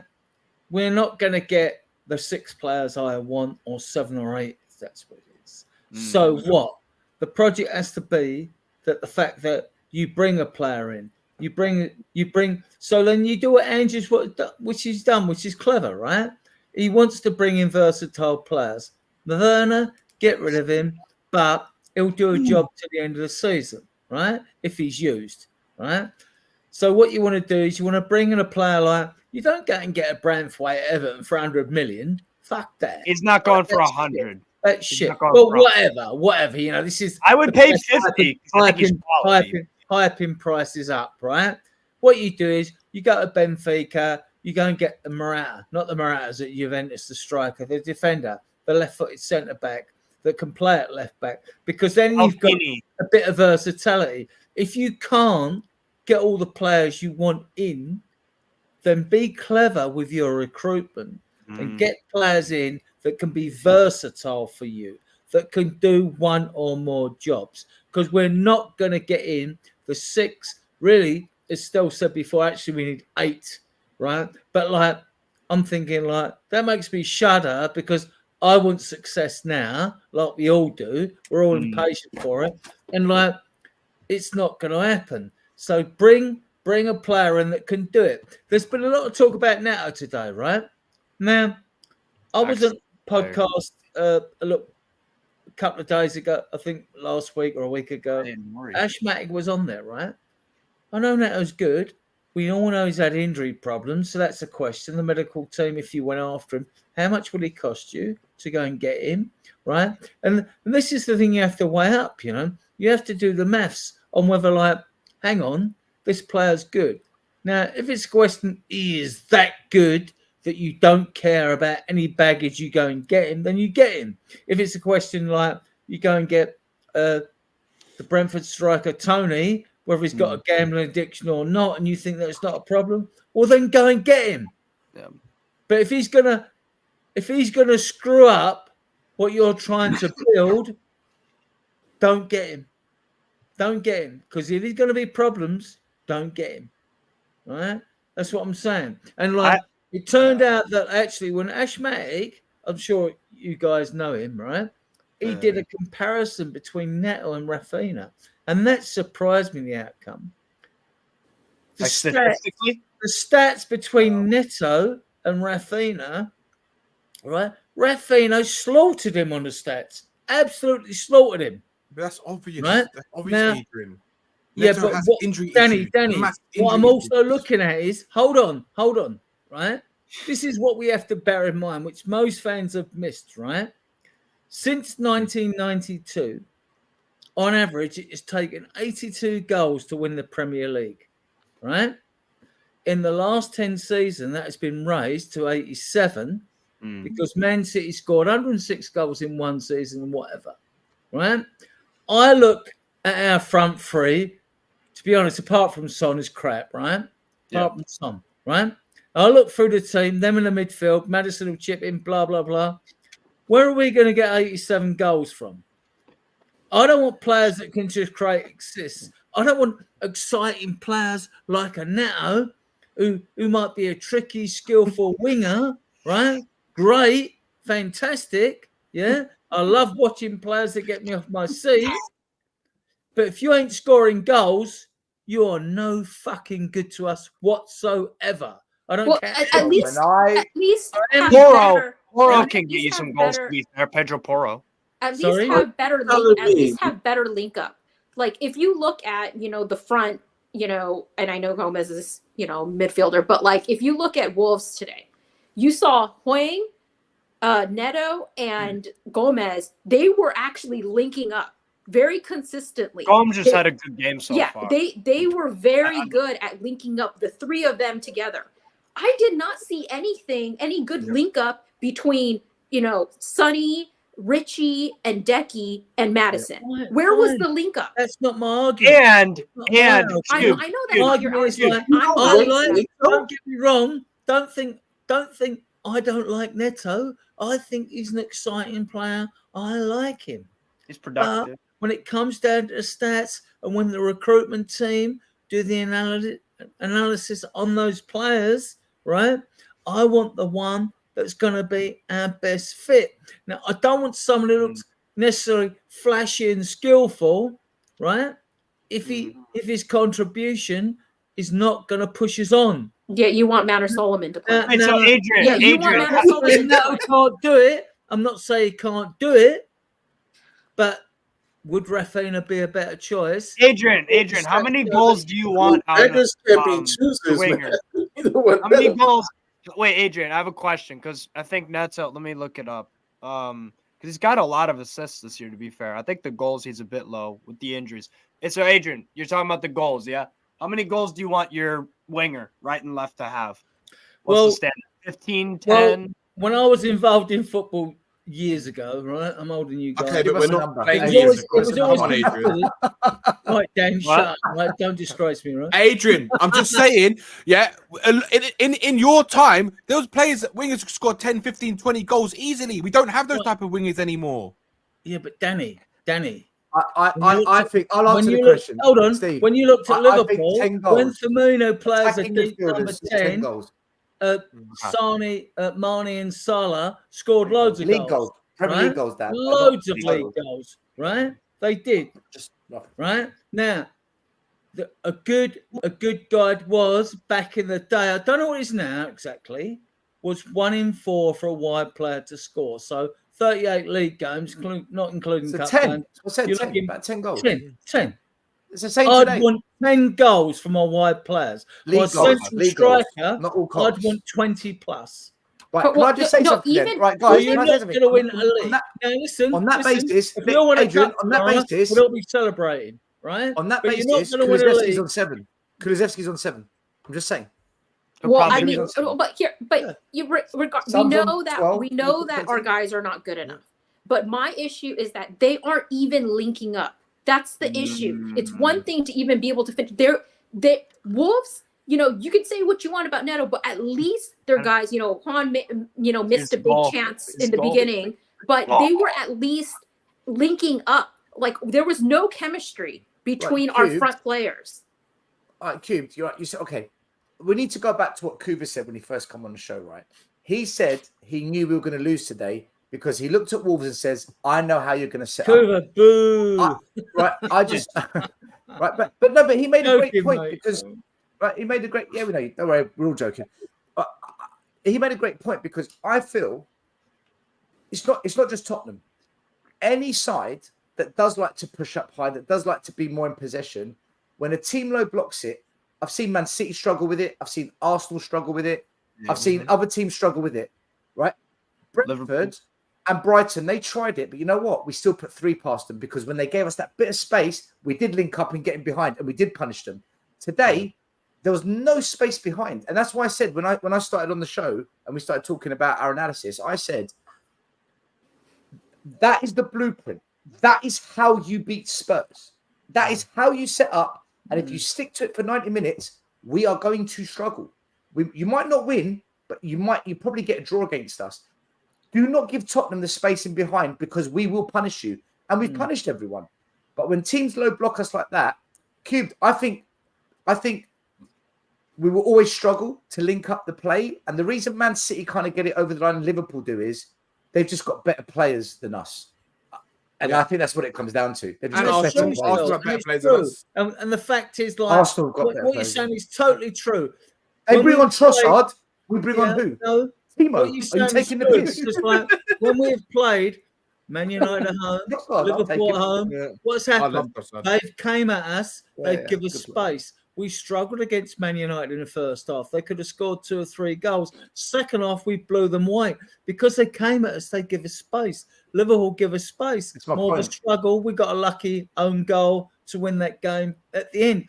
When we're playing better teams that come at us and don't have a low block, We'll give them a seem game. to get the results. We'll give them a But game. We, We'll give them a game. we haven't got the key. We don't seem to have the key to unlock the low block. We know that's we know the because the quality coaching of the manual players how we you have. beat the low block, but we, shots outside the box. I thought Maddison would move offer us the ball that, quicker. but he hasn't. But do you know what, quite, guys? I just thought want to add Maddison one would offer point. us that. One point is right that Cube, I think, mentioned it briefly earlier on, is that this is the first time we've actually had, well, apart from Udoji and Porro being injured right today, this is the first time we've had Basuma, Maddison, and Sarr together since when? November? October? It's a long time, man. It's a long. We've had each individual players had their own issues, whether that's AFCON suspensions, injury. Again, we haven't also had the front three that was playing the best football. In my opinion, it was Kulusevski. Who was on the left wing? Perisic looked good in this system, and didn't he? Perisic as well. looked He looked was good. probably our best left winger until he got injured, and He I was. was gutted that he got injured because I actually think he would have done a real good job as left winger this season. So I think we haven't really had our full best 11 for a while, and I think once we get that, then we can really start judging how the season's going to go. And I genuinely think performances are going to get better as soon as Son goes up top. As soon as Son goes up top, you've got Kulu on the right, you've got Maddison, Basuma, Sarr, and you've got Udogie and Porro back. When you get them back, I'm telling you, Who's on the left, Danny? Who's on the left? For me right now, it's probably Werner, unfortunately. Fuck my life. Yeah. So, Danny, what about But Solomon? I thought everybody. We need Solomon. Okay, We need Solomon can I back. just say one thing then, Pray Stel? for Solomon. Pray for Stel, Solomon. Adrian, I'll ask you a question, right? But honestly, like, it's a toss-up between Richarlison, Werner, or Johnson as left wing. Who do you pick out of them three? Or, I mean, if I'm honest, if Solomon's fit, I'd actually give Solomon a go. I genuinely would. Of course. I genuinely would. I'll play Solomon. At least he can beat a man. Solomon This can is what I'm beat a man. saying. This is why I'll play Solomon. I think one of the things as He's well. down the ball, Son's feet twice. Cube hit on it earlier. Cube hit on it earlier. She said about chemistry.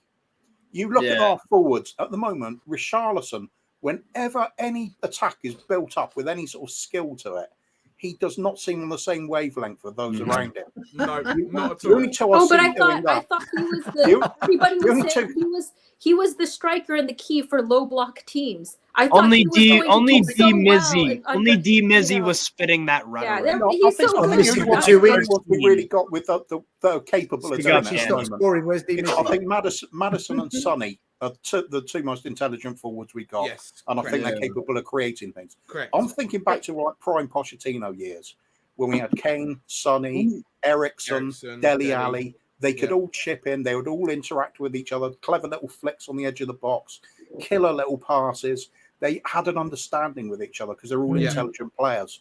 Yeah. We do not have that intelligence in the team at the moment. True. I really And, don't. and what's the deal with like people saying that it's like Sonny would be the one that does not able to do like link up play or something? People criticizing. He was part of that team. He was part of the Dele, Christian Eriksen, Kane and Son. When everything was fluid and they were working really well together, or just even Kane and Son together. Then he's just there. Now he's just there and has nobody to link up with. Do you know what? Nobody on the Honestly, other side of it. I get what Adrian says about Solomon, because if you look at the wingers we've got, he's the best out of a bad bunch. If you look at it, and in terms of chemistry, and we're talking about chemistry, right? And like the understanding of kind of how they play, I actually think Solomon, Son, and Kulu is our best front three right now. I actually think. I think Johnson is shit, or he's just not. I don't think he's going to ever do well at Spurs. I think Werner is. I think he's got some football intelligence. Like his runs are good, but his end product is atrocious. Right? He can't cross a ball. Right? He very rarely passes. Like it can actually make a good pass, and his shooting is just my god, it's woeful. It's terrible. Right? So I actually think that if Son and Solomon and Kulu are playing, there's enough intelligence in there, and you've got a player like Solomon who can actually beat a man. I know his end product's a bit like kind of Lucas Moura type, where he could pull off something amazing, but other times he's just not at it, right? Or he looks down, he doesn't look up. Away at Burnley for Son. He got two assists away at Burnley. What I'm saying is, Adrian, and also he came on. He had a cameo appearance. Now I haven't seen much of him, so I'm not going to rave and say he's the real thing. I see him come on. He had a couple of cameos on the right-hand side, not the left. And actually, I thought, I don't know, you look a bit decent, like we'll see. But then the left against Burnley, what really impressed me is wasn't the fact that he's a winger, but he got the assist. Think about we haven't got a head down our winger here who goes charging down the fucking left-hand side, doesn't look up and pick people out. He picks Son out for fucking 2 goals, and I thought, and that caught my eye. Now, I hope that's not a one-off. I hope Did you guys? Did you guys see that? Can we just say goodnight to Kuba because he's got to go. Hi, Kuba. YWC, number 1 YWC. He's a legend. Right, cheers, lads. Anyway, what you have to say, Kobe. You always talk sense, mate. Yeah, I'm a bit concerned about talking too loudly, waking neighbours up at the moment. It's not like the old house where I could just make as much noise as I wanted. So, cheers all. Anyway, it's been good fun. Good debate. Good to see you, Coos. Cheers, Coos. I don't give a shit about you, Coos. Fucking wake them up. Peace. So I was trying to. So did you all see that interview that Sonny was interviewed like last week or something like that, or about the forwards, and they were like, they asked this question of him. They were like, "Are you feeling like?" Sorry, I was like ambulance in my background, but you're naughty. That's what you're doing. You did something. No, but they were like asking him. They were asking him the question of like, oh, Richarlison is scoring, and you got like Brennan Johnson there. You got like all these options. Is this best group of forwards that you've had now? Like, especially with like depth. As far as depth, you got a lot of options now. And he was like, he kind of smirked, and he was like, well, I played with a lot of good forwards before, so I don't know. But it was like he was trying to be so polite. He was like, I'm glad that Richie, is doing well, and he really, stepped up while I was gone. But it's like you could see it in his face that he was like, fuck no. Yeah, in his face, he's like, these bunch of cunts are fucking shit. Like you could see it, like he was trying to be so polite. He was like, yeah, Richie, yeah, I'm glad that he's scoring goals. But the fact that this reporter was asking him the question even of being like, are you guys like, is this the best group of forwards that you have? You guys have so many depth options. So stupid. Do you know what, Q? Honestly, I do agree with Adrian about Solomon. I actually think I would have liked to have seen him more, and I think it's unfortunate he's had all these injury issues this season. I just hope we see him at some point this season, because I do think that if he can show some of the signs that he showed when he did have these little appearances, well, Danny, it's better than what I've seen from Let Danny finish. Let Danny finish. Get Mudryk out the Shakhtar Donetsk side, right? That says a lot for me. What? Let Danny finish. Mudryk, who Chelsea paid 100 million for, he kept him out the Shakhtar Donetsk side, right? What did Danny? Danny, what were you going to say? Danny, what were you going to say? I just think that just that Son is our best striker. Richarlison needs to F off. I think Kulu is probably our best right winger at the moment, because I think Johnson can't do anything apart from the odd tap in here and there.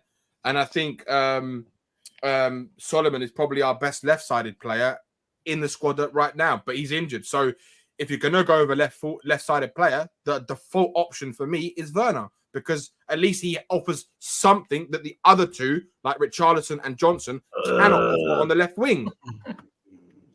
As simple as that. It's simple. It all comes down to what's available and what's the best out of a bad situation. And Werner offers something that the other two cannot offer on the left wing. I understand that, Dan. I understand it fully. It's just like Werner, EJ, he lacks aggression, he lacks conviction in front of goal that he can actually score a goal. Now, don't get me wrong, he's fast, he's got a lot of left wing, That's it, Adrian. That's it. That's why. Yeah, there you go. He just doesn't like. Hold on. That's why you're like. He just doesn't. He hasn't got that. Stel, you gooner fraud. How could you let this fraud on? How could you let this fraud on? What did I do? Now I know you went. You went on his channel when we lost. That was because I had on his channel to mud him. I went on his channel to mud him, and then unfortunately, what do you think he's here to do? Freaking won. Exactly. He's here to say hi. But you let him onto your channel when we lost and they won. This is an equal opportunities channel. We do not discriminate. Yeah. Can I just say something before TJ makes himself known? I should have let one. Can I just say something before TJ makes himself known? I just need to say something like this. Okay, fair enough. I've seen a little bit potential of Solomon, but I'm sorry. Just because he's out makes him he makes him look like a good player at the moment. That's the problem. We're saying he's a I'm not having it at the moment. No, he's better than Timo. And over the top about a player when he hasn't shown it yet. Okay, he needs to show himself a little bit more. I'm sorry, this dream, like we're in Disney. Oh, it looks good with Son, it looks good with Kulu, it looks good with Solomon. What are we doing again? You know what I mean? Alex, yeah, this is the same team that shut out Bergwijn out of our club. Bergwijn out of our club. I am not having it, Danny. I'm sorry. He's got stats and that's it. Alex, hold on. Can I give you my interpretation of what Danny said? Danny, to me, I understand his point. And again, that's how I interpreted it. Your wingers are awful. Yeah. Awful. Dog crap. Yeah, they're not Yeah. good. They're not that good. They haven't established themselves yet. It's a weak point of your team. What he said, what Danny said is, to me, now I interpret it as he said all of them are crap, but the least crap one right here, right now, the summer we need to upgrade. Obviously, I think you'd agree with that. You guys would all agree with that. Just give it to Timo or Solomon. Yeah. That's what he's not saying, oh wow, Solomon's this great player. He's amazing. He's won a Champions League. He scored 500 goals. He's not saying that. He's saying right here, right now, game by game, let's just give this guy a shot. Yeah, and do you know why I say that? And do you know why I say that? Because from what I've seen of Solomon before he got injured, right? I've seen more. He's more competent and he offers more than what Timo Werner offers. He's all right. Because he can beat a man and he's actually got something about. He can pass a ball. If he wants to, he can actually produce moments of magic in terms of finishing. I see a better Aaron Lennon in Solomon, actually. A better Aaron Lennon. Maybe we should have got rid of we should have got rid of Birdvine then. Birdvine then. You know what I mean? Alex, I'm sorry. I've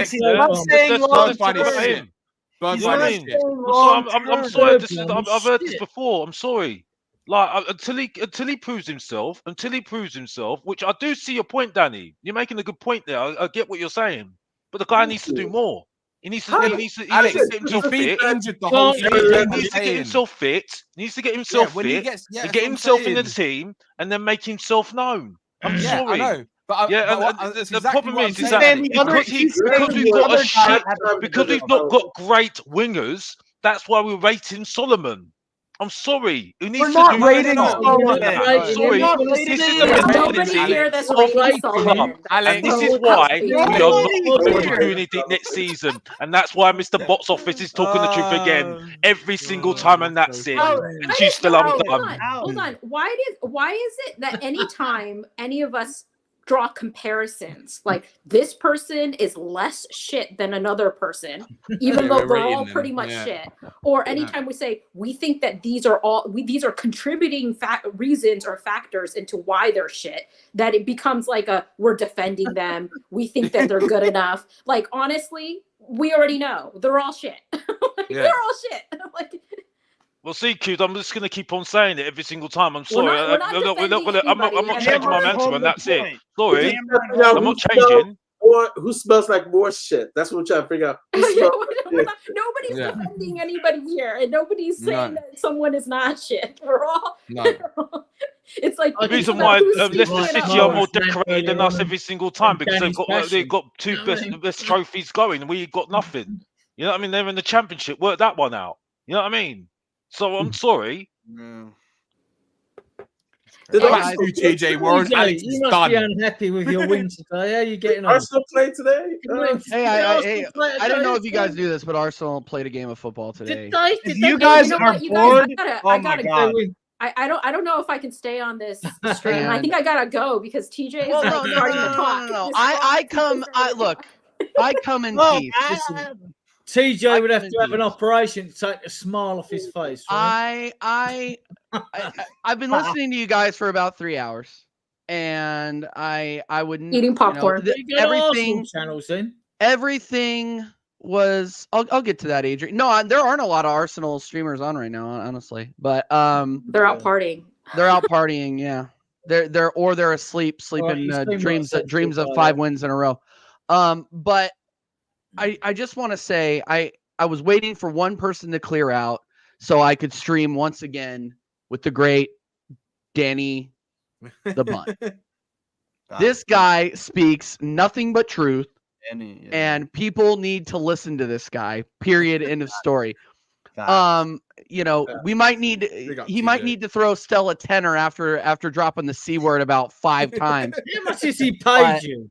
Well, he's still. We need to see. We need to see the bun. But this guy, there's a standard that is being asked for. There's a standard that is being asked for on this channel. There's a standard that is being asked for on this channel that you guys are never going to get. You guys have mediocre players and a coach that is yet to prove that he's anything but mediocre in the Premier League. So until you guys get somebody quality to back him and actually get in players that are of quality, these conversations are going to keep happening and keep happening and keep happening. And then, I'll be here on a Saturday night, cuddled up with my Heineken 00s, listening to it all the time. So big up everybody. You know what? Big You're up gonna enjoy your bottle. At the end of friends the season, chat, you'll all enjoy my your bottle. fans, all my fans in the chat. DJ's had to drink the You know cheap what this stuff is? because he's had to pay Danny so much money, right? To This is a bottle. This is a bottle. I've been a fan of Danny for years, man. This guy's incredible. I'm a fan of Danny. How come? This guy is nothing but nonstop entertainment. Yeah, I like that bottle. Daddy is going to It's agree. okay. It's okay. Second place. It's okay. Second place. We're in second place. It's okay. Daddy's going to agree to a pay-per-view special between him and Stefan. He Yeah, I doesn't know. No, He's going to have Mari, 1,000 viewers. I'm going to promote it for 2 weeks. Like John James, I'm going to promote it for 2 weeks. I know Daddy wants that to happen. The proceeds will go to a charity. We'll make it happen. It's going to be a big box office event. Hey, wait. Mari, I have one request. Do it on a month where I'm actually drinking, please. Do it on a month where I'm drinking. TJ, I'll text you because absolutely. This is for me. This is like a rarity. The way like my life goes. Never heard Danny talk so I'm always doing something. Like next weekend, I'm going back to London. Bro, I know you're a hard worker, bro. Your nose to the grindstone. I know. I get it, man. I get it. TJ, I've got a question for you. Yes. You think Danny looks like Dragosin with the old bun knot on the top or what? Danny, I'm 10 years older than Dragosin. Danny, He copied you're it not from me, getting a mate. game, all right? It's Dannison. I've got an important question for TJ. So 4 or 5 weeks ago, you did a big stream where you said, "That's it, I'm done. Arteta out." Knew you were gonna. Are you gonna flip flop? Are you gonna sell yourself short of the fraud that you are, or are you still Arteta out after those 5 wins in a row? I'm still Arteta out. You think, TJ, the fraud that you Get are. on business, TJ. Yes. Did you see the debate between Lee Feather and the God? That was interesting. Why would what? Okay, can I ask a question? Because you're scoring an average of like 6 goals. I'm on this stream. I'm on this channel. I co-host an incredible show called North London is Ours with Mari up here. And you guys can call me, and everybody in the chat can call me patronizing. That's fine. I am 100% being patronizing. So thank you for noticing. But show you don't show up. I said at the beginning of the season, I want silverware or I want him out. Yeah, you did say it. Until he gives me silverware, you got more chance of underwear than silverware. He's out. I'm done with him. So Adrian, you're the only one here that remembers you guys winning a trophy. So 14 trophies. I'm the Carling Cup. What are you talking about? I remember the Carling Cup. So no, I mean real trophies, Mari. Yeah. Real trophies, big trophies. Oh, so you weren't upset when y'all lost to West Ham, TJ? I was very. Well, why? That's you just said, it's not a real trophy. No, I was very upset about the loss. I was very upset about that. Yes, of course. Oh, so TJ, on a TJ knows we're bantering him anyway. We're just giving him one side, right? We're just bantering you, TJ. We love you, really. I know. That's why. What are you talking about, Adrian? We don't love him. What do you mean? I'm lying. Dude, you love him more than anyone. I'm lying. I hate Gunnar Skull. I'm being he doesn't want the G chain, TJ. We barely tolerate him. TJ, you are gonna kick my ass thoroughly. You're great, TJ. Come on this channel anyway. G chain's like Stefan. They're no respect for that. I stick to what. Here's the thing, TJ. When he speaks against Stefan, it's the funniest. I stick to what I say. I have a standard, and I am sticking to it. 5 wins in a row does not mean anything. I will go on my stream. We win the Premier League or we win the Champions League, I will go on my stream and I will set it up like a press conference. Okay, I'll get the stand, I'll get the freaking background, and I'll go. Hold on, Adrian. Hold on 1 second, and then I'll go, and I'll tap the mic. I'll make sure is this on, and then I'll go. I'm sorry, Mikel Arteta. And you'll start doing this with Arteta. TJ, mate. You got more chance getting a wank off the Pope than winning a Premier League. Seriously, Adrian, you got a Liverpool shirt on under that robe or what? Spurs shirt. See that cockroach? But you know, guys, there's an imposter. I thought you said a cock as well for a second. Finish it up, Liverpool, man. There is an imposter amongst us. There is an imposter amongst us. Still, there is an imposter. Oh God, TJ, listen. Fourth behind us is not bad. If you finish fourth behind us, that's not too bad. You're not getting third. You're not getting third. We're not getting third. You're not getting third. 8 wins. I was even saying, Adrian, I was even saying based on your form that you might finish fourth. When you come to Waterloo, G-Chip, what's on? Because, big up, Mr. Box Office, by the way. Listen, we've been going 4 hours, 20 minutes. I need to get some sleep at some point. I've got work at 8 a.m. Stel, did you have a question for me? Did you have a question for me? Yeah, I do. I do have a question for you. TJ, good fun. Jokes to one side, right? Man City dropping a few points today. They're in all the cup competitions. Europe, FA Cup, okay. Liverpool, they lost Jota today. Darwin Núñez went off injured. Okay, Salah's back, but they've got a few. Alisson's out. Trent's out. They've got a few injuries now building up. You don't have as many injuries. You're in less competitions than both those two teams, and you're scoring a lot of goals at the moment. Your defense is the best in the country. But on a serious note, are you not slightly buzzing that you know what you might actually win the league? I'm not there yet. I'm not joking. Like proper chat. I'm not there yet. No, proper chat. I've said this before. I think that we have a couple of. Because we have a couple of trap games ahead of us that I'm not getting too gassed about. The three matches that I think that could trip us up. Newcastle at home, they always play us extremely physically. No. Stop, Steve. Stop. And I know you're emotional because you got beat. Yeah, we did a watch along today, and all I did was fucking scream and blame. That's all I did. I am not getting too excited yet. But am I more confident than I was 4 weeks ago? Obviously. Who wouldn't be? We are finally playing the football that this team is capable of. Now, are we going to be consistent enough to keep delivering these results game in, game out? We'll see. Newcastle at home, they always play us extremely physical. Brentford might not be as easy as everybody thinks it's going to be. We still have Man City. We still have you guys away. We still have Old Trafford away. Do you know I heard this? I heard this United away. And we don't. And hold on, real quick. And we don't. I am confident that we are a better team than Man United, but we beat ourselves at Old Trafford every single time. But I heard this from you and Connor and other Gooners before the Liverpool game, and you played them off the park. And then I heard this. Well, this Liverpool result means nothing if we can't go to West Ham, and we always struggle there. They've beaten us twice this year. You battered them 6-0. So you talking about trap games? Are you just hiding? Preparing excuses.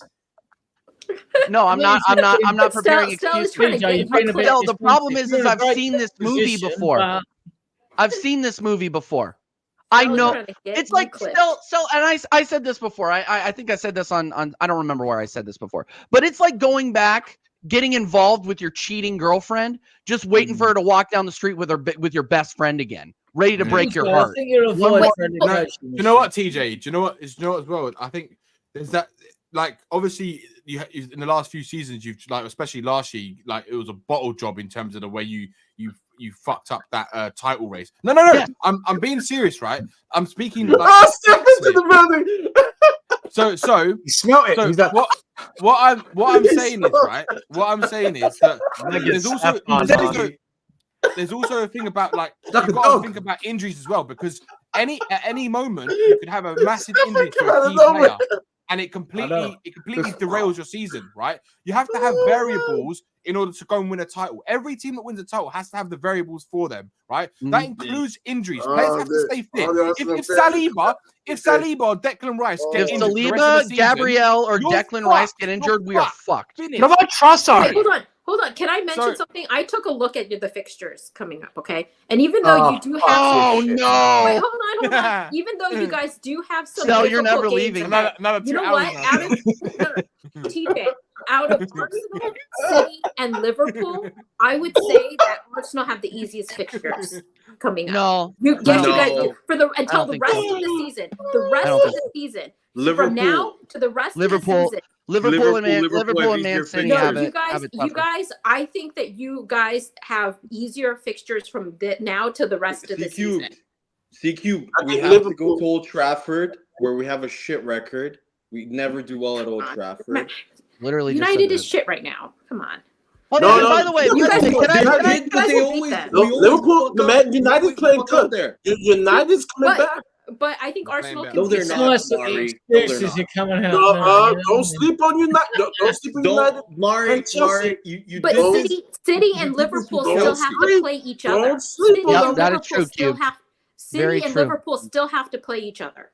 Very true. That's true. Can I say something? I actually believe, and hear me out on this. I've been on a few shows the last couple of days. I actually believe Liverpool are going to win the league, and I tell you why. I said it today. No, I tell you why. No, I'll tell you why. No, I don't think it will. I'll tell you why. Let me explain why. How's about explain why? Let me tell my logic, right? I think that Liverpool win it after a points deduction. If you never know. I think that there's going to be obviously Liverpool, City, Arsenal. It's going to go down to those three. It's obvious. That's where it's going now. I think it's going to come down to which manager wants it the most. And when I look at it, whatever happens to Arsenal this season, Arteta will be in charge next year. His position is safe. I think Arteta's position is safe. Okay. True. Unfortunately. So I don't think there's enough. Terrible. We should fire him, right, TJ? So, let me finish. No, stop. Please. Let me finish your point. Stop. Before you finish. No, I've muted you both because I'm going to finish my point. Right? I think I can't. I just want to finish the point. Right? It's my show. It's a Tottenham channel. Right? I've got control. I think Arteta, his job is safe no matter what happens. So he's got no problems if he doesn't win anything this year. He will get away with it. Danny, you're a top man. I look at Pep Guardiola. Whether he wins 4 league titles in a row or a back-to-back. Let me finish, Adrian. Or a back-to-back Champions League. He's got nothing to prove. Pep is the GOAT. He's got nothing to prove to no one. His legacy's done. Klopp, only 1 league title in 9 years, and he's saying goodbye this year.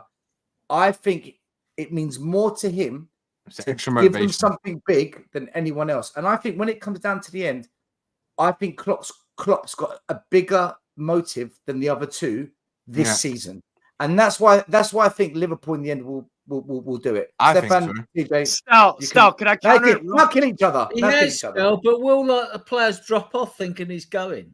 I don't think they gotta win. They gotta win it for the Gipper mentality over there. Liverpool got heritage. That's the problem. This is what Liverpool do. They've got heritage. They've got heritage. No, they don't. Still, not in the league. They haven't got heritage in the league. They've won 19 league titles. What are you talking about? They've got heritage. Yes, Premier League in the 1980s, not in the Premier League. But what I'm have you got saying in the Premier is, League? I agree For 20 years. For 20 years, what have you got? No, I agree. They don't have heritage. No, you're never going to bed. You're never going to bed. I agree with your point, Stel. But in a reversed way, I think the over motivation to try and get something. There's the point in which when you're overly motivated, you know this in performance, your performance goes down because you're overly too hard. You play too hard, you try too hard, and I think that is what's going to happen. If you watch the Brentford game today, that was not a 4-1 game. Brentford were better than them in the first half. They scored with their first shot on target. They have been, along with Spurs, the team that has been the luckiest this year in terms of the amount of chances that they concede. Today, for example, the refs helped him. There was a clear penalty on Ivan Toney. Yes. There was a clear penalty on Ivan Do you ever give any team credit other than your own? No, I'm not. Any I'm team not. get I'm credit not but giving your teams- fun. As I said, every team has an excuse. Okay. Go Lucky. Yes, they won. Liverpool. Yes, they were. Have fun. Did Mo Salah make a difference in that game? No. Oh, it was unbelievable. Of course, Mo Mo Salah Salah's made a insane. difference. But Okay. I'm saying this type of game where they concede chances consistently. Brentford had so many times they broke. Okay, you will see. They will get found out, just like Spurs got found out today. They got found out today. They ran out of their luck in terms of conceding We never chances. got found out. Never got found out. This is how you play Spurs. This is the ultimate tactic. You low block us. Same if anyone low blocks you, you struggle. This is the tactic. But you've been winning still. You've been winning. Now Because they you stuck lost. to it. They didn't open up like Brentford and Brighton. They stuck to it. That's the difference. Maybe you're right. But I just want to. Their back five today was excellent. Their back five today was excellent. Nori, I thought was good. I thought honestly, I thought now we need to have a serious discussion. I heard people shitting on Ben Davis, Emerson Royale. Again, this is what Spurs fans have an issue with. They have their typical Wait, let me finish. They have their typical scapegoats every game, which is always the Ben Davises, the Eric Dyers before and stuff. Today, the worst player by a country mile was Bissouma. He was awful. We've cussed him. Worst player. We've cussed him. They've been cussing him all day, all night. We've been cussing Bissouma all day. Okay, but in terms of, I just want to highlight that. I just want to highlight that he was awful. The second goal was because of him, and not only was the second goal because of him, he didn't even track back, which was disgraceful. said that. Yes, he did. Yes, he did. You're lying. You're lying. Okay. No, he was ball watching. He tracked back, but he was ball watching. He was ball watching. It was. You know this. Ball watching and tracking back are two different things. I'm going by what you said. Not what you. It's called going through the motions. You know this, Stel. You've played football. No, I'm going by what you said. You said he didn't track back. I'm so glad I came on for this. He did it. Okay, Stel. He tracked back in a lazy. He tracked back so he can look like I'm running. He's fucking there, dude. He tracked back. What are you talking about? No. Do you know what the difference is, right? Stefan actually agreed with on this point. He tracked back, but he didn't mark. He didn't mark his man. He didn't mark his man. None of them did, Danny. None of them did. Yeah, I know, but this is the point. So this is why you saying he tracked back, right? It's like that argument we had about Richarlison pressing, right? Richarlison, he looks like he's pressing, but he doesn't. He just does press. Yeah, but call them all out. Not one. Call them all out. No, of course. Yeah, but he lost the ball. He lost the ball, and then they countered all because of players him. lose the ball. Every player loses possession at some point. Oh my God, Stel. Okay, but have the same level of hate have the same level of criticism towards him that you have towards Ben Davis. We criticized him on the show. Stefan, why do you? I started it. Did you? I went scorch earth for You didn't even watch. We Somebody were else criticizing did. all Listen to the our show. players. We were I don't know, I criticizing just- all of our players, and you I acting just like you feel- coming here criticize acting like that's not what we're saying. No, I'm not You know? saying that. I'm saying have the same level of vitriol that you guys always have for Emerson Royale. No, because Emerson Royale's been shit all his life. Emerson Royale is shit, dude. He's never been good. He is so bad. Stefan, You Stefan, can't there's a compare difference. them. There's a difference between form and a player actually being shit, right? Emerson and Davis. He was better right? than Bissouma today. He was better than okay, Bissouma but today. Bissouma is a better player. He's just in bad form. It's like the same argument. It's the same argument, Stefan, that we've had with Richarlison, right? So many deluded fucking idiot Spurs fans, which I said earlier on, right? They think Richarlison's a good player. Richarlison is a shit player in good form, right?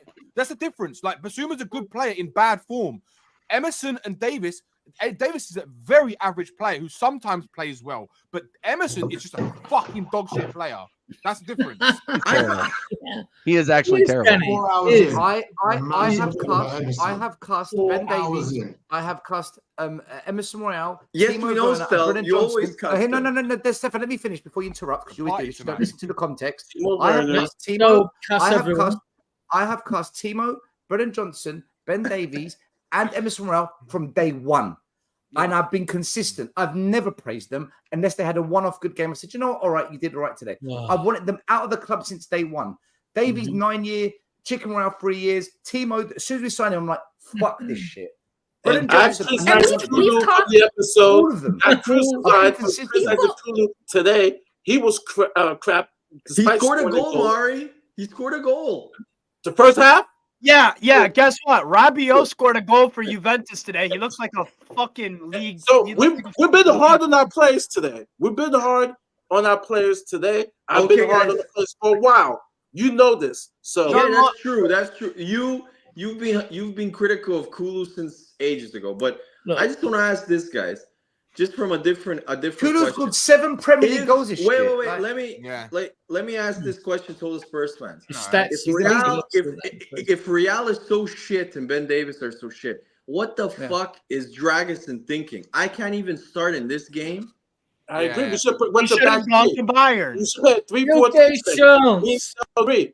We should have brought Bayern have Bayern, dude. in the midfield. Why would they need him? The midfield. We should have played the back 3 today. Why is Smith Rowe not getting a chance? I think Dragusin, even though we know that he can or has in the past at some point played as a right back, right? Like it's happened. But like I don't think that Ange sees him as that. Clearly he sees him more as a center back option. So I think if one of our center backs was out, he'd be playing Dragusin. He wouldn't be playing Emerson in that role. He would be playing Dragusin.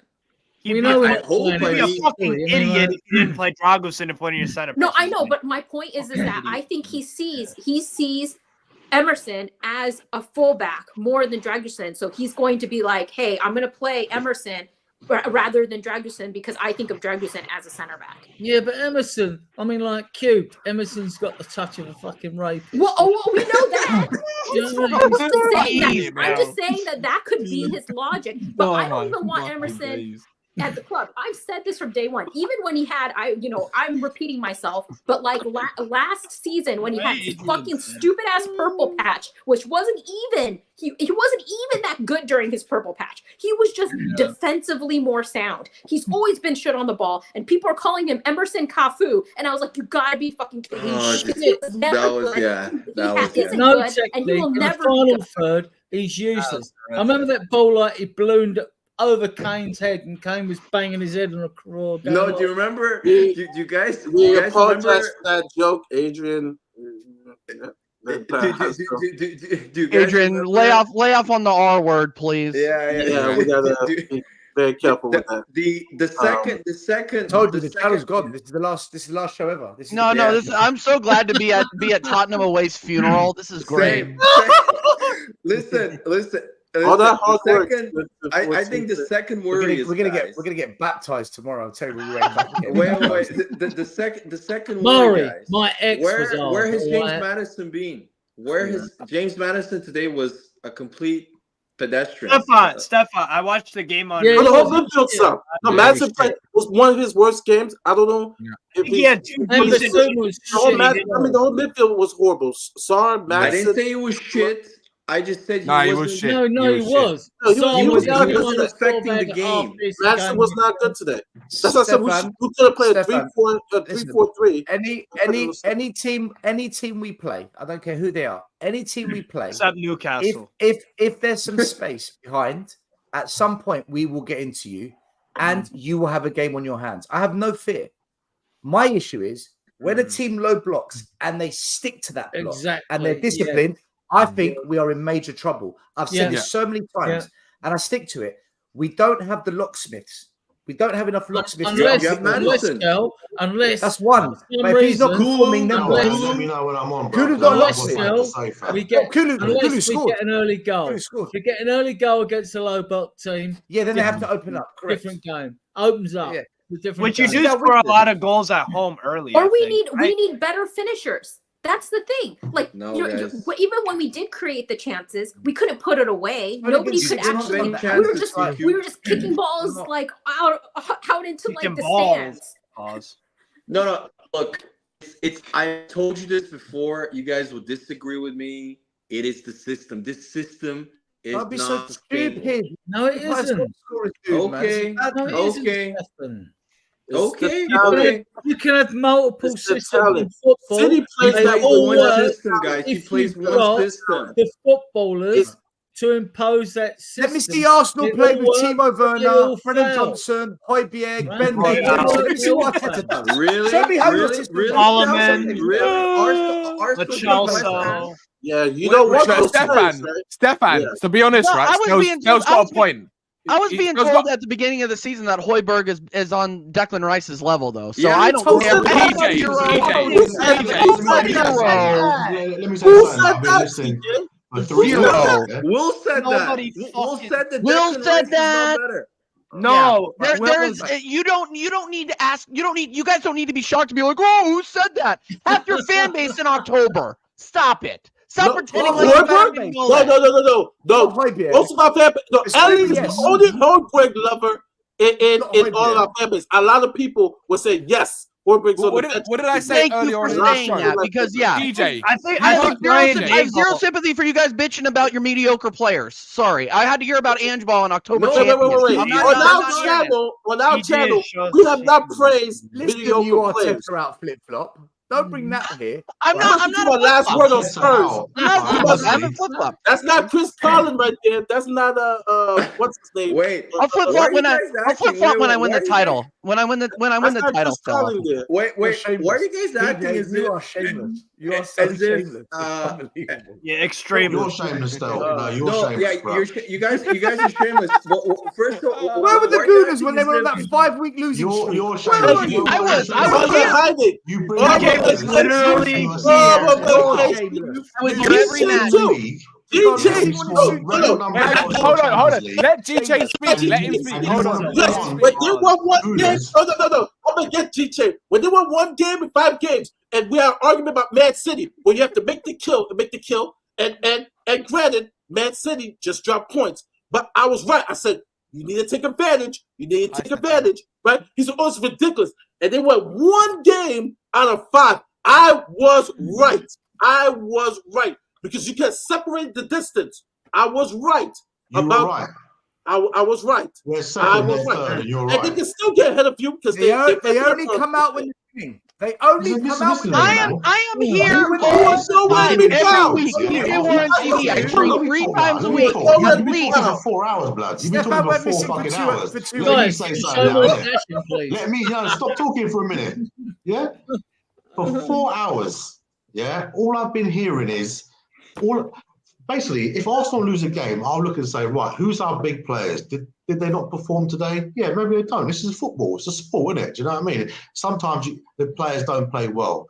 And you've given every excuse I can fucking imagine, about not being Wolves. You talked about Brennan Johnson and Chicken Royale and Porro not being there. Yeah, but that's what because about Madison? What about Son? What about shit? What about Bissouma? Let me land. We mentioned those players. You have literally given. You talked about all your poor players, and I agree with your points. Yeah, you've got some weak links in the team, but because we're shit. This is what Conte said. You do not hold your big players accountable. Wait, hold on. No. We all got no big players. All said that our to players. mention Madison or Bissouma. All 2 of our hours it players. took. Thank you, DJ. It's Levy's fault. So Arsenal fans want to trust Conte. When it suits you, you want to listen to Conte. Look at you, man. When it suits you, you want to listen to Conte. But it doesn't suit. Rewind the episode. What a cherry-picking, shameless comment. We know we're crap. All Then you don't you're going to be so bad. Yeah, Spurs. Your Don't last worry about Wait, it. hold on. Yeah, I'll Wait, tear her hold out. on. One at a time. Yeah, I know. Hold on. Okay. Danny. Steve, hold on. Finish my point. Wait. Can I Steve. finish my point? You're a neutral. Hey, Cube, let GJ finish his finish. point. Let Wait, GJ finish his point. Let GJ finish, and then you can speak. Steve, bro, DK, I don't even remember what I was saying at this point. I'm trying to hear the truth. That's what it is on this show, man. Steve is a I'm trying to hear neutral. the truth. You're cherry picking when you want to listen to Hold on. Conte. If you let me finish what I'm saying, you can You retort. guys, Mark shut Hughes your is fuck trying up. to control the stream like Question. Bissouma trying to keep Stella, control. Yeah, to let me control ask the that. question. Steve, you're go on, neutral and you've been on for a while. Okay, you were listening before you came on and you've been on for a while.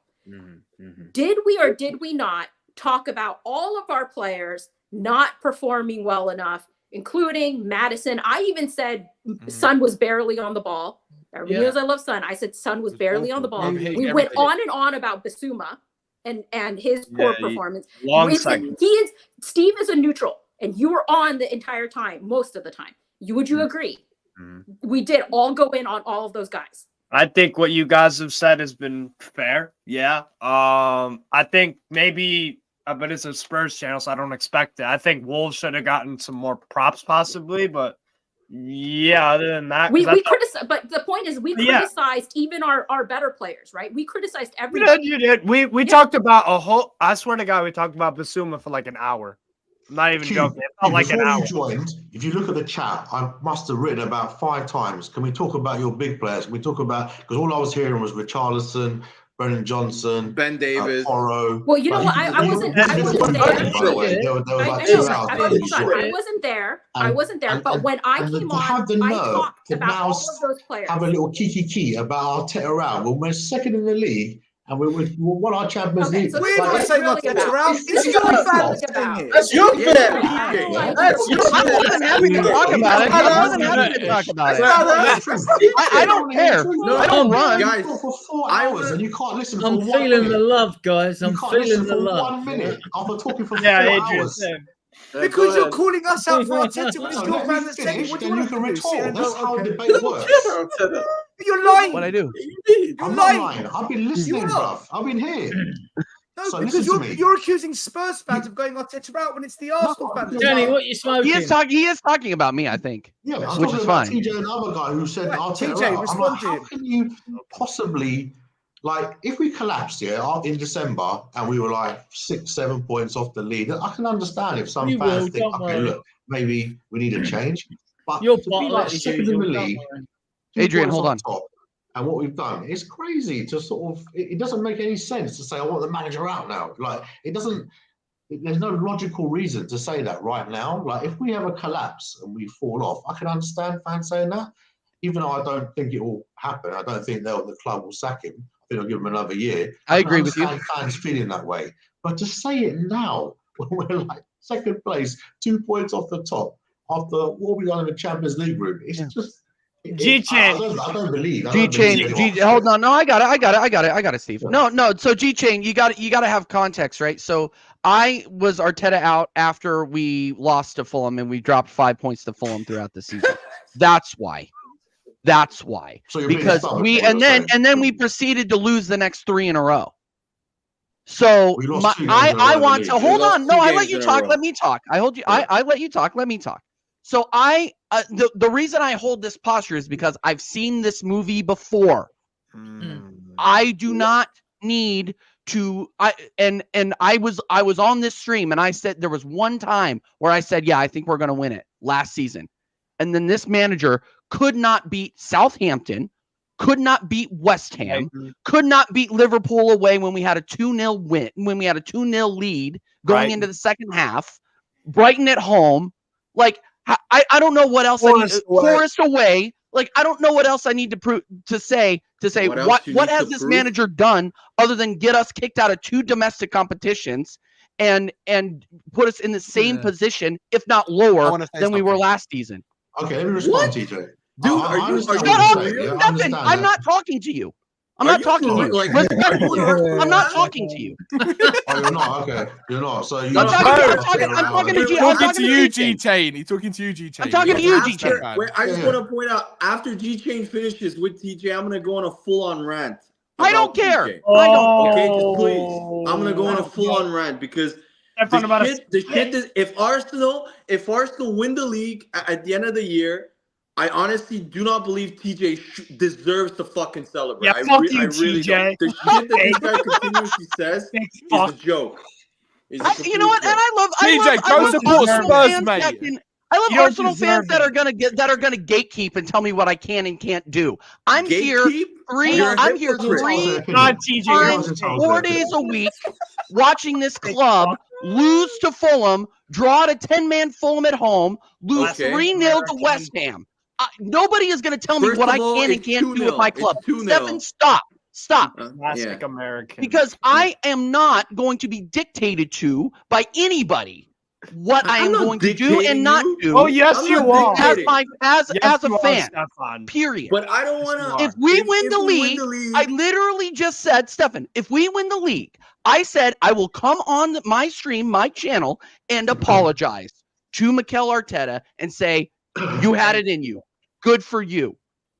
Until then, had it in you. That's not enough. We're not there yet. It's not enough. That's dictating. That's not enough. If That's we win dictating. the league, we win the league, that's not enough. Who are you to say what's enough and not enough, Stefan? Yeah.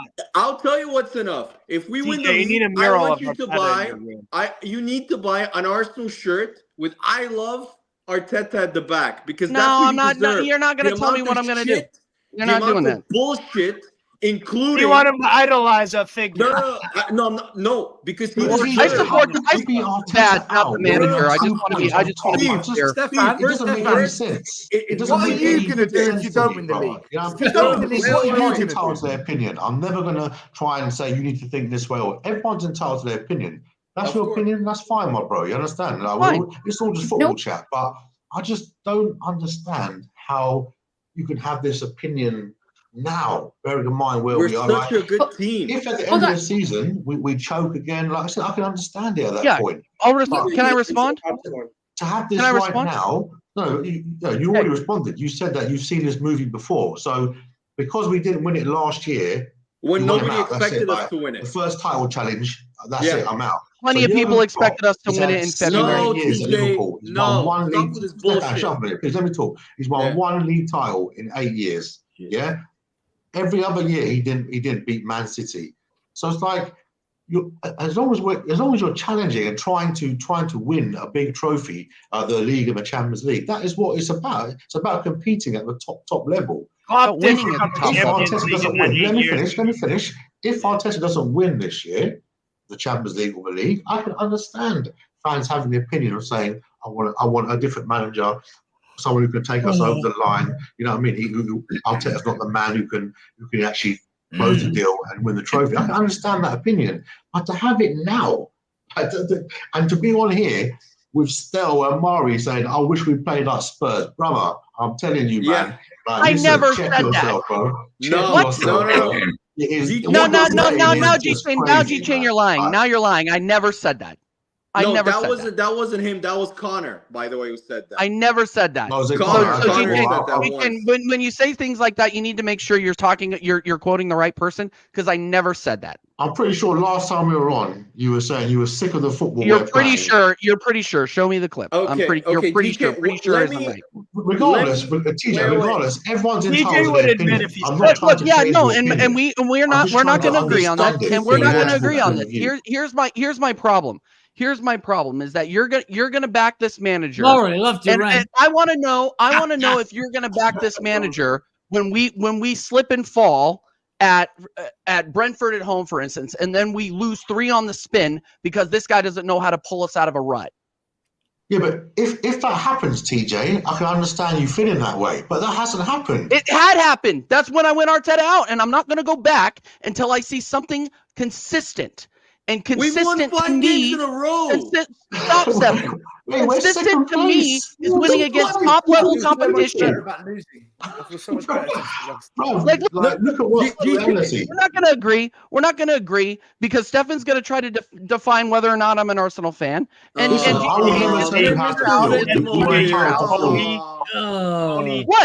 Mr. Victim, define. No, what I'm saying is the amount of shit that you have given Arteta and G-Chain. The fact that he said that he wishes that we play like Spurs, maybe that's not true. I don't remember him saying that. But what I remember him saying, and this is the depths as to what he would go to try and attack Arteta, was when he got the knee injury, he tried to blame Arteta playing in the second half for a fucking knee injury when the medical team cleared him. This is the level that he tried to go just so he can throw a shot. Right. That's Arteta. He went off with a knee injury. He was grabbing the back of his knee and went off at halftime. And then he threw him out there again. He did that for Partey at Southampton last season too. Where's Partey been? All right, listen. There's a pattern here. I'll ask you a question. What was the reason you lost to Wolves today, bro? Tell me the reason.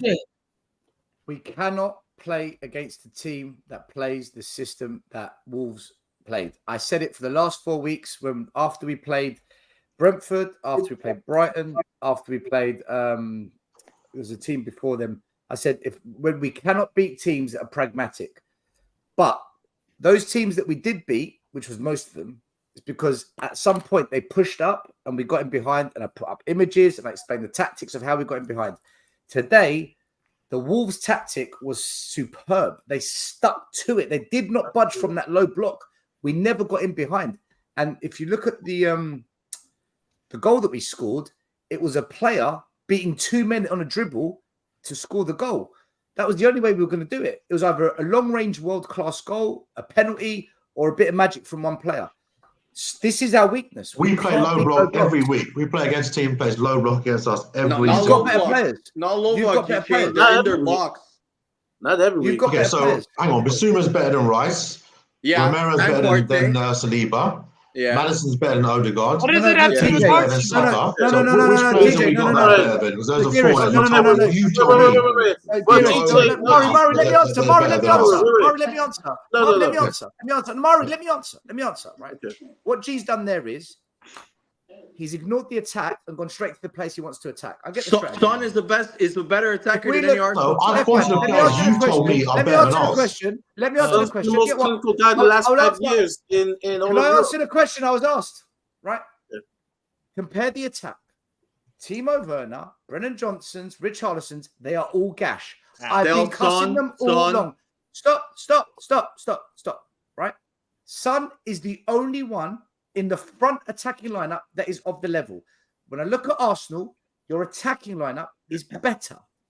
We do not have that level. You guys take the piss out of Gabriel Jesus. You take the piss You out say of Richarlison's better than Jesus. You say Kulu's better than When did I say that? And you say Son is better than Martinelli. No. Your three attackers are better than ours. This is what you tell me. I'll answer this. Son is 100% better I than live a few miles from Little Brazil. One player. And they don't rate Gabriel Jesus or Richarlison. And they're hardcore Brazilians. They don't rate him. And they follow Brazilian players, right? Right now, if Vinicius doesn't win Copa America, they're gonna burn him at the stake. They don't care. So Mari, who's better? Richarlison or Gabriel Jesus? Who's better, Mari? Who's better, Mari? In Jesus. Richarlison and Gabriel Jesus? As a goal scorer, as a goal scorer or as a complete player? For anything. For anything. As a player. As a player.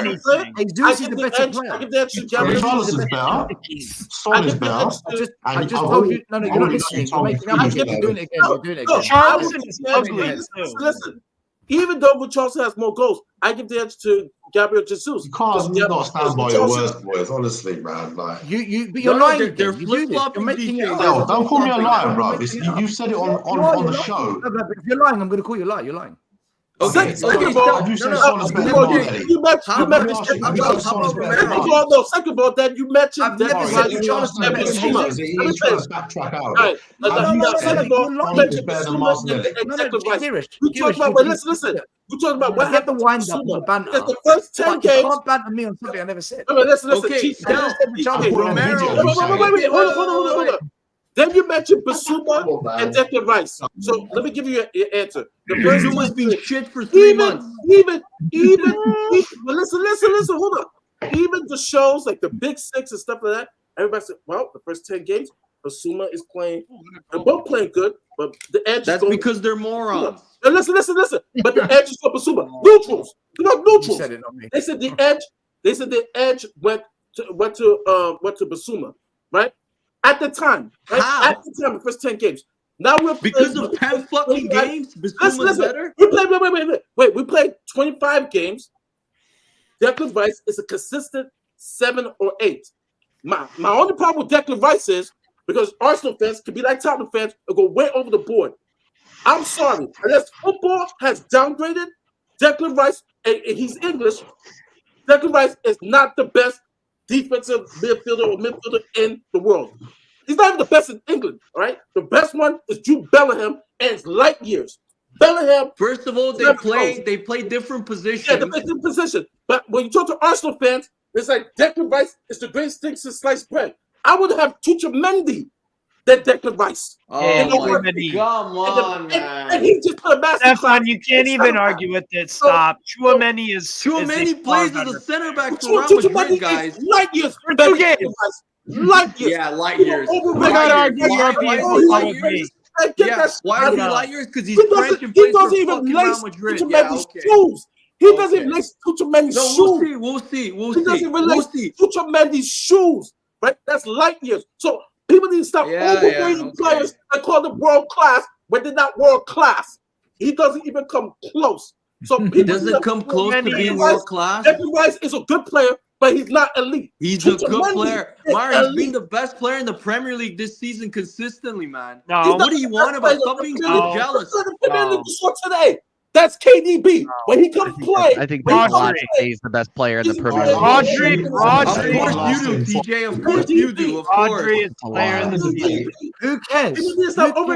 We overrate players. We're guilty of overrate players, but also people they overrate players. Chouameni doesn't even start with Real Madrid, Mari. Come on, man. Chouameni doesn't start regularly. Let just because he's fucking French and has an exotic name. Football is downgrade. I grew up. Guys, I'm muting everyone. Sorry. Girish, speak. Say what you got to say. I'm here. Listen, it's all football chat and a bit of banter in it. It's not serious. Yeah. I've known Stel 30 years. There's nothing personal. You know what I mean? It's all a bit jokes. But listen to me. If I come on and I've been on the show 3 or 4 times now. If you say something in a previous show to me, this player's better than your player. This player's better than your player. Don't then deny that you've said that to me when I come on now because I just find it disingenuous personally, guys. You know what I mean? So at least no one told you Richarlison was better than. No one told you Richarlison was better than Jesus, Girish. Do you know what I'm gonna do? I'm gonna get the clips of the last time I was on where you said Basuma's better than Rice. I said that. Yes. I said that. Yes. But I said that. You changed it. You're changing it now. You're changing it. And you said Richarlison's better than Gabriel Jesus. So I never said Richarlison's better than Gabriel. I hate Richarlison. It's not you, it's Mario, Will, I or will. whoever else, yeah? All right, 2 seconds. I need to back Stel on this. Stel winces in genuine pain. He has to say anything positive about Richarlison. That's true. I'll back him there too. Not rate Richarlison. Basuma was better than Rice. I did say Basuma was better than Rice. Okay, Romero. What about Romero and Saliba? Though, do you still think Romero is better than Saliba? Yes. Oh my God! Everyone's entitled to their opinion. I don't care, innit? Like you can think with what you want. With the most porous defense in the last. When I made my point just now, and I said a defense you got and an individual player are 2 separate conversations. He played like shit today again, Stel. He was shit today again. He was actually one of my best players. This is your agenda.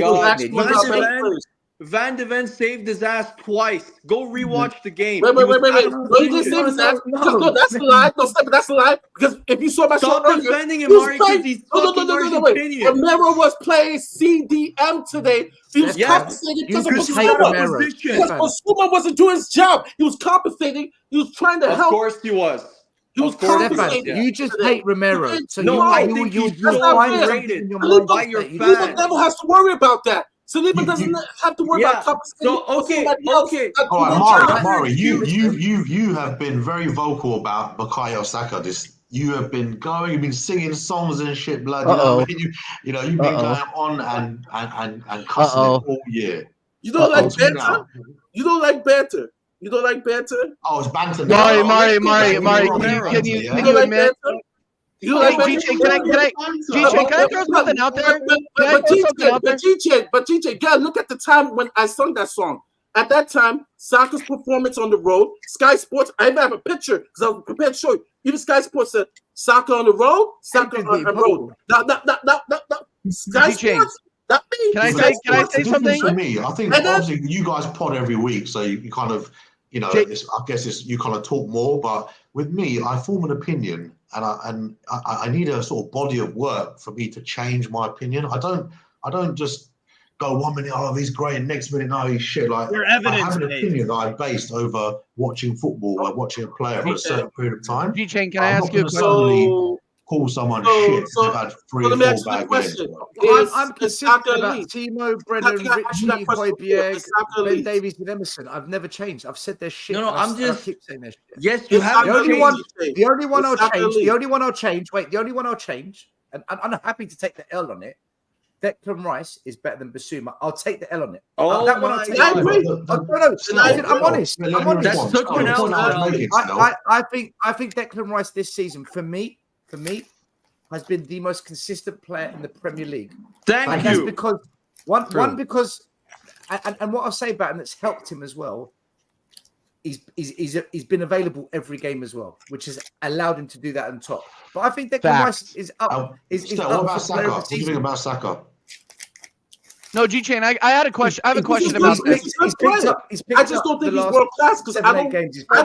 Hold on. Personally, I don't. Yes, but you think how many? You think? Wait. I don't go. Wait. I'm older than you. I've seen world class plays before. I don't throw that term too easily. Don't bring a debate to world class, Murray. Don't take a cheap shot. The debate was never about his Saka world class. You were talking about him not delivering for Arsenal this season. Odegaard too. At that time, because at that time he wasn't delivering on the road. Can I ask a question? I want to ask a question. Let me get in here real quick. You want to tell me Basuma's better than Rice? You ghosted. Romero's You better guys than won Saliba. 1 game in 5 games. You ghosted. Holy shit. Now that he's scoring Romero's better. Change your mind. Come on, man. Basuma has Stand been on what ghosting you for say, 3 months. Stand on what you say. Have some backbone, man. You're slick. GJ, you're slick. Because at the time I said it, the time I said it was a time where on the road he was not showing up. You see, it's when you say it. It's not how you say it. What, in 5 weeks you've changed your opinion? Like, are you that sort No, of he's playing good. The team is playing good. Ask Stefan. I'm giving to be fair, I've changed my opinion on Declan Rice versus Basuma. I've changed it. Okay, wait. Okay. No. Hold on. I have a different view of this. Real quick. TJ, I want to ask them because they answered me about Romero, and I didn't have any sort of, I just want to ask this. With Romero, what are the excuses? First it was Romero's an amazing defender, but he plays with shit like Eric Dyer.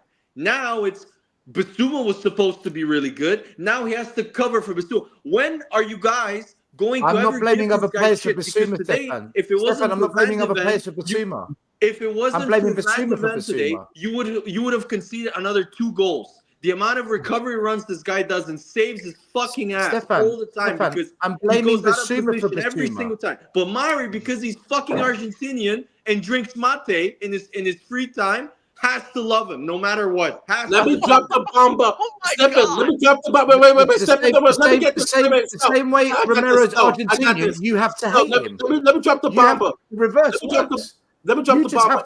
I'm gonna put a description screen that I showed last season of the type of player that Romero is. Romero, wait. Are you still there, Stefan? Are you still there, Stefan? Guys, can we disagree and disagree? You guys like Romero, we like. I'm gonna show you. I'm gonna show you a chart. Stefan. Agreed, G-Chain. Agreed. Listen. Mari, let's move on. You guys. No. I'm gonna show him a chart.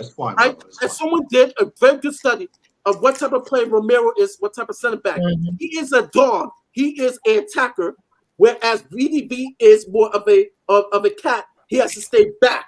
Right, and they did a study. They're like, a good partner for Romero of his ilk will be a Pau Torres, right? Because you always have one aggressive center back, and you have one that's passive, and the passive one is always covering the aggressive one. So that shows your football knowledge. That shows your football knowledge. Sergio Ramos, aggressive.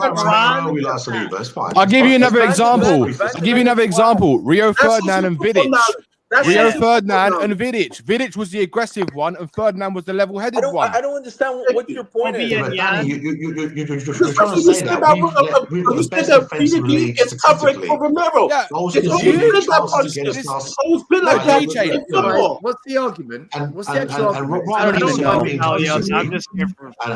And not get kind of like, panned up by the stats. Let's just agree to disagree, innit? Like, we've had this debate so many times. I just want you lot to come here with these arguments when you're losing. That's what I want. Still, what I say to you, I come on every 8 games. I've always said Romero is shit when we're losing. I don't want to come on every week and like, shit, I'm not interested. The thing about me, guys, I'm a very objective football fan. I enjoy the game. Arsenal, this year, I must have texted him about 5-6 times going, how good was Spurs today? They played brilliant, brilliant football. I've enjoyed watching the Spurs. I'm not a fucking hater, basically. I don't care. But if you want to basically like do what you do and then try and criticize us when we're like second, 2 points off the league, like with the best goal difference. Basically, you're like a homeless person laughing because I haven't got double glazing in my house. Hold on a minute, Girish. You came on here criticizing us for not criticizing our own players enough. Yeah. I've said this for years now, Stel. I've said that I think your focus, listen to me, I know you don't like Levy. I've known you, you're like one of my brothers now. I know you fucking 30 years. I know you don't like Levy, but when it comes to like individual games, whether it's cup games or whether it's the game today, in my opinion, the reason why you didn't win is because your attack and your strikers, your forwards and your midfield, they didn't really. They're basically trying to find the rhythm again. You've had a lot of injuries, and for me, that's the reason why you lost the game. Porro and Destiny, what's his name, Udogie, is not the reason. For me, it's not the reason why you lost the game. It is. You don't understand how you play with inverted attacking fullbacks, and they go into the number 10 role. Still, there's two reasons. G-Chain, I said this earlier in the show. There's two reasons why we lost today, right? It wasn't just not just everyone was poor today. Danny right? blamed Dan. But, Danny blamed Dan. Right, I actually blame Ange, not just Ange. It's a collective thing why we lost today, right? Number one is the key players, right? Those fullbacks have been two of the best fullbacks in the league, hands down. Statistically, Stefan, Porro's been one of the best right wing backs, right? Yeah, and you could sit here and tell me, but no one's been better than Udogie at left wing back this season. No one, right? Yeah, but that's not the reason you lost, Danny. No, but listen, G-Chain. No, I'll tell you why, right? Because the way we play our football, a lot of our output starts from the back, right? Starts from the inverted fullbacks. What Porro and Udogie do, they go forward so far forward that they're basically sometimes they're playing in the midfield. They're playing as if they're wingers, right? You get Udogie going all the way to the byline, and he's the one actually doing the pass backs, and that's because of the way we play. And when you lose that, and you've got players that can't do that, right? In the limited ability that Davis and Emerson have, you completely change the dynamic of the way you play. And then on top of that, you add the element to Madison, Basuma, and Sarr playing for the first time together since November or October. Of course, it's not going to work, right? Because for me, Danny, that's more the reason, bro.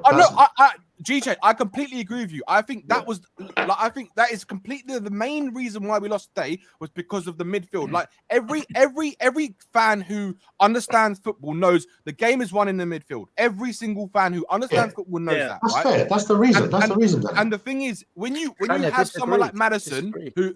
Yeah, but listen, Stel, I do think that Basuma was shocking today. We said you have to hold your big players accountable, Stel. Madison, that was his worst. That was Madison's worst performance in a Spurs shirt, right? To unpick a low. What do you mean, Madison? That's because Madison, Stel. Yeah, but that's because Madison, right, was awful. He didn't play well. Exactly. You're allowed to have a bad game as a footballer. Hold on. Of course. But the plan B doesn't exist because if Madison has a bad game, who's your locksmith now? Okay. Who is it? Yeah, we haven't got Akulu. Should have been that locksmith. That's my point, guys. Akulu scored. Can you give me 1 minute? 1 minute to go against what you guys said. Okay, good. Danny, I agree with you. Udogie and Porro are key to the way you play. That's true. But how were Udogie and Porro key to you not conceding the goals today? Because you're conceding chances and goals with them. Without them, you can see it against it. The second point I would like to make is this: how, in terms of how are you going? Like, I'll give you Arteta did it, and it's worked brilliantly in the last 3 games. Kivior would replace Zinchenko, and he would play as an inverted left back. However, he realized that Kivior wasn't comfortable, and he couldn't play that position as well. So what he did was he switched Kivior's position to Ben White's. So Ben White would invert, and it worked. So Arteta adapted to his player needs. So when you see that you have Emerson Royal and Ben Davis, why do you continue to play in the same way when they're either shit or they can't play their role? I'll explain it, Stefan. To blame Ange. I'll explain it because it's the same thing Arteta did, right? The same thing Arteta did when he was building Arsenal, right? To where you are right now. It took you 4.5 years to get to where you are right now, right? And at the beginning, every Arsenal fan, I remember because I was streaming back then, right? A lot. And I remember because every Arsenal fan was like, what the fuck is going on? We're shit, Arteta out, all this kind of shit, right? Because he was still trying to implement the way of playing that he wants them to play, regardless of the players he had, right? Look, Danny, don't look at the noise on socials, bro. Like, come on. No, but G-Chain, I'm saying like when I speak to let's rise Arsenal above fans, the kind of No, the but reactionary noise, bro. I understand that, right? But I'm saying that what he was trying to do from an outsider looking in, what I saw is what I've seen him try to implement up until this season. He's tried to play the same way every season to try and get them used to playing that way. You haven't just started playing the way you've been playing because it's been trained into them, right? It's building over years, getting the right players to do what he wants them to do. Just what Andy's trying to do. We choked last year, bro. We choked in that last 10 games. Okay, but G-Chain, I'm a very holistic fan, right? When I come to looking at football, I think not just Tottenham, everything, right?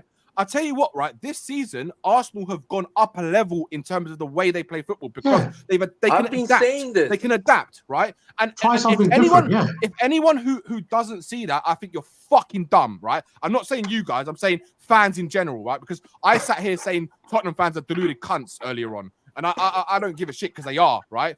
But there's a lot of fans that are like that. But the thing is, when you see how Arsenal have played this season, there's been a lot of pragmatism in the way they play in certain games because they understand now, they've adapted that if they want to win a title, they've got to change the way they play in certain situations, right? Yeah. And we still might fail, bro. We still might fail, yeah.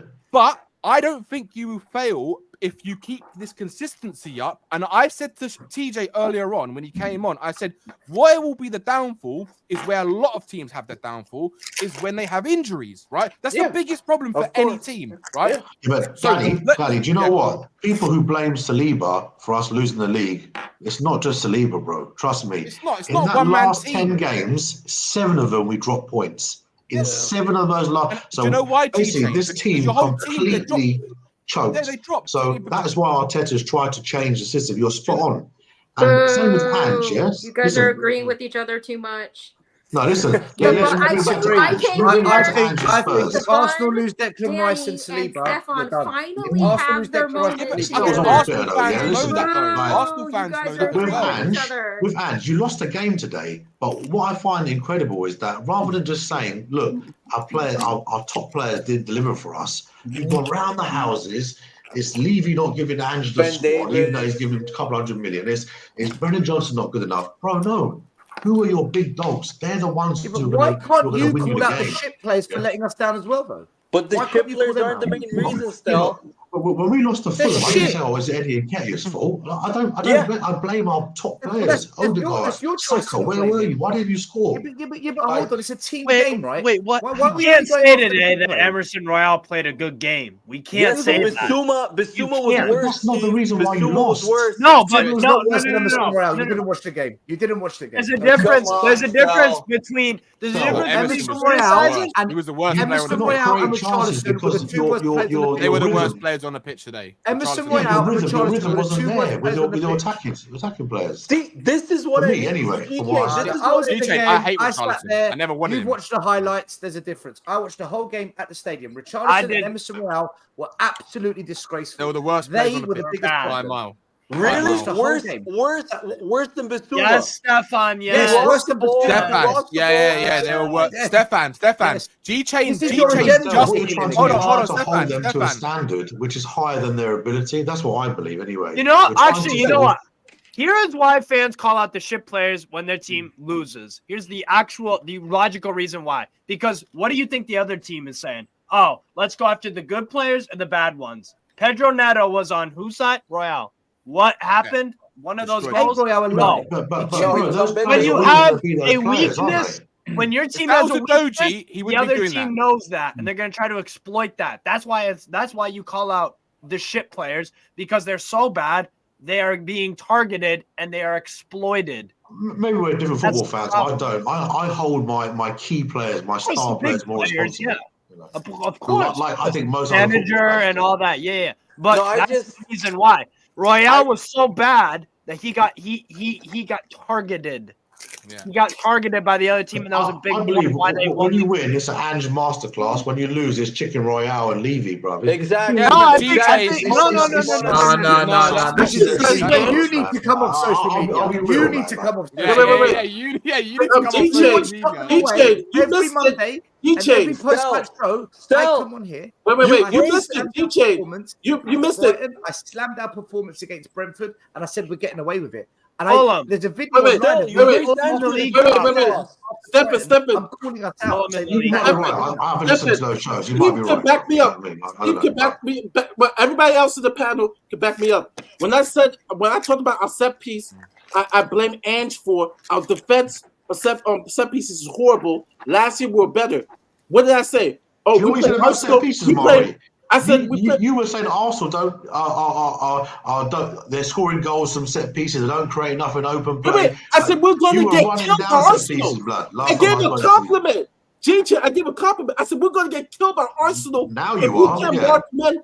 I gave a compliment. Gabriel, he's one of the best in set pieces. We're going to get murdered if we can't figure out how to defend the set pieces. Mari, last time I was on, you were using we it had as the a Italian guy who died. Conte's friend who died, we were better defensively.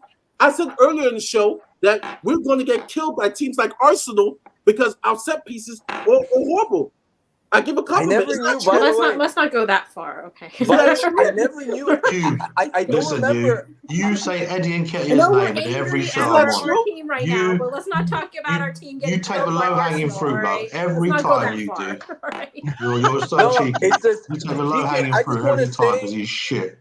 And you always go on Eddie Nketiah. GK, I just want to say I need you to come more often because I've never heard a Tottenham panel, especially on Tottenham, be so positive about Arsenal and say that they were so positive. Hey, I'm not positive about Arsenal. Arsenal were so good at set pieces. What I remember was Mari taking the piss out of Odegaard and calling him Ghostergaard. He is. He is. He's been ghosted. Yeah, he's ghosted. Yeah. Okay. So, for example, my thoughts on the game today. You lost the game. It happens. It's football, man. It's not the end of the world. It's not fucking Andrew's like. Odegaard was the man of the match today. When you compare them to KDB, like Stephen, when you compare them to KDB, like Stephen.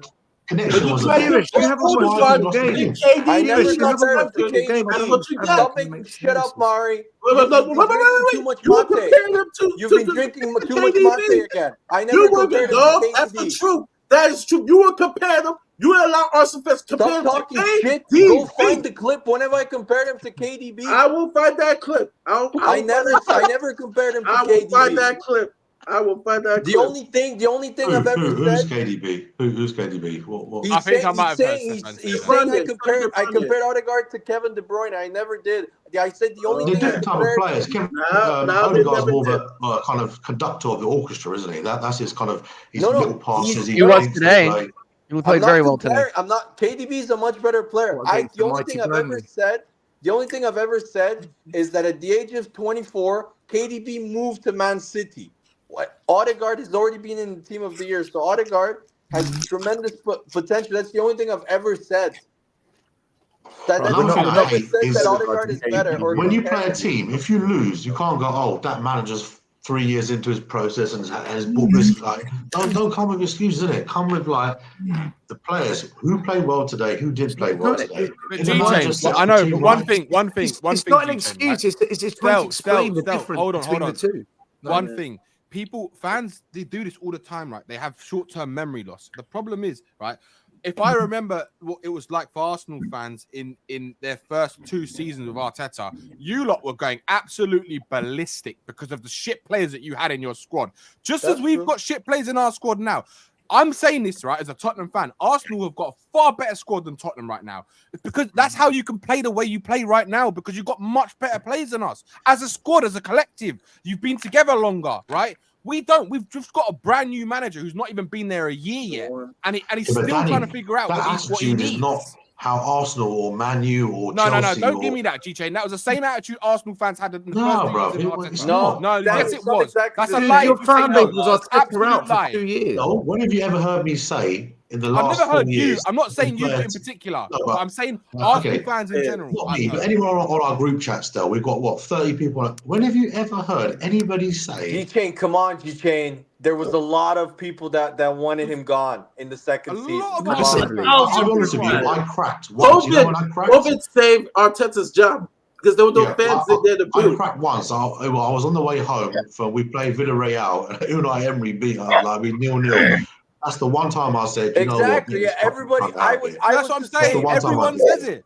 G-Chain, as a Tottenham fan, if I see Tottenham being 8th and 8th in 2 seasons in a row, playing the way that you played football at times, TJ right? still says And it. I saw that, I'm gonna want a change. I'm gonna want something different. Whether that's the manager. Yeah, but you know what happened, Danny, that summer? He's not a. No, you know what happened? I think because it got so bad, where fans like me, who I think are more objective and are not so reactionary as those AFTV Donnies and all that. I think even when someone like me goes, you know what, I can't deal with it. I can't believe we lost that game. Basically, I think that was the first summer when what's his name, Kroenke released the purse strings. So the first 2 years, Arteta didn't really get any dough. That summer, Danny, they gave him 150. Next summer, 200. Next summer, 200. Now we're acting like a proper big club, man. You know what I'm saying? So yeah, but it's the kind of thing like is, G-Chain, right? Tottenham fans. Now Arteta doesn't have excuses. Arteta Tottenham does fans- not have excuses now not to deliver. Right, He I'm has not to your deliver typical- now. The thing is, right? Yeah, do you know what? I agree. I'm not a typical Tottenham fan. People who actually know what I'm like from years ago or when I used to stream a lot, people know I'm a very critical fan, right? And I'm very outspoken. People don't like it because I'm not a happy clapper, right? The thing, and also I look at things holistically. I can actually objectively look at every single team and say exactly how it is, right? Yeah. And people a lot of time will agree, right? With Arsenal are a big club. They've won the 3rd most trophies in England, right? Right. So even if they haven't won a Premier League in the last 20 years, it doesn't matter, right?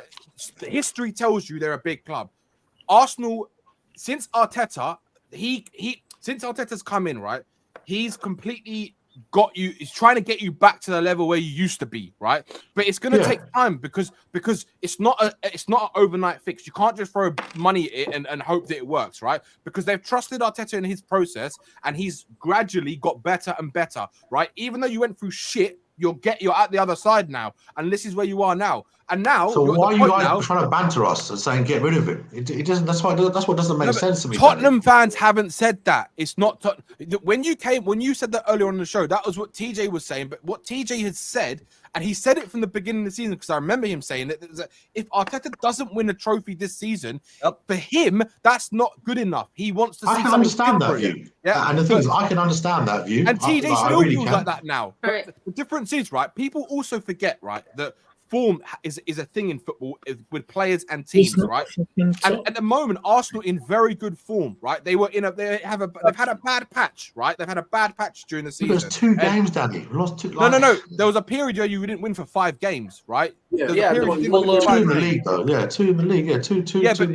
We drew at Anfield. That's not a bad result, bro. No, I get that, but I'm saying it's still a bad patch. That's what I'm trying to say. It doesn't matter if it was the Premier League or not. It was 5 games you didn't win a match. That also creates certain feelings within the squad, maybe confidence issues. But the difference is that you've now come out the other side of it, right? So you're now in a very good patch of form. So it's a matter of if Arsenal can keep their players fit and Arsenal can keep this form up. That's the test that we're going to see by the end of the season. If Arsenal are capable of going that extra mile and going right to the end of the season and seeing if they can go and challenge with Liverpool and Man City right up until the last day. If they can, it shows that Arsenal have grown again this season. That's all it shows. It doesn't mean but Danny, being bad, but But Danny, you're also I would say you also have to take into account. I also expect us to go. I'm honest. People are gonna laugh. I don't care. I'm gonna say this. Arsenal is the only team in the Champions League that can beat Man City this year. I'm gonna say this right now. Real Madrid. I think can. Real Madrid are not good enough. I don't think they can beat Man City. They're super open. Leipzig should have beaten them in Germany easily. They missed so many chances. Man City will destroy them like they did last year.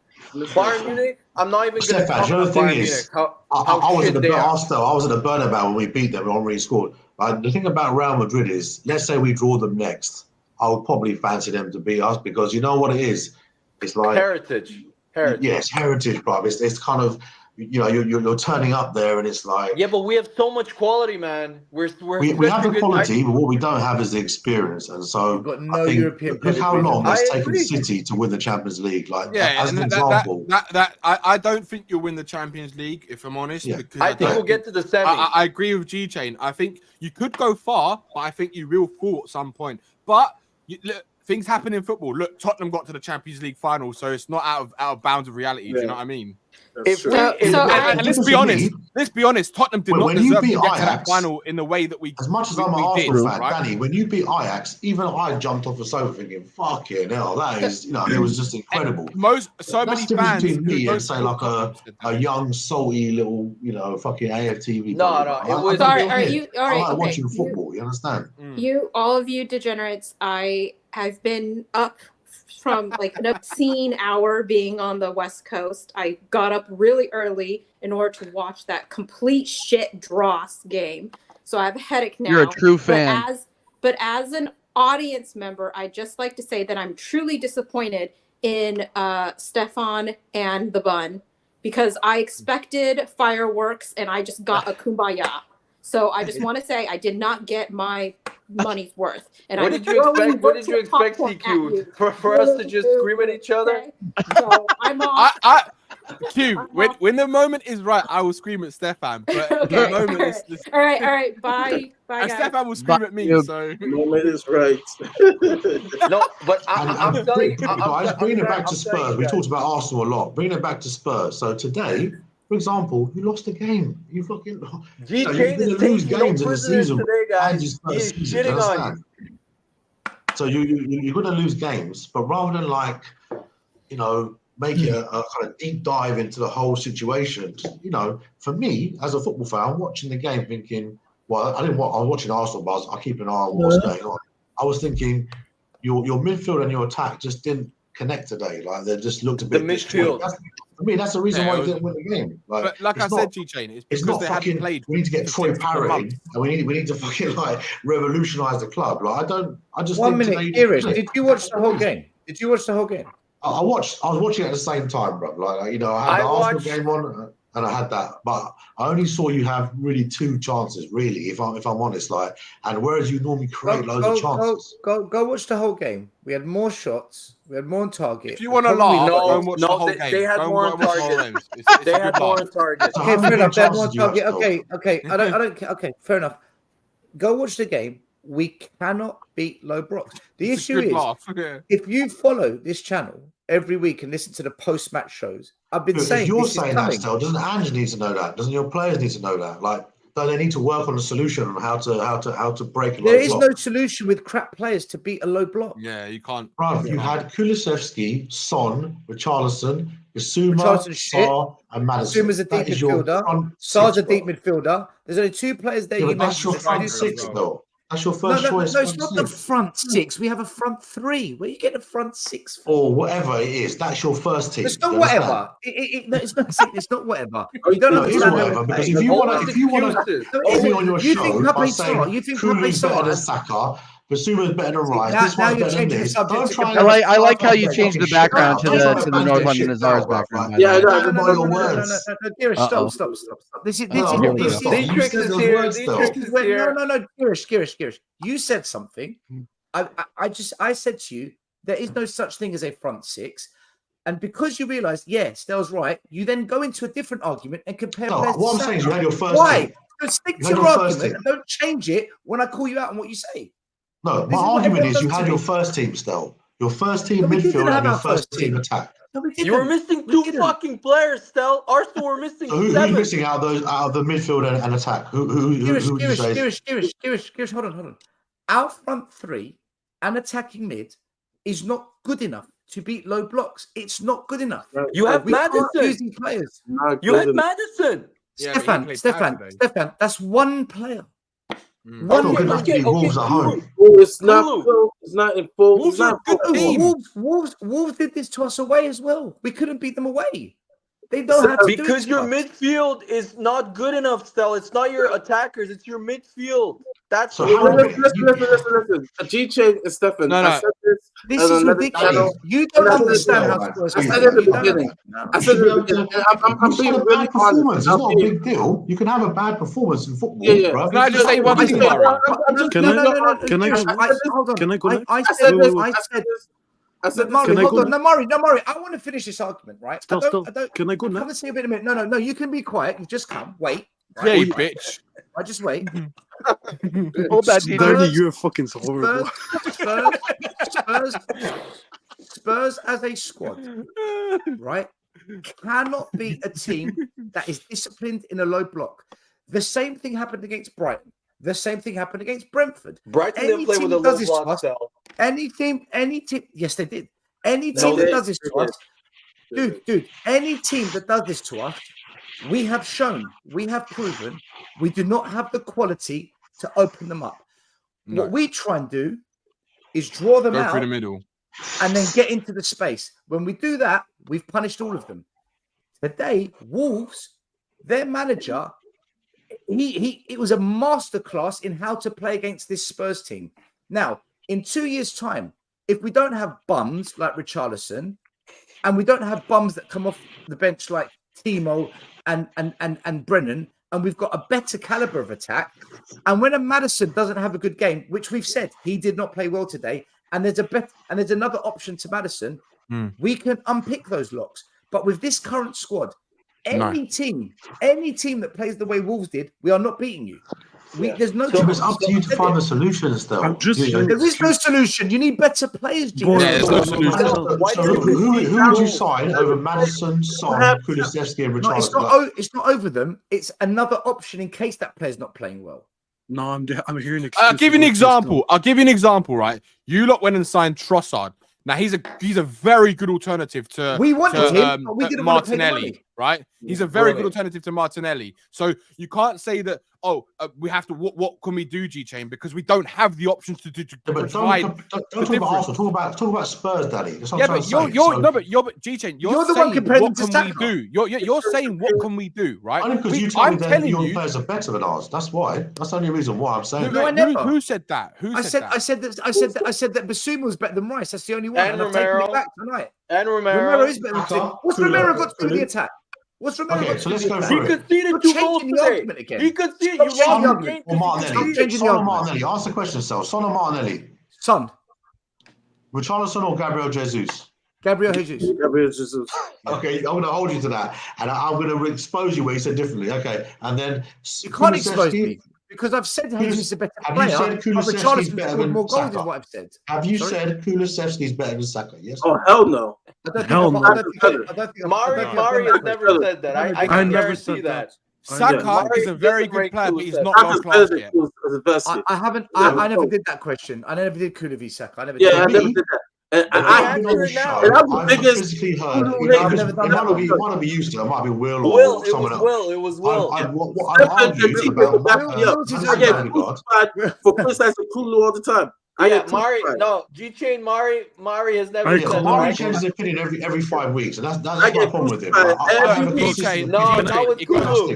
It goes back to my point, right? If anyone who doesn't understand football thinks Kulusevski's better than Saka, then you're fucking retard. It's crazy. Honestly. It's crazy. But Danny, I came on the show to argue it. Can I say something? No. Because you've never heard my point. Because I haven't streamed. Since you've come around, I haven't been on streams. Can I say something? Stephen, will you back me up about Kulu? Yeah, about Kulu. Yeah, but that's now, Mari, not what you said 5 weeks ago or 4 weeks ago. TJ, G-Chain, I can confirm. I've been on shows. I'll just say it. Yeah. Still, you're making way too many excuses. And I'm telling you this right now, guys, you can clip me up. This guy's not the right manager going forward. I'm gonna say it right now. The guy, I don't give a shit. 6 months, you've written a manager off. Manager number 17. No. For me, you've got Angel written down there, bro. It says Angel. No. Honestly, Angel. I've seen more. Says Angel. You've written him off. It says Angel. Yeah, I do. I've seen more under Conte and Mourinho than this bum. Honestly, you wanted them out as well. Fuck. You wanted them out. What do you want? It's not the end of the world. Honestly, I just want a manager that can you see, like Arsenal. As much as I hate Arteta, at least he can tweak some stuff. Oh, shut the fuck up, Dietrich, man. Honestly, they've had a fucking process of 4.5 years, you fucking idiot. Are you serious? He has tweaked some things.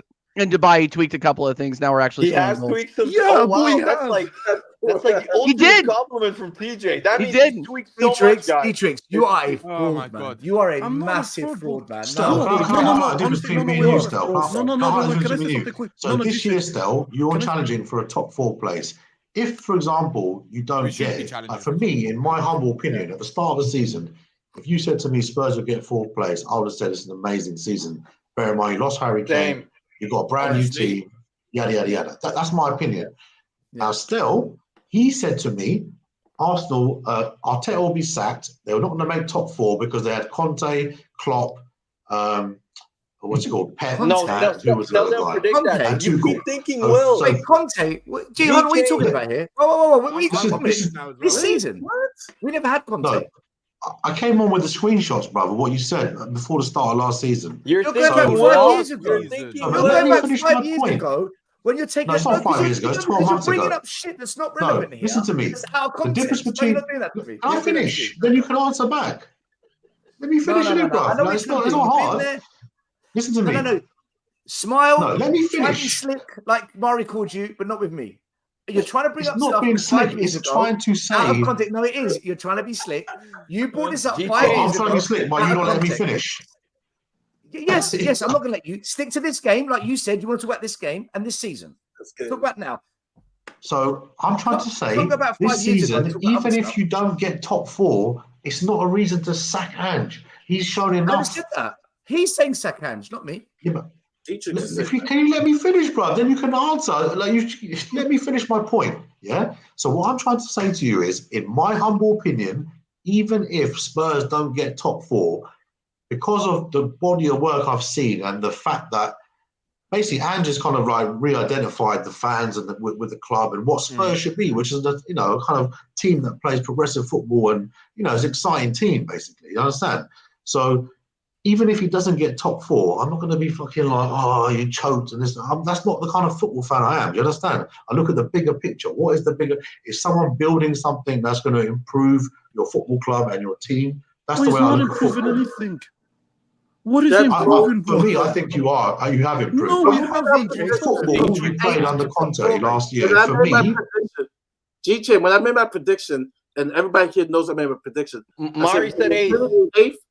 I said we fish 8th. As long as we have an identity, that would be a successful year for me. Mari, if you finish 6th, I bet you're going to be on here bitching. If you finish 6th, I bet you any money you'll be. Mari, no, I never man. changed.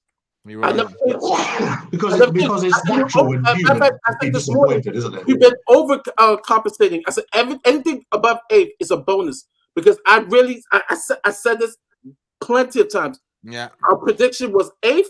As long as we have an identity, especially this first year. What I got mad at was the fans, and I called them out earlier in the episode, earlier in the show, that what they did is, oh, we're gonna win the league. They got too overexcited, and I'm like, whoa. We're in dark horses, yeah. I'm talking about dark horses, brother. Yeah. I've always been consistent. Again, you're taking things out of context. No, Stel, I've solved it. Stel, I know what's the issue with G-Chain. I'll tell you. G-Chain listened to when Will Stewart was on. And Will Stewart, if you're an Arsenal fan, can fucking piss you off because he said that Arsenal would finish 5th. He said Spurs would finish 3rd. He made all the, and I think G-Chain remembers that, but relates it because you were on the stream then. Stel didn't predict Arsenal would finish 5th. He calls Arteta a fraud every week, Stefan. He calls him a fraud. He's not a fraud. He's a good coach still. Come on, man. He's won nothing. You don't call out Pochettino for winning nothing. I'm doing the same to you lot. Yeah, like you cannot, G-Chain, you cannot give shit. You say that when I've come on your show and I've shown screenshots of me saying you should keep him still, and you said to sack him. Can I back you up, guys? If I you just call find it incredible that you can say that. As much as I call Arteta a fraud, he hasn't won anything. But what did Ange win? Let's be serious. He won nothing too. Yeah, but it's his first year. I don't give a shit, bull. Arteta's first year on the FA Cup. Tuchel his first year on the Champions League. I don't care who you are. First Yeah, year's but not a Dietrich, write-off he's season. coming into Spurs. You haven't won a trophy in 15 years. Bro, You I can't don't. have this expectation. Bro, okay, no, Stefan. Is it acceptable to get kicked out on the first round of every cup? That is true. Dietrich, you're entitled to your opinion. You're entitled to your opinion. You understand? Just like TJ is entitled to his, even though I find it hard to understand, and he hasn't told me anything to help me understand it. It's your opinion. No. You're entitled to it, you know. But for me, I've seen enough from Ange to say to me that he can build something for your football club. Do you understand? I agree. I agree with you. I agree with you, GJ. But what I also believe, and Stell's called me a fraud and stuff for it, is you have to also adapt your style. Like you have to be able to kind of adapt. Like, you know. Look, my personal opinion. you- How can you play with two? How can you play No, with you two can't adapt inverted these fullbacks? Like I've never seen that in my lifetime. Yeah, of watching football. I agree with me and Dietrich were discussing this. If you watch the Man City system and the Arsenal system, because that's what I'm just trying to be like There's more Man ways City. than one to skin a cat. There's more ways than one to skin a cat. But wait, G-Chain. If you watch the way they play their system, they always choose one of the fullbacks to invert. The other one drops in to be like a third center back. So if when Zinchenko inverts, Ben White goes into the defense, and even Partey or Declan Rice, they go into the left back zone to cover Zinchenko. What you guys do is why you're so open on the break is because Listen to both the players you're mentioning. Can Ben Davies do that? Okay. Yeah, but Stefan, they have overachieved as well. For me, they've overachieved. Wait. I'm talking about Udogie and Porro. They both invert.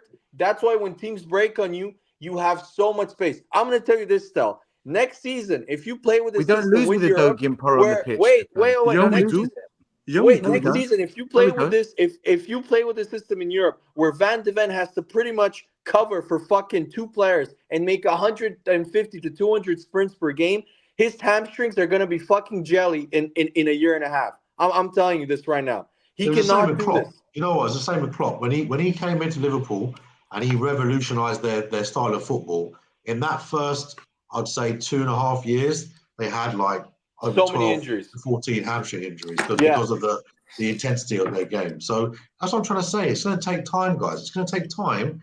No, boy, it doesn't take. His team, you know what I mean? Son is not getting any younger. We don't have time, bro. I don't have time to win another 20 years of fucking not winning a trophy. I'm sick and tired. You're Tottenham football. Like, can I be honest? What do you actually expect? What you? I expect you're a spend minimum. 500 million, bro. Like, no, come on, I man. expect a minimum challenge for the FA Cup or League Cup. Minimum. That's the bare minimum. Dietrich, that's never happening with Levy. So I don't give a shit. What's your next point? No, challenge and what's it called? And take the football club Let's seriously. not talk about something which is not going to happen. That's what I was saying. It's not happening. Yeah, you know your owner is not going to do that. So why complain about it? Bro, he just spent on Madison, Vicario, and fucking Van de Ven. You don't and Dragusin this January. That's because he wants to fucking get the Champions League money, Dietrich.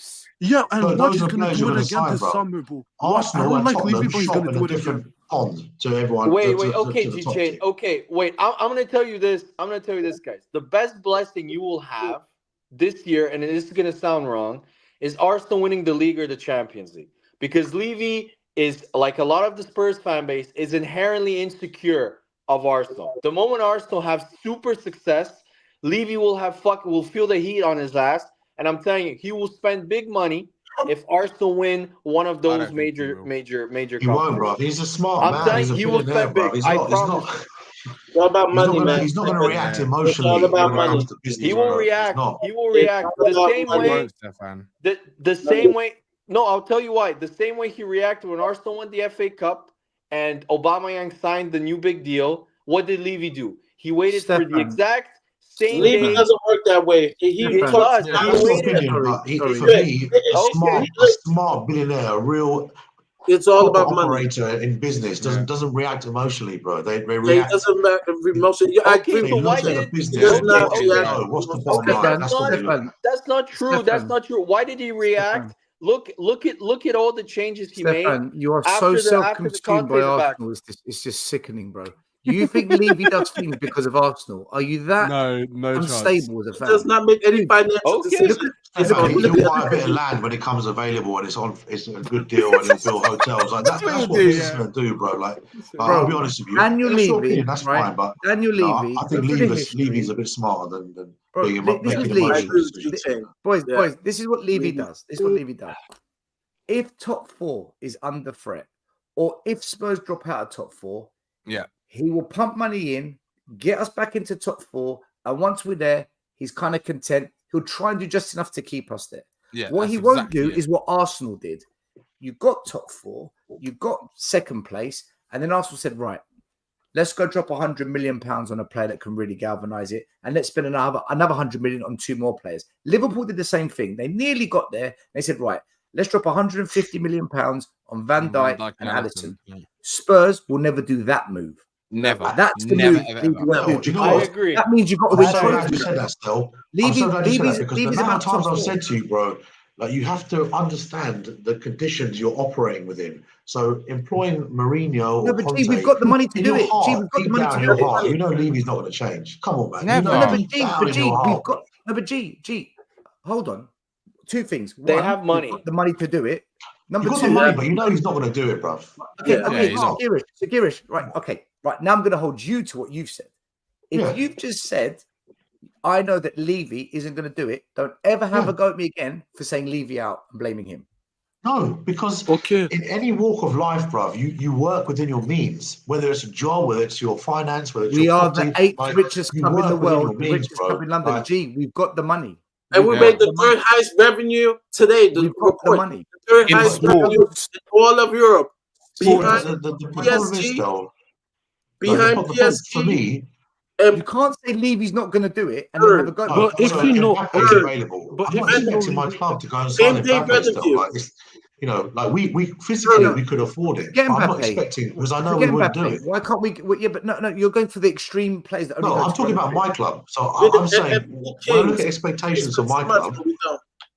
Can I just finish my point, Murray? So when I look at expectations for my club, I see a lot of Arsenal fans going, "Why don't we just sign him? Like we'll sell enough shirts and like be realistic in it." I It's know we're not going to delusional. sign Mbappe. You It's understand? Yeah, So that's delusional. yeah. Just let's He's going let's to talk Real realistically in Madrid. it. Like no. So There's only I one understand club. you want to be No, but ambitious. I and agree. you I want don't think the best. Arsenal can get Mbappe. I agree with you. Yeah, That's No one I can don't get think Mbappe. you could sign. I When agree, you I were saying, agree. "Oh, I want Kim Min Jae," if he's got Bayern Munich or Tottenham, like you can't hold it against your club for not signing Kim Min Jae, brother. I Like, agree. come See, on, man. I He's agree. got Bayern Munich. No. You just had him 2 years ago.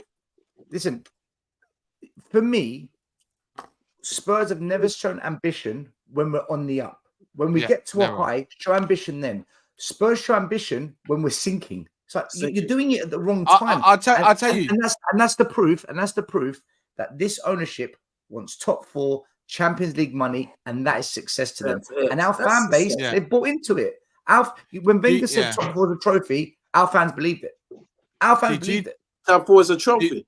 G-Chain, I read the story of what's going to They should happen name with Ange, the right? Arsene Wenger trophy because he's the one who made top 4. In the other leagues, top 4 is not only in Mari, England. Top 4 is Mari, please don't talk about Wenger, please. The guy won But a he- Premier League he coined season the term. invincible. He Please, coined the please term. don't talk I'll tell you about what's going to Wenger. happen. Stefan, he coined the term. I don't care if he that's it. coined the term. He's the second greatest Premier League manager in history. So don't talk That's about debatable. Wenger like that. That's debatable. That's debatable. That's debatable. Who's the better Premier League manager than That's Wenger? debatable because he had the last bad 8 years.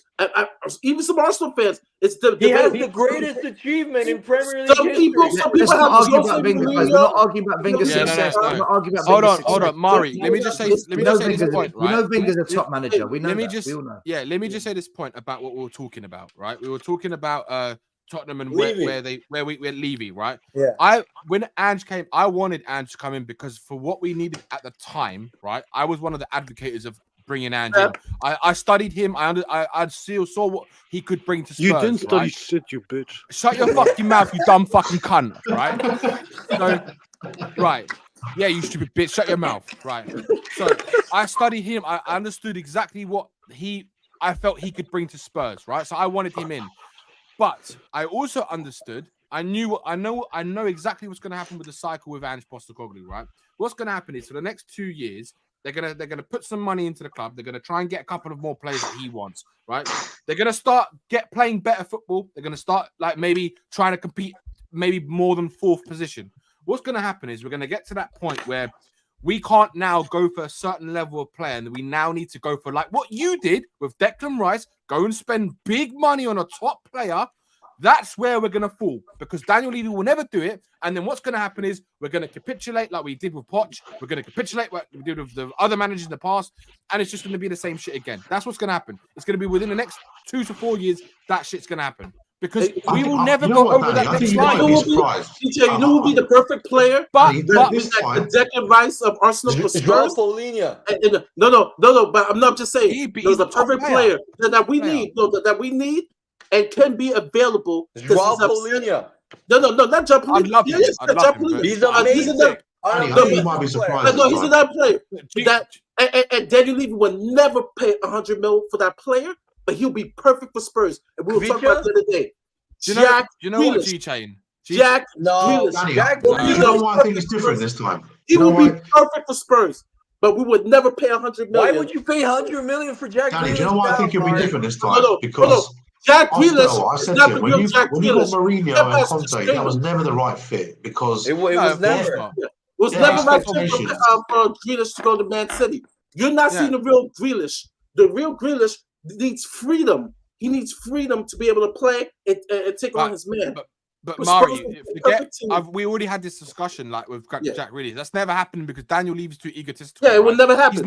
He's never going to go for a player that he could have got for £15 million, right? Yeah, and then he tried to lowball the previous owner of Aston Villa. He tried to fuck them over. Yeah, he tried to fuck him over. He's never going to go back for Grealish. I'm telling you this for a fact. He's never doing it, right? Danny, can I say one thing?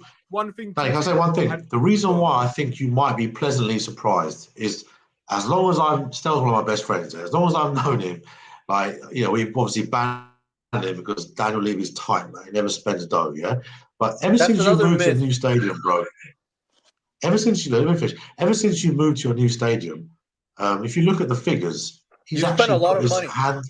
He spent 7 The thing is, right, I agree with you, G-Chain, right? I think now you've got the right kind of manager. I think you might be surprised. You might be pleasantly surprised, bro. The problem is, G-Chain, right? So this is how I see it, right? What I've seen so far with Ange and what I've seen in the way it looks like they want to go with this plan or their process of what they see in the next 3 or 4 years. It looks like they're targeting now certain type of player to fit their data model of what they want to bring in, right? So whether that's an expensive player or not, it doesn't matter, right? Hold on, let me finish, DJ. Let me finish, D-Trex, right? So what I think is that the problem we've got is that we might spend money, but it depends on whether you're going to go and get the right player. Because if you go and, like D-Trex has said, if you go and spend 50 million on a player, to me, that is what the club and what Ange actually wanted. For me, I did not agree with that. I'm so disappointed they actually brought into Brennan Johnson, because I think he's an absolutely average player. He's never going to be anything better than average. For the first time, it looked like the manager was more in control. For the first time, do you know what, G-Chain? I get that, right? I know exactly what you mean. But the thing is, the problem is, what's going to happen is, and this is where I think it will fall short, is that they will get to that point where they have now got a squad, maybe good, but not good enough, right? To go and compete with Arsenal, go and compete with City, go and compete with Liverpool, right? That's when you need to go and get that next level, but they're not going to go to that extra level of going to spend 100 million, because there's a difference between getting a 50 million pound player and a 100 million pound player. Like, you can go and pick up, like, for example, Paulinho, right? He's going to cost you 80 million minimum. You'll never buy him because he's 29. Exactly. We will never buy him. I hear you, bro. Because of his age. That's why. Yeah, you're right, Stefan. You're right, and because of his age, right? But that's who Tottenham should go and Danny, so much revolves around the manager, bro. Having the right manager, so much revolves around having that right manager. Can I ask you a question? I think Levy, seeing how the fans have now reconnected with the football club and the team, like, let's be honest, it's been pretty toxic the last 3 years. They're turning on Ange. They're turning on Ange. They're not turning on Ange, though. Come on. They're not really, bro. They're not. No, There's Ange out right next to you. Says Ange out right next to you. Okay, really? It's one person, Stel. It's one person. Doesn't mean the whole family. It's one person. Okay. In the stadium today, still. You tell me. You were in the stadium still. You know more than me. Yeah. So yeah. Right. In the ground today, people are questioning Ange. They're questioning his tactics. You can, and you people can question saying, the manager. That's fine. Yeah. No. It's the way it's happening. I've seen. This is the beginning. I've seen this play out. See, the difference is this. This is the difference between Tottenham and Arsenal right now. Your owner, Kroenke, whatever Arsenal fans thought of him, if you look at his track record in sports, he's amazing. He's the win, best, right? Yeah. They win. I think Levy's going to do the same with Ange. I do. No. Hold on. I'll be honest. Girish, hold on. If you look at Arsenal's owners, FSG that came in, they've got a track record, right? Maybe not as good as Kroenke, but they've got success. Yeah. There is nothing in the Daniel Levy, ENIC organization that has any form of success in sports ever. 25 years now, nothing. But it's not even that, still. It's the fact, it's their ambition. They don't want to win it. Danny, the They make more 25 money, years though. shows They you. make more money. Oh yeah, that's their For them. ambition. It's not to make For them. money. We're the For them. champion of money. So the point I'm trying to make, still, is I think if they believe that, right, we've got the manager now who's reunited the club, who's going to take the club forward, I think we might be pleasantly surprised, bro. Is my point. No. All right. Okay. The same way I treat Arteta, I'm going to treat Levy. Until Arteta wins a major trophy, he's a fraud, right? And with Daniel Levy, until he immature, man. No, it's not. Grow up, man. Come on, man. Until he wins nothing, he's a fraud, right? And No, with he's Daniel not, Levy, bro. it's You're up against Manchester City, bro. Look at the team you're up and competing Liverpool did it. against. If you become second in the league, you're not a Once fraud. in 9 man. years, Liverpool did though. it. Once in 9 years. Once. What, you call Klopp a fraud? Okay, You Liverpool won a Champions League. City won the competition. Liverpool won it. They beat us in the final. Liverpool They won did. one league in 8 years against City. You've won nothing. You've just answered your own question. You've basically said your own question, right? I'll tell you why you've answered your own question. Because what is the thing that's in common between Arsenal right now, Liverpool, and Man City? What is the common denominator? Depth. Maybe We depth. haven't Not got just over the the depth. line yet. We haven't got over the line it's yet. the ambition that the owners want the to ambition. win. That's the difference, right? When you've got owners who actually want to back a project to go and win, try to win something, or to be ambitious to win something, yeah, then you've got more of a chance of doing that because they've got an active goal, right? The problem is Tottenham's goal is never to win. That's the problem, and it's always going to be the problem. And I'll tell you one thing. That might change because Yeah, but think about the thing is, Levy, yeah? G-Chain. Danny, I'll let tell you me say what- my point. G-Chain. Daniel G-Chain, Levy is a very successful man. If he's got someone like Mourinho and Conte who think they're bigger than your football club talking to man like that, it's a disrespect. You understand? Whereas if It's I not think a now, The G-Chain, the G-Chain, people let that me finish my point. G-Chain, the people that he invites Daniel Levy to the cheese room are guys like Crackers that say that winning a trophy is a bonus and not a demand, right? Our fan base do not demand trophies. They say, oh, it's something nice, it's nice decorative, and whatsoever, right? We don't demand trophies, right? Your fan You're part of the base, problem. you're You're part of the problem, finally Murray. demanded. You Murray, know you're what? part of the We need problem. to go back. We need to go back to the Arsenal of old when they won the Premier League. You guys demanded change, and you guys got that. Whereas our fan base don't demand. You're We part of the will problem. never demand for You're part of the trophies. problem. You know why you're part of the problem? Conte told you don't want to hold your players responsible. You want to blame Richarlison and Brennan Johnson and the people who owner. are injured. Girish. Hold your And the stars owner. responsible. No, like Girish every is other right. big No, club. Murray, Girish is right. Girish, you're right. But what Conte also said was 20 years, no trophy, same That's owners. true. Why? Yeah, the culture I of your just wanna club. know- I understand that still. So I'm the not a culture fucking starts Daniel from Levy above. fan, bro. Do you understand? Starts from above. Yeah, but the It culture starts starts from from above. So if the owners stay the same, the culture will stay the same. Yeah, but even you, still, who's the most Levy out, staunch Levy out person, yeah, even you won't hold. Like I've been on it for 5 hours, and like I said, that's my opinion. You have to accept this, whether you agree or not. You have to accept my opinion.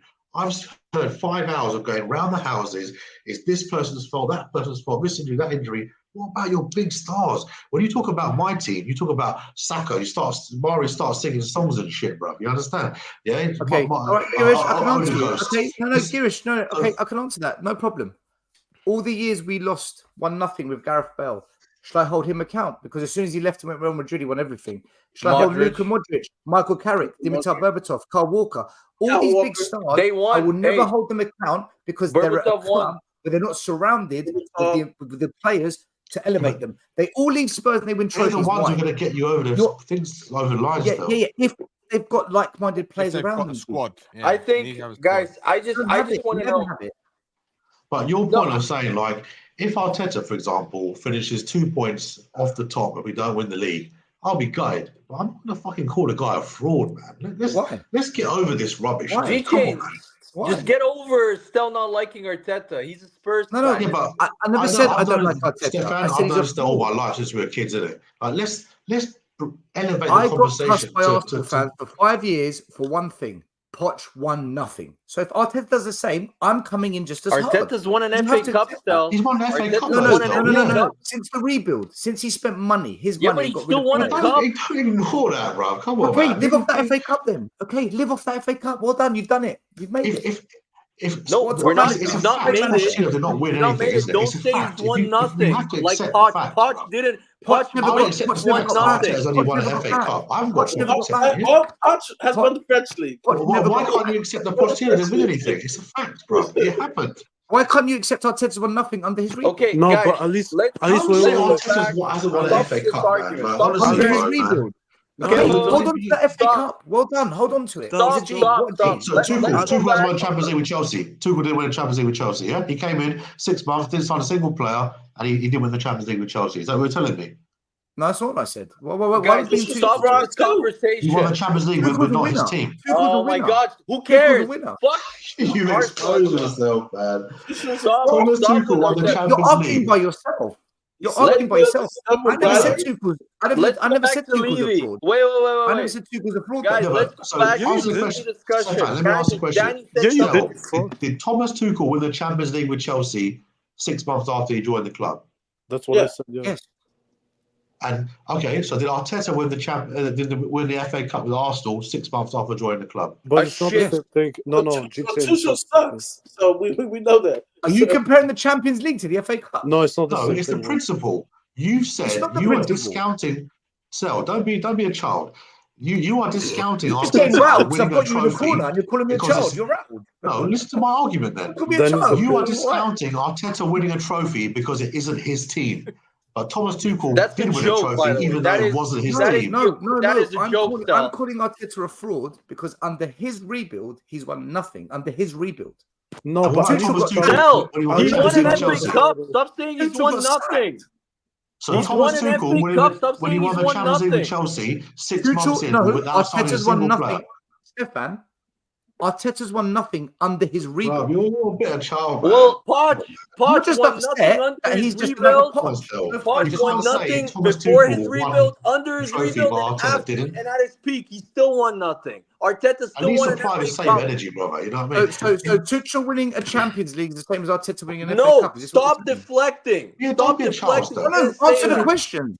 No, he didn't say that. The question is this, though. The question is this: how can Thomas Tuchel, in his 6th month as a Chelsea manager, winning a Champions League, count he had a as squad full of top-class players? Arteta, guys, his argument at the same time wins the FA Cup, but it doesn't He count. had N'Golo Kante, the best centre defensive mid on the planet in his team. Listen to what Danny says, though. Because you guys are misunderstanding. I can answer it because Thomas Tuchel won silverware in Germany before he came to Chelsea. He knows he how won to a win. German Cup. He's a winner. He won the equivalent of the FA What's Cup. Arteta won? Other than putting out close tell to me, Pep, what's he done? in your first job, you do your first Right, job as a manager.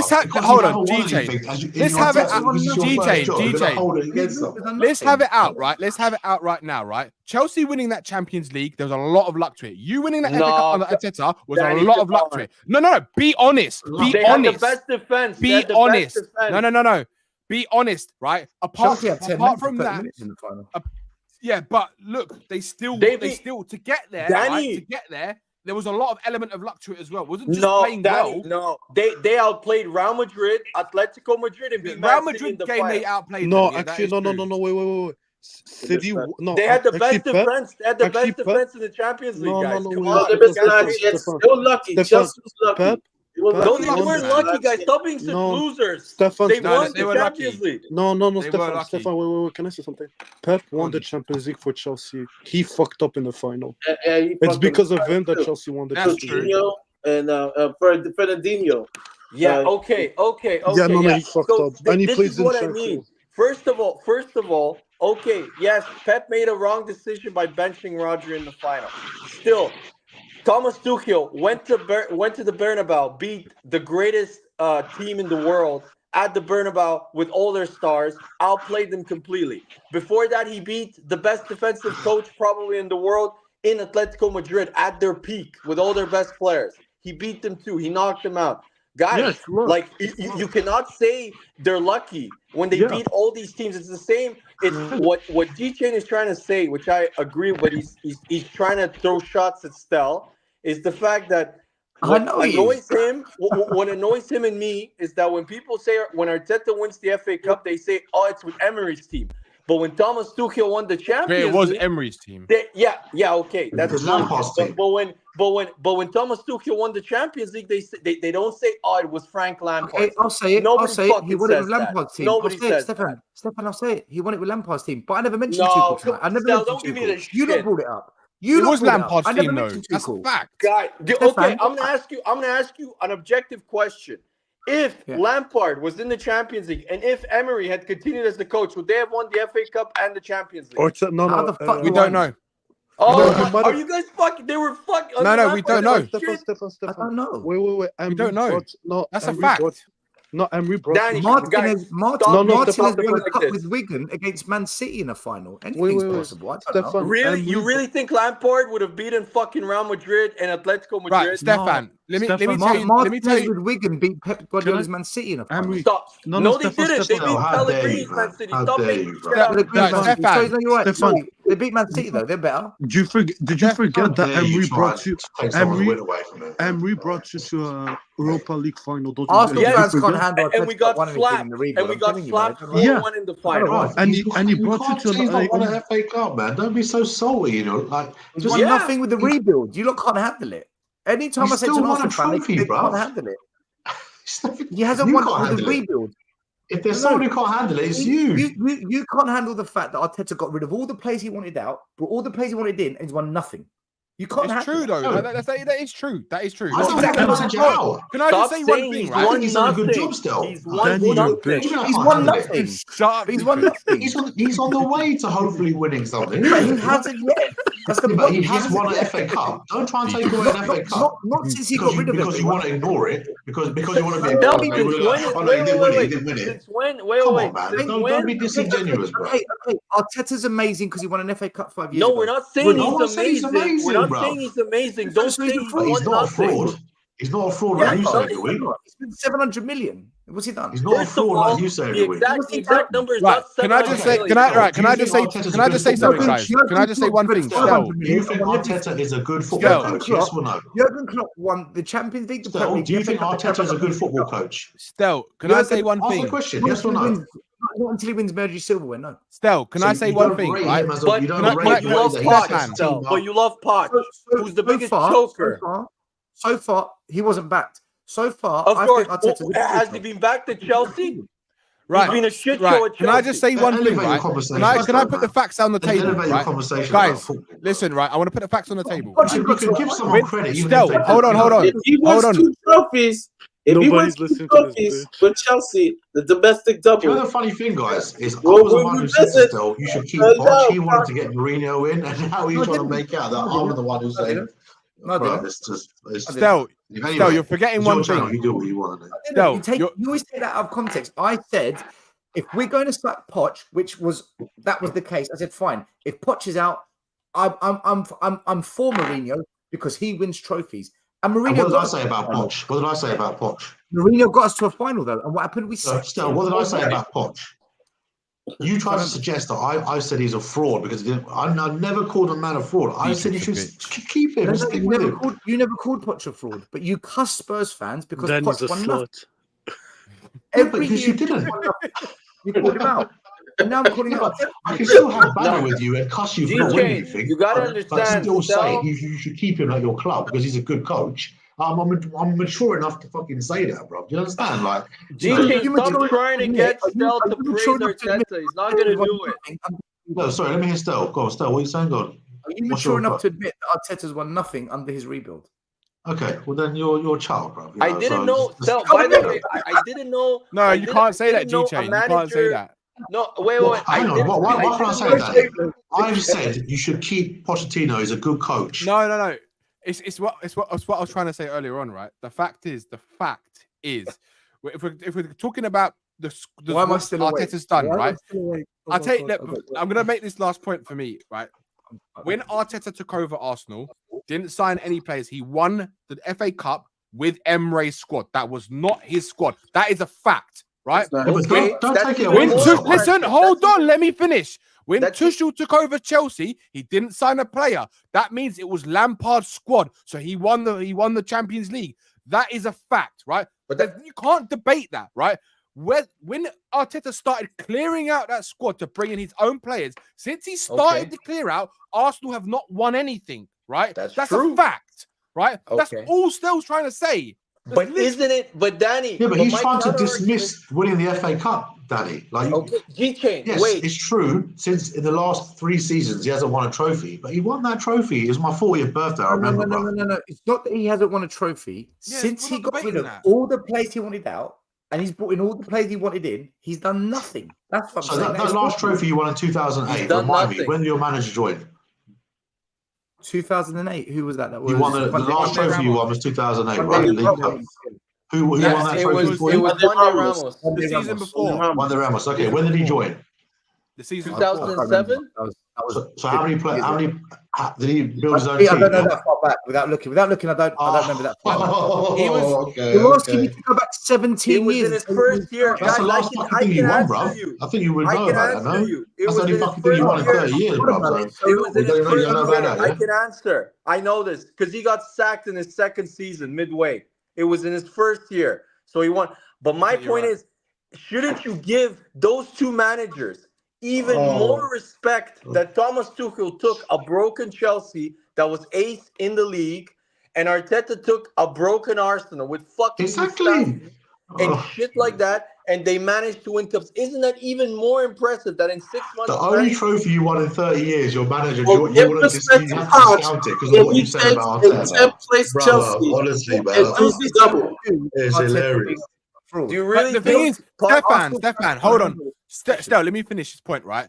You say this with hindsight, and I'll tell you why you say this, because at the moment, right? No, hold on. You can't use the same argument you're using now for Arsenal having a great achievement because Arteta won that in his first season, right? Because you'd be saying the same. You can't say that because none of us Spurs fans are saying one day Ramos was a good manager just because he won a trophy for us. Even though he won a trophy for us, doesn't make him a good manager for us. If one day Ramos had gone and done what Arteta had gone and done right now, and is now challenging for the title, then it's a different question. It's a different story, different debate.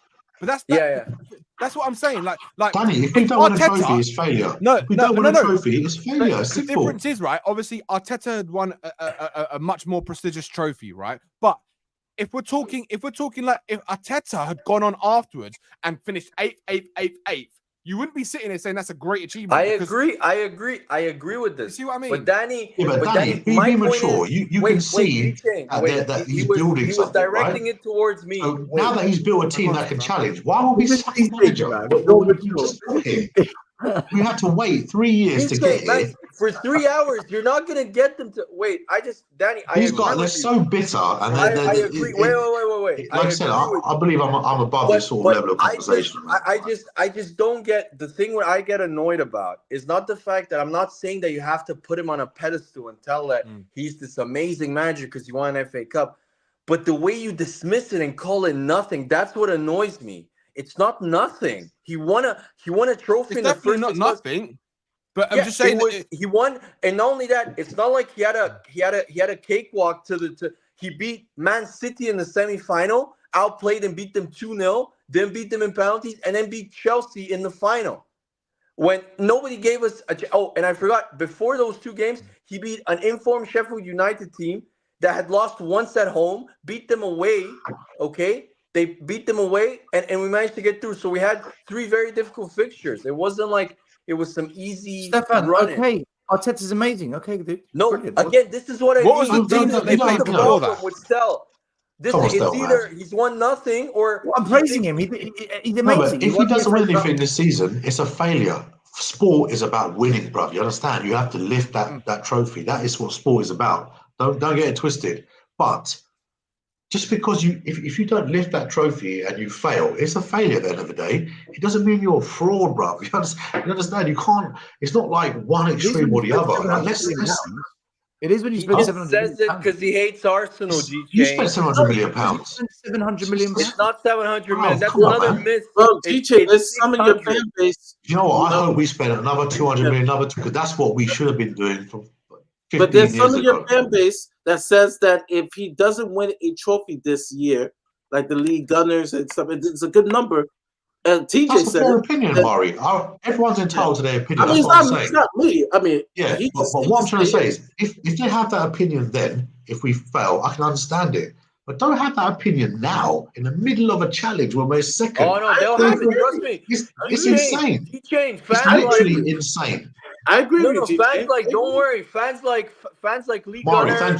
thank you, Murray. You agree? Yes. No, wait. Yeah, I No, think they'll be back. TJ is crazy in the middle of a Champions League run and Premier League title. No, say, guys.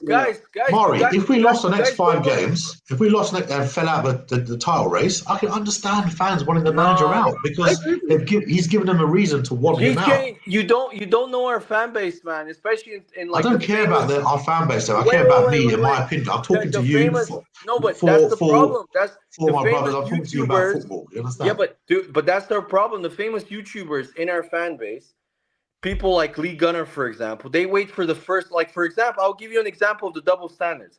Lee Gunner consistently talks about Diego Simeone and how great he is, and he consistently praises Real Madrid. One person's opinion, Stefan. Yeah, no, but he's used as like the barometer for like the opposition fans. But anyone talking to me has got to come correct, because otherwise we're going to have this conversation like this. You know what I'm saying? So I'm here to have a conversation about football. You know Okay, but that's my point. Where the problem is that they bring up like for example, he holds these standards, like saying that Arsenal needs to be like Real Madrid, where they boo their players for every poor performance or when they're losing. That's his opinion, Stefan. You have to accept it, though. But it's in terms of what Danny says sometimes, or when Stell says it, it's so hypocritical that it's delusion. Like you still have to accept it, though. Okay, he says he wants Diego Simeone. Diego Simeone in the last 2 years, Atletico have been shit. They're out. They barely got top 4 last year, and this season they're also struggling to get top 4. By his standards, by his own standards that he applies to Arteta, Diego Simeone should be fired. But he doesn't say that, and this is what I mean by fans. They're so fickle and so emotional. But Diego Simeone is a proven winner. There's a difference, no? Yes, but to fans like Lee Gunner, there's recency bias. You're only as good as your last season, Stell. That because he keeps praising Real Madrid. The moment you drop off at Real Madrid, the first season you drop off at Real Madrid, you're gone. You know this. If you don't win a cup, if you won a treble and then the next year you don't win anything, Stell, you're gone at Real Madrid. You're gone. You're fired. So let me ask you a question, Danny. So Danny and Mario are Spurs fans, and they've just said, like, it'd be crazy to say sack Arteta now in the middle of a title race. Do you honestly believe, you call him a fraud every week, do you honestly believe Arsenal should sack Arteta now? No one here said that. I've never Only said that. TJ said it. TJ, the TJ's two... an Arsenal fan, though. Yeah, exactly. I'm not TJ. Yeah, no, but I'm trying to say, the reason why I called in was I'm like, if you've got an Arsenal fan who honestly... Like I said, I can understand it if we fell off and tailed off. Like that, I can understand people having that opinion. But there's 3 Spurs fans on here. TJ doesn't believe that you lot are going to get it over the line. He thinks that he thinks you're going to bottle it, basically. That's why he's saying it. Do you know why? Do you know why, Stell? That's TJ. No, but I'll tell you why. That's TJ, not me. Okay, so your opinion, Stell, would you sack Arteta right now? Yes, because he's a Spurs fan. Be honest. Danny, would you sack Arteta right now in second place? I think in the position you're in now, No. to sack a manager, because I've come on and I've said sacking Mourinho 5 days for a cup final was suicide. So I've got to apply the same logic. So I've got to apply the same logic. I think sacking Arteta now when you're second is suicide. But what about, guys? If we lose the next 3 games and we fucking fuck it up, then I can understand fans saying it. How can you say it now? It's like, ask TJ. I don't know. TJ's thinking. Like TJ, but that's why I came on still. I'm like, you're getting Arsenal fans on where you can have a bit of fun. Now you're talking to me, blood. You understand? And let's keep it real on it. TJ comes on our show every Thursday. He's got a channel week on his show. He has lots of different Arsenal fans that disagree with him. And I respect his opinion. He's entitled to his opinion. TJ's quite what's it called? He's a humble fan. But he's got his strong opinions on Arteta. He's entitled to his opinion. I'm not trying to change his opinion. I came on trying to understand it. And the fact that I've got 3 Spurs fans saying, how can you sack, like, that's what I'm trying to, the point I'm trying to make. Do you understand? I want to say at the same time, I still think Arteta's a fraud. I still think that. I'm not changing that. Okay. But how about forget? You're obviously that's your opinion. Just wait. How about we also have some long-term vision?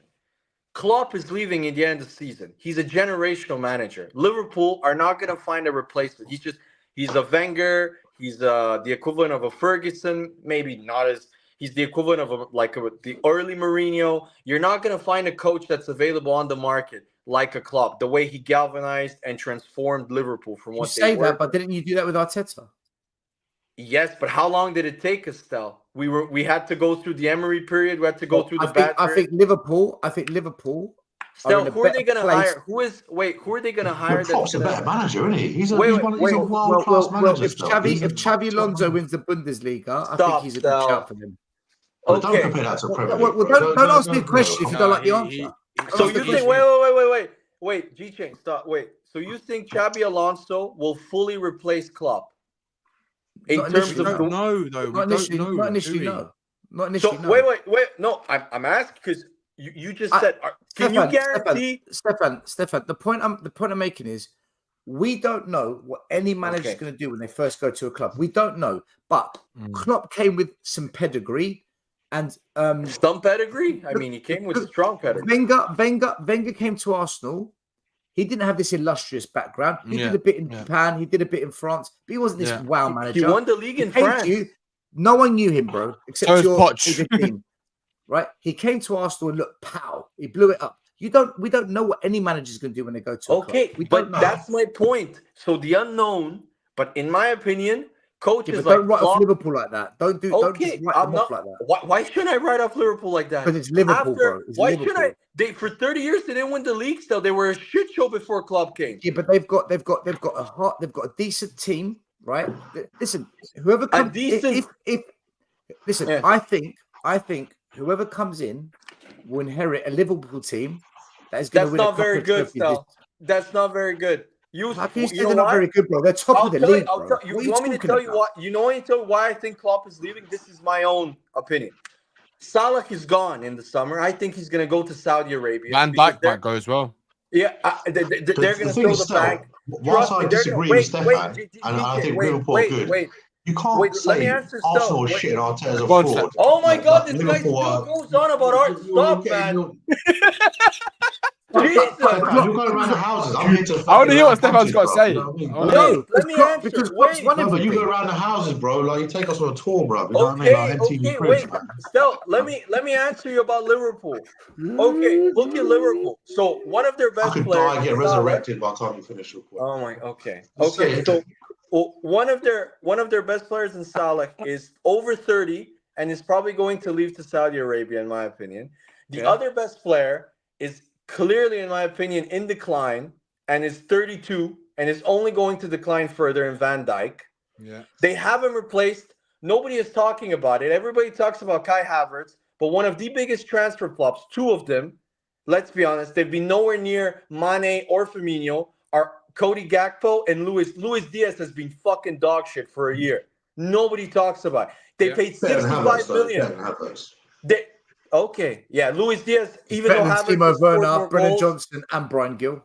Havertz is a bad example, Stefan. No, Luis Diaz is not better than Havertz has more goals and assists this year than him. So I'm sorry, Luis Diaz has been. Diaz is a better player, bro. He's a better player. Why is he a better player? because he runs around like a fucking headless chicken and does nothing?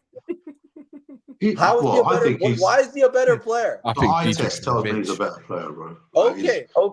So he has players that are there that and the other thing is, Stel, why would you hire Xabi Alonso, who plays the complete opposite of Liverpool? I never said they will sign Xabi Alonso. I'm saying you asked me who could they sign. I gave you an example. I don't know who they're going to sign. Okay. Is there a manager, in your opinion, out there that comes close to Jurgen Klopp's pedigree that they can sign? That also take into account, so you have to sign a manager that also fits their style and the player and the personnel they have. No, the manager brings their style. The manager brings the style. Yeah, but still, you cannot play possession-based football with Darwin Núñez. Let's be honest. Well, it depends. Some coaches can develop players to what they need. Some can't. Some want to. A new manager want to get rid of him. Like that's what I'm saying.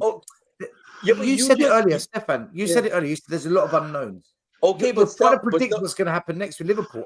I think Liverpool will have a plan in place because Klopp's told them in advance. I don't think they have a plan still. I think they do. Live on your show, denounce your statement saying Arteta's a fraud, man. Oh my God. Let's be an adult. Come on, Stel. Be an adult. Fucking hell, man.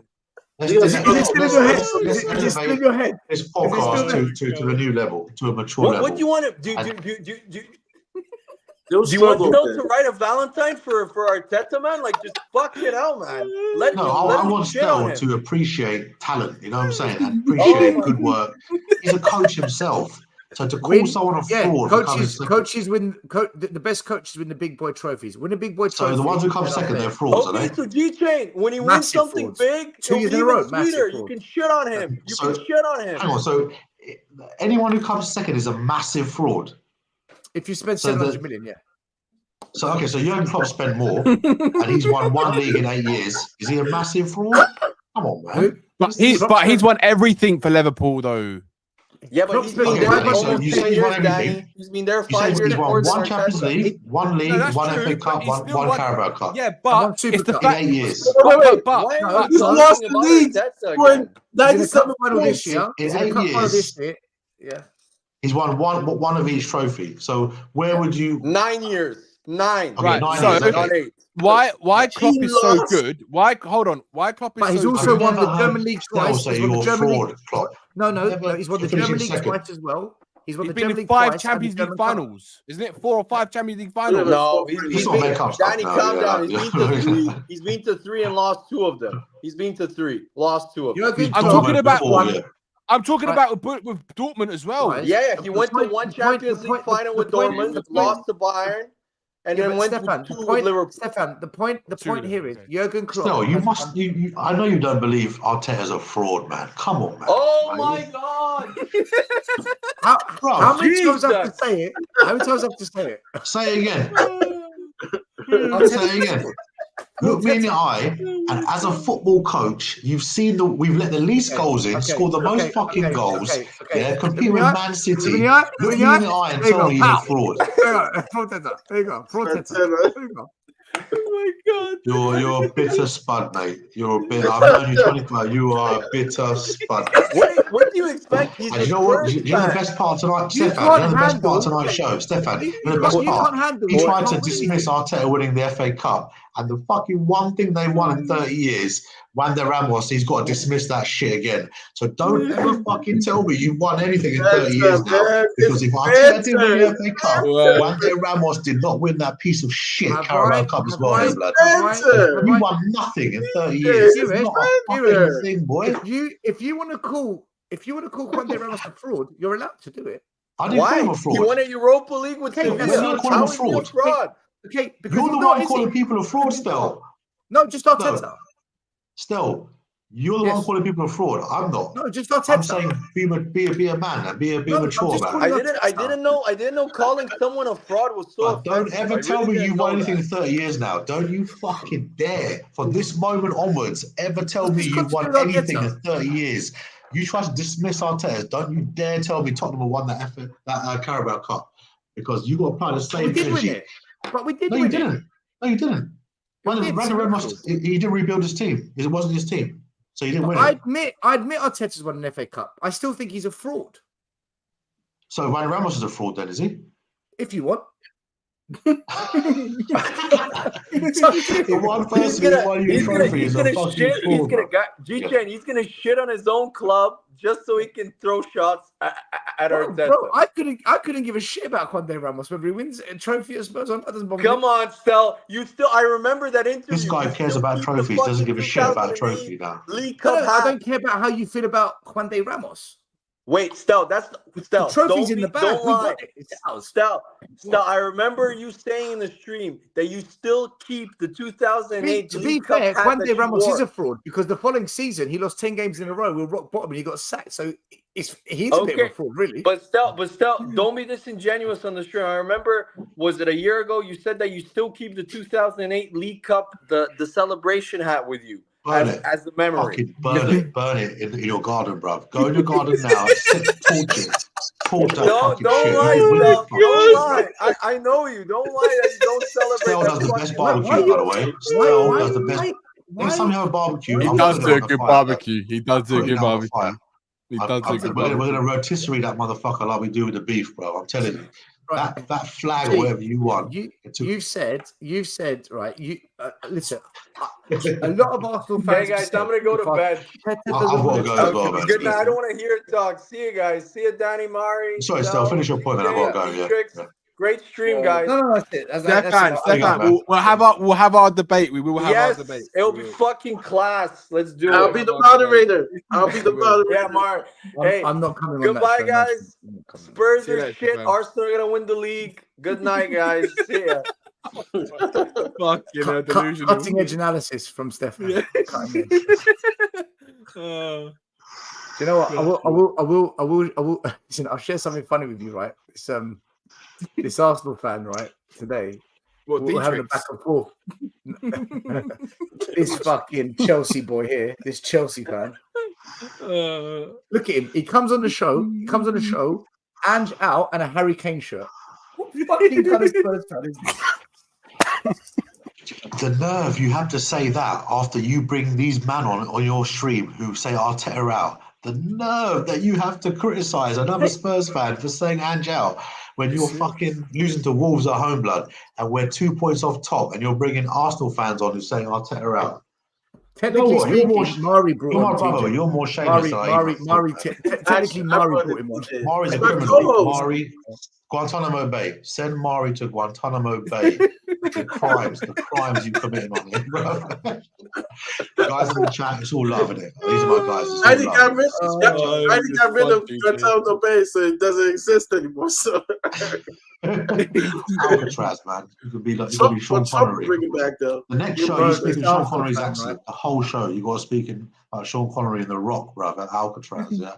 The next show. I should say my last point for tonight is that Dietrich is the biggest fraud Tottenham fan there is. Yeah, massive. I agree. I back Danny up. And I'm gonna end on this. You lost the game. It's one fucking game, guys. Don't like throw the whole fucking baby out of the bathwater. Tell him. Do you know what I mean? It's just tell him. one game. Tell him. You hear that, Dietrich? So this Arsenal fan today, right? We're going back and forth, and I tried to say to him, look, if we can get a couple more players, things will change. He goes, what players do you think you're going to sign? And I said, I think we might get Pedro Neto, right? And he goes to me, are you fucking stupid?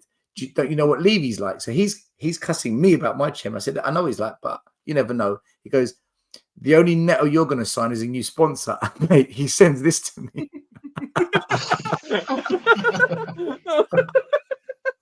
I had no reply. I had no reply to him, man. I'll still send me that. That is brilliant. I want to use that. The thing is, the only Neto you're going to sign. Because of the trajectory you're on, you'll be able to sign players like Neto. Like, I don't think under the last manager you would, because of the culture was throw the players under the bus if you fuck it up. You know what I mean? Whereas now I think the vibes are kind of there where you can actually sign players like that now. And like I said, Danny, Danny, it's the 18th of February, 2024. Remember, G-Chain, Arsenal fan, said to you, you might be pleasantly surprised, bro. You might. If you're right, I think every Spurs fan will be shocked. But I'm still of the belief that it's not going to change. A leopard doesn't change its spots, right? That's I think Levy might know this is. it was so bad and toxic over the last 3-4 years. I think now that he can see you found the sort of manager to unite the club, I think he might actually surprise you, boys. I hope you're right, because it means we might actually be competitive, but I don't see it. Yeah, but we'll see. So we'll see. And when you are competitive, don't you dare come second, because I'll be in Stell, behind Stell, strangling him, calling him a fraud, bro. Don't you dare. I've already been there with Poch. I had it for 5 years from Arsenal fans. There's nothing new to me. Yeah, it's true. Oh, man. Do you know what's funny? You know that Champions League final, we fucking got spun. A week earlier in the Europa League final. Stell, me and Dave were going to go. The only reason why we didn't go is because the Thomas Cook flight, we couldn't sit together. That's the only reason why we didn't go. Because it was in Uzbekistan.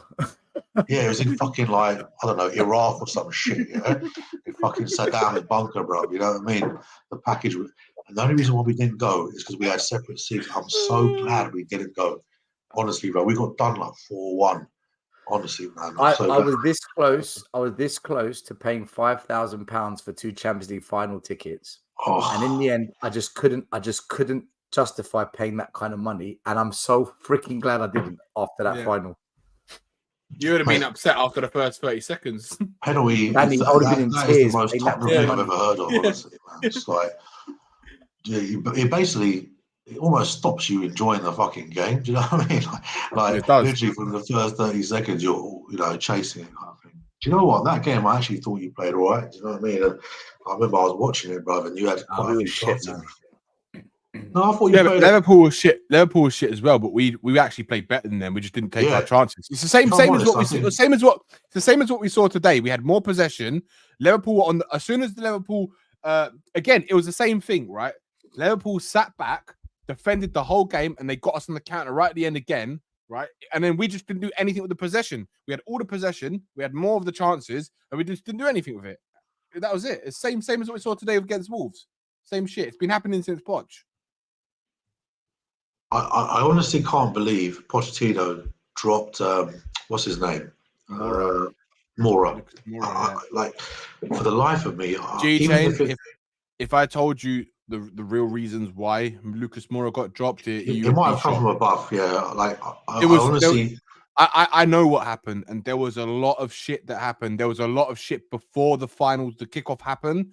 In the dressing room, what happened? Down the tunnel, what happened? There was a lot of shit that basically. Bro, I don't know how old you are. Do you remember the 1998 World Cup final? It was Brazil versus France. Yeah. At R9, the original Ronaldo. Yeah.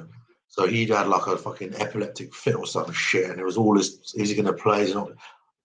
The whole Kane thing, it felt a bit like that to me, bro. It did evolve around the Harry Kane situation. Yeah, I feel like sponsors or owners were kind that of. That was one thing. It was also the fact that what Kane's camp was saying and what Kane was saying, that he was ready to play, and a lot basically. When Poch decided that Kane was going to play, because he kept saying, "Yeah, I'm ready," but Kane was not ready because he wasn't match fit. That was the first game back in nearly 2.5 months or 3 months, nearly right after an injury. I remember.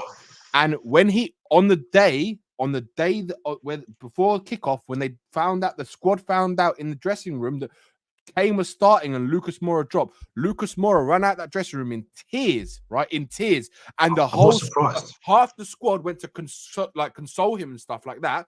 And they were really angry that Poch did that, because they all knew, including Kane, knew Lucas Moura deserved to start that final. And because of that, it completely wrecked the whole dressing room.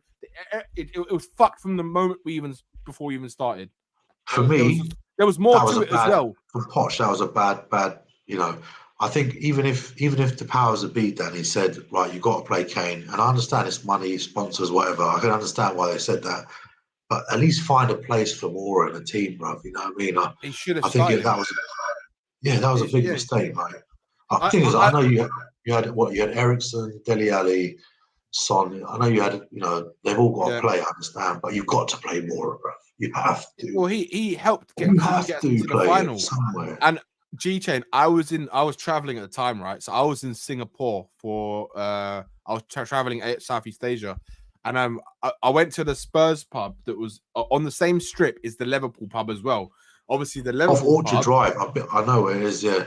You know, I've been to Singapore on a the few riverside, times. isn't it? I think Yeah, on the yeah. riverside, yeah. And then where the Liverpool Clark pub Quay. was, It's called Clark Quay. Clark Quay, yeah, that's it, Clark Quay, yeah. Yeah, Clark There Quay, was yeah. the Liverpool pub was like 4 times the amount of fans, right? And obviously there was the Spurs The fans. Spurs are all the inbreds and 3 heads and shit, yeah. When I went to the bar, right, and I saw that lineup, and I said Harry Kane started, I was like, "That's it, we're done. We're not winning this. We're not. There's no chance." I actually thought if Mora starts with Mora and Son up front, the way they played against Man City in the semi-final, I thought we have a chance. But as soon as I knew Kane was playing, that was it. It was done for me. It was never going to win. It was. Poch didn't make many mistakes, but that was a big one, Danny. Not fitting him in the team somewhere. I've just realised something. Let me end the stream. We can count this chat because we're just chatting. The stream's running. I just want to quickly. There's a couple of super chats I've completely missed. AU's a big up. He says our set piece was superb till Vio left. Correct. Yeah, I agree with that. that. Coach. Spot on. Saka's left foot. Great pod. Still good luck on Side Show Monday. I'm going to get rinsed. Luca 14 super sticker. Thank you, brother. Appreciate that. Everyone in the chat who watched tonight, thank you for participating. Everyone that came on the show, big up yourselves. Well, you know, one person in the chat, Scott M. It's not a big. It's just a football chat and a bit of banter in it. It's not serious, bro. I know you've been like at me all night, bro. It's not. I'm not still when we were kids, bro. You know what I mean? So it's nothing. Scott M is very well known. Yeah, Very well known. it's nothing personal. You're entitled to your opinion. I'm entitled to mine, bro. You understand? So it's just football chat. It's nothing. Nothing to get too excited about, man. You know. Listen. Anyway, salute. Peace. Take care. We're out of here. Take it easy, everyone. That was only a 7-hour stream, yeah? All right. The first game we look for, Robbie.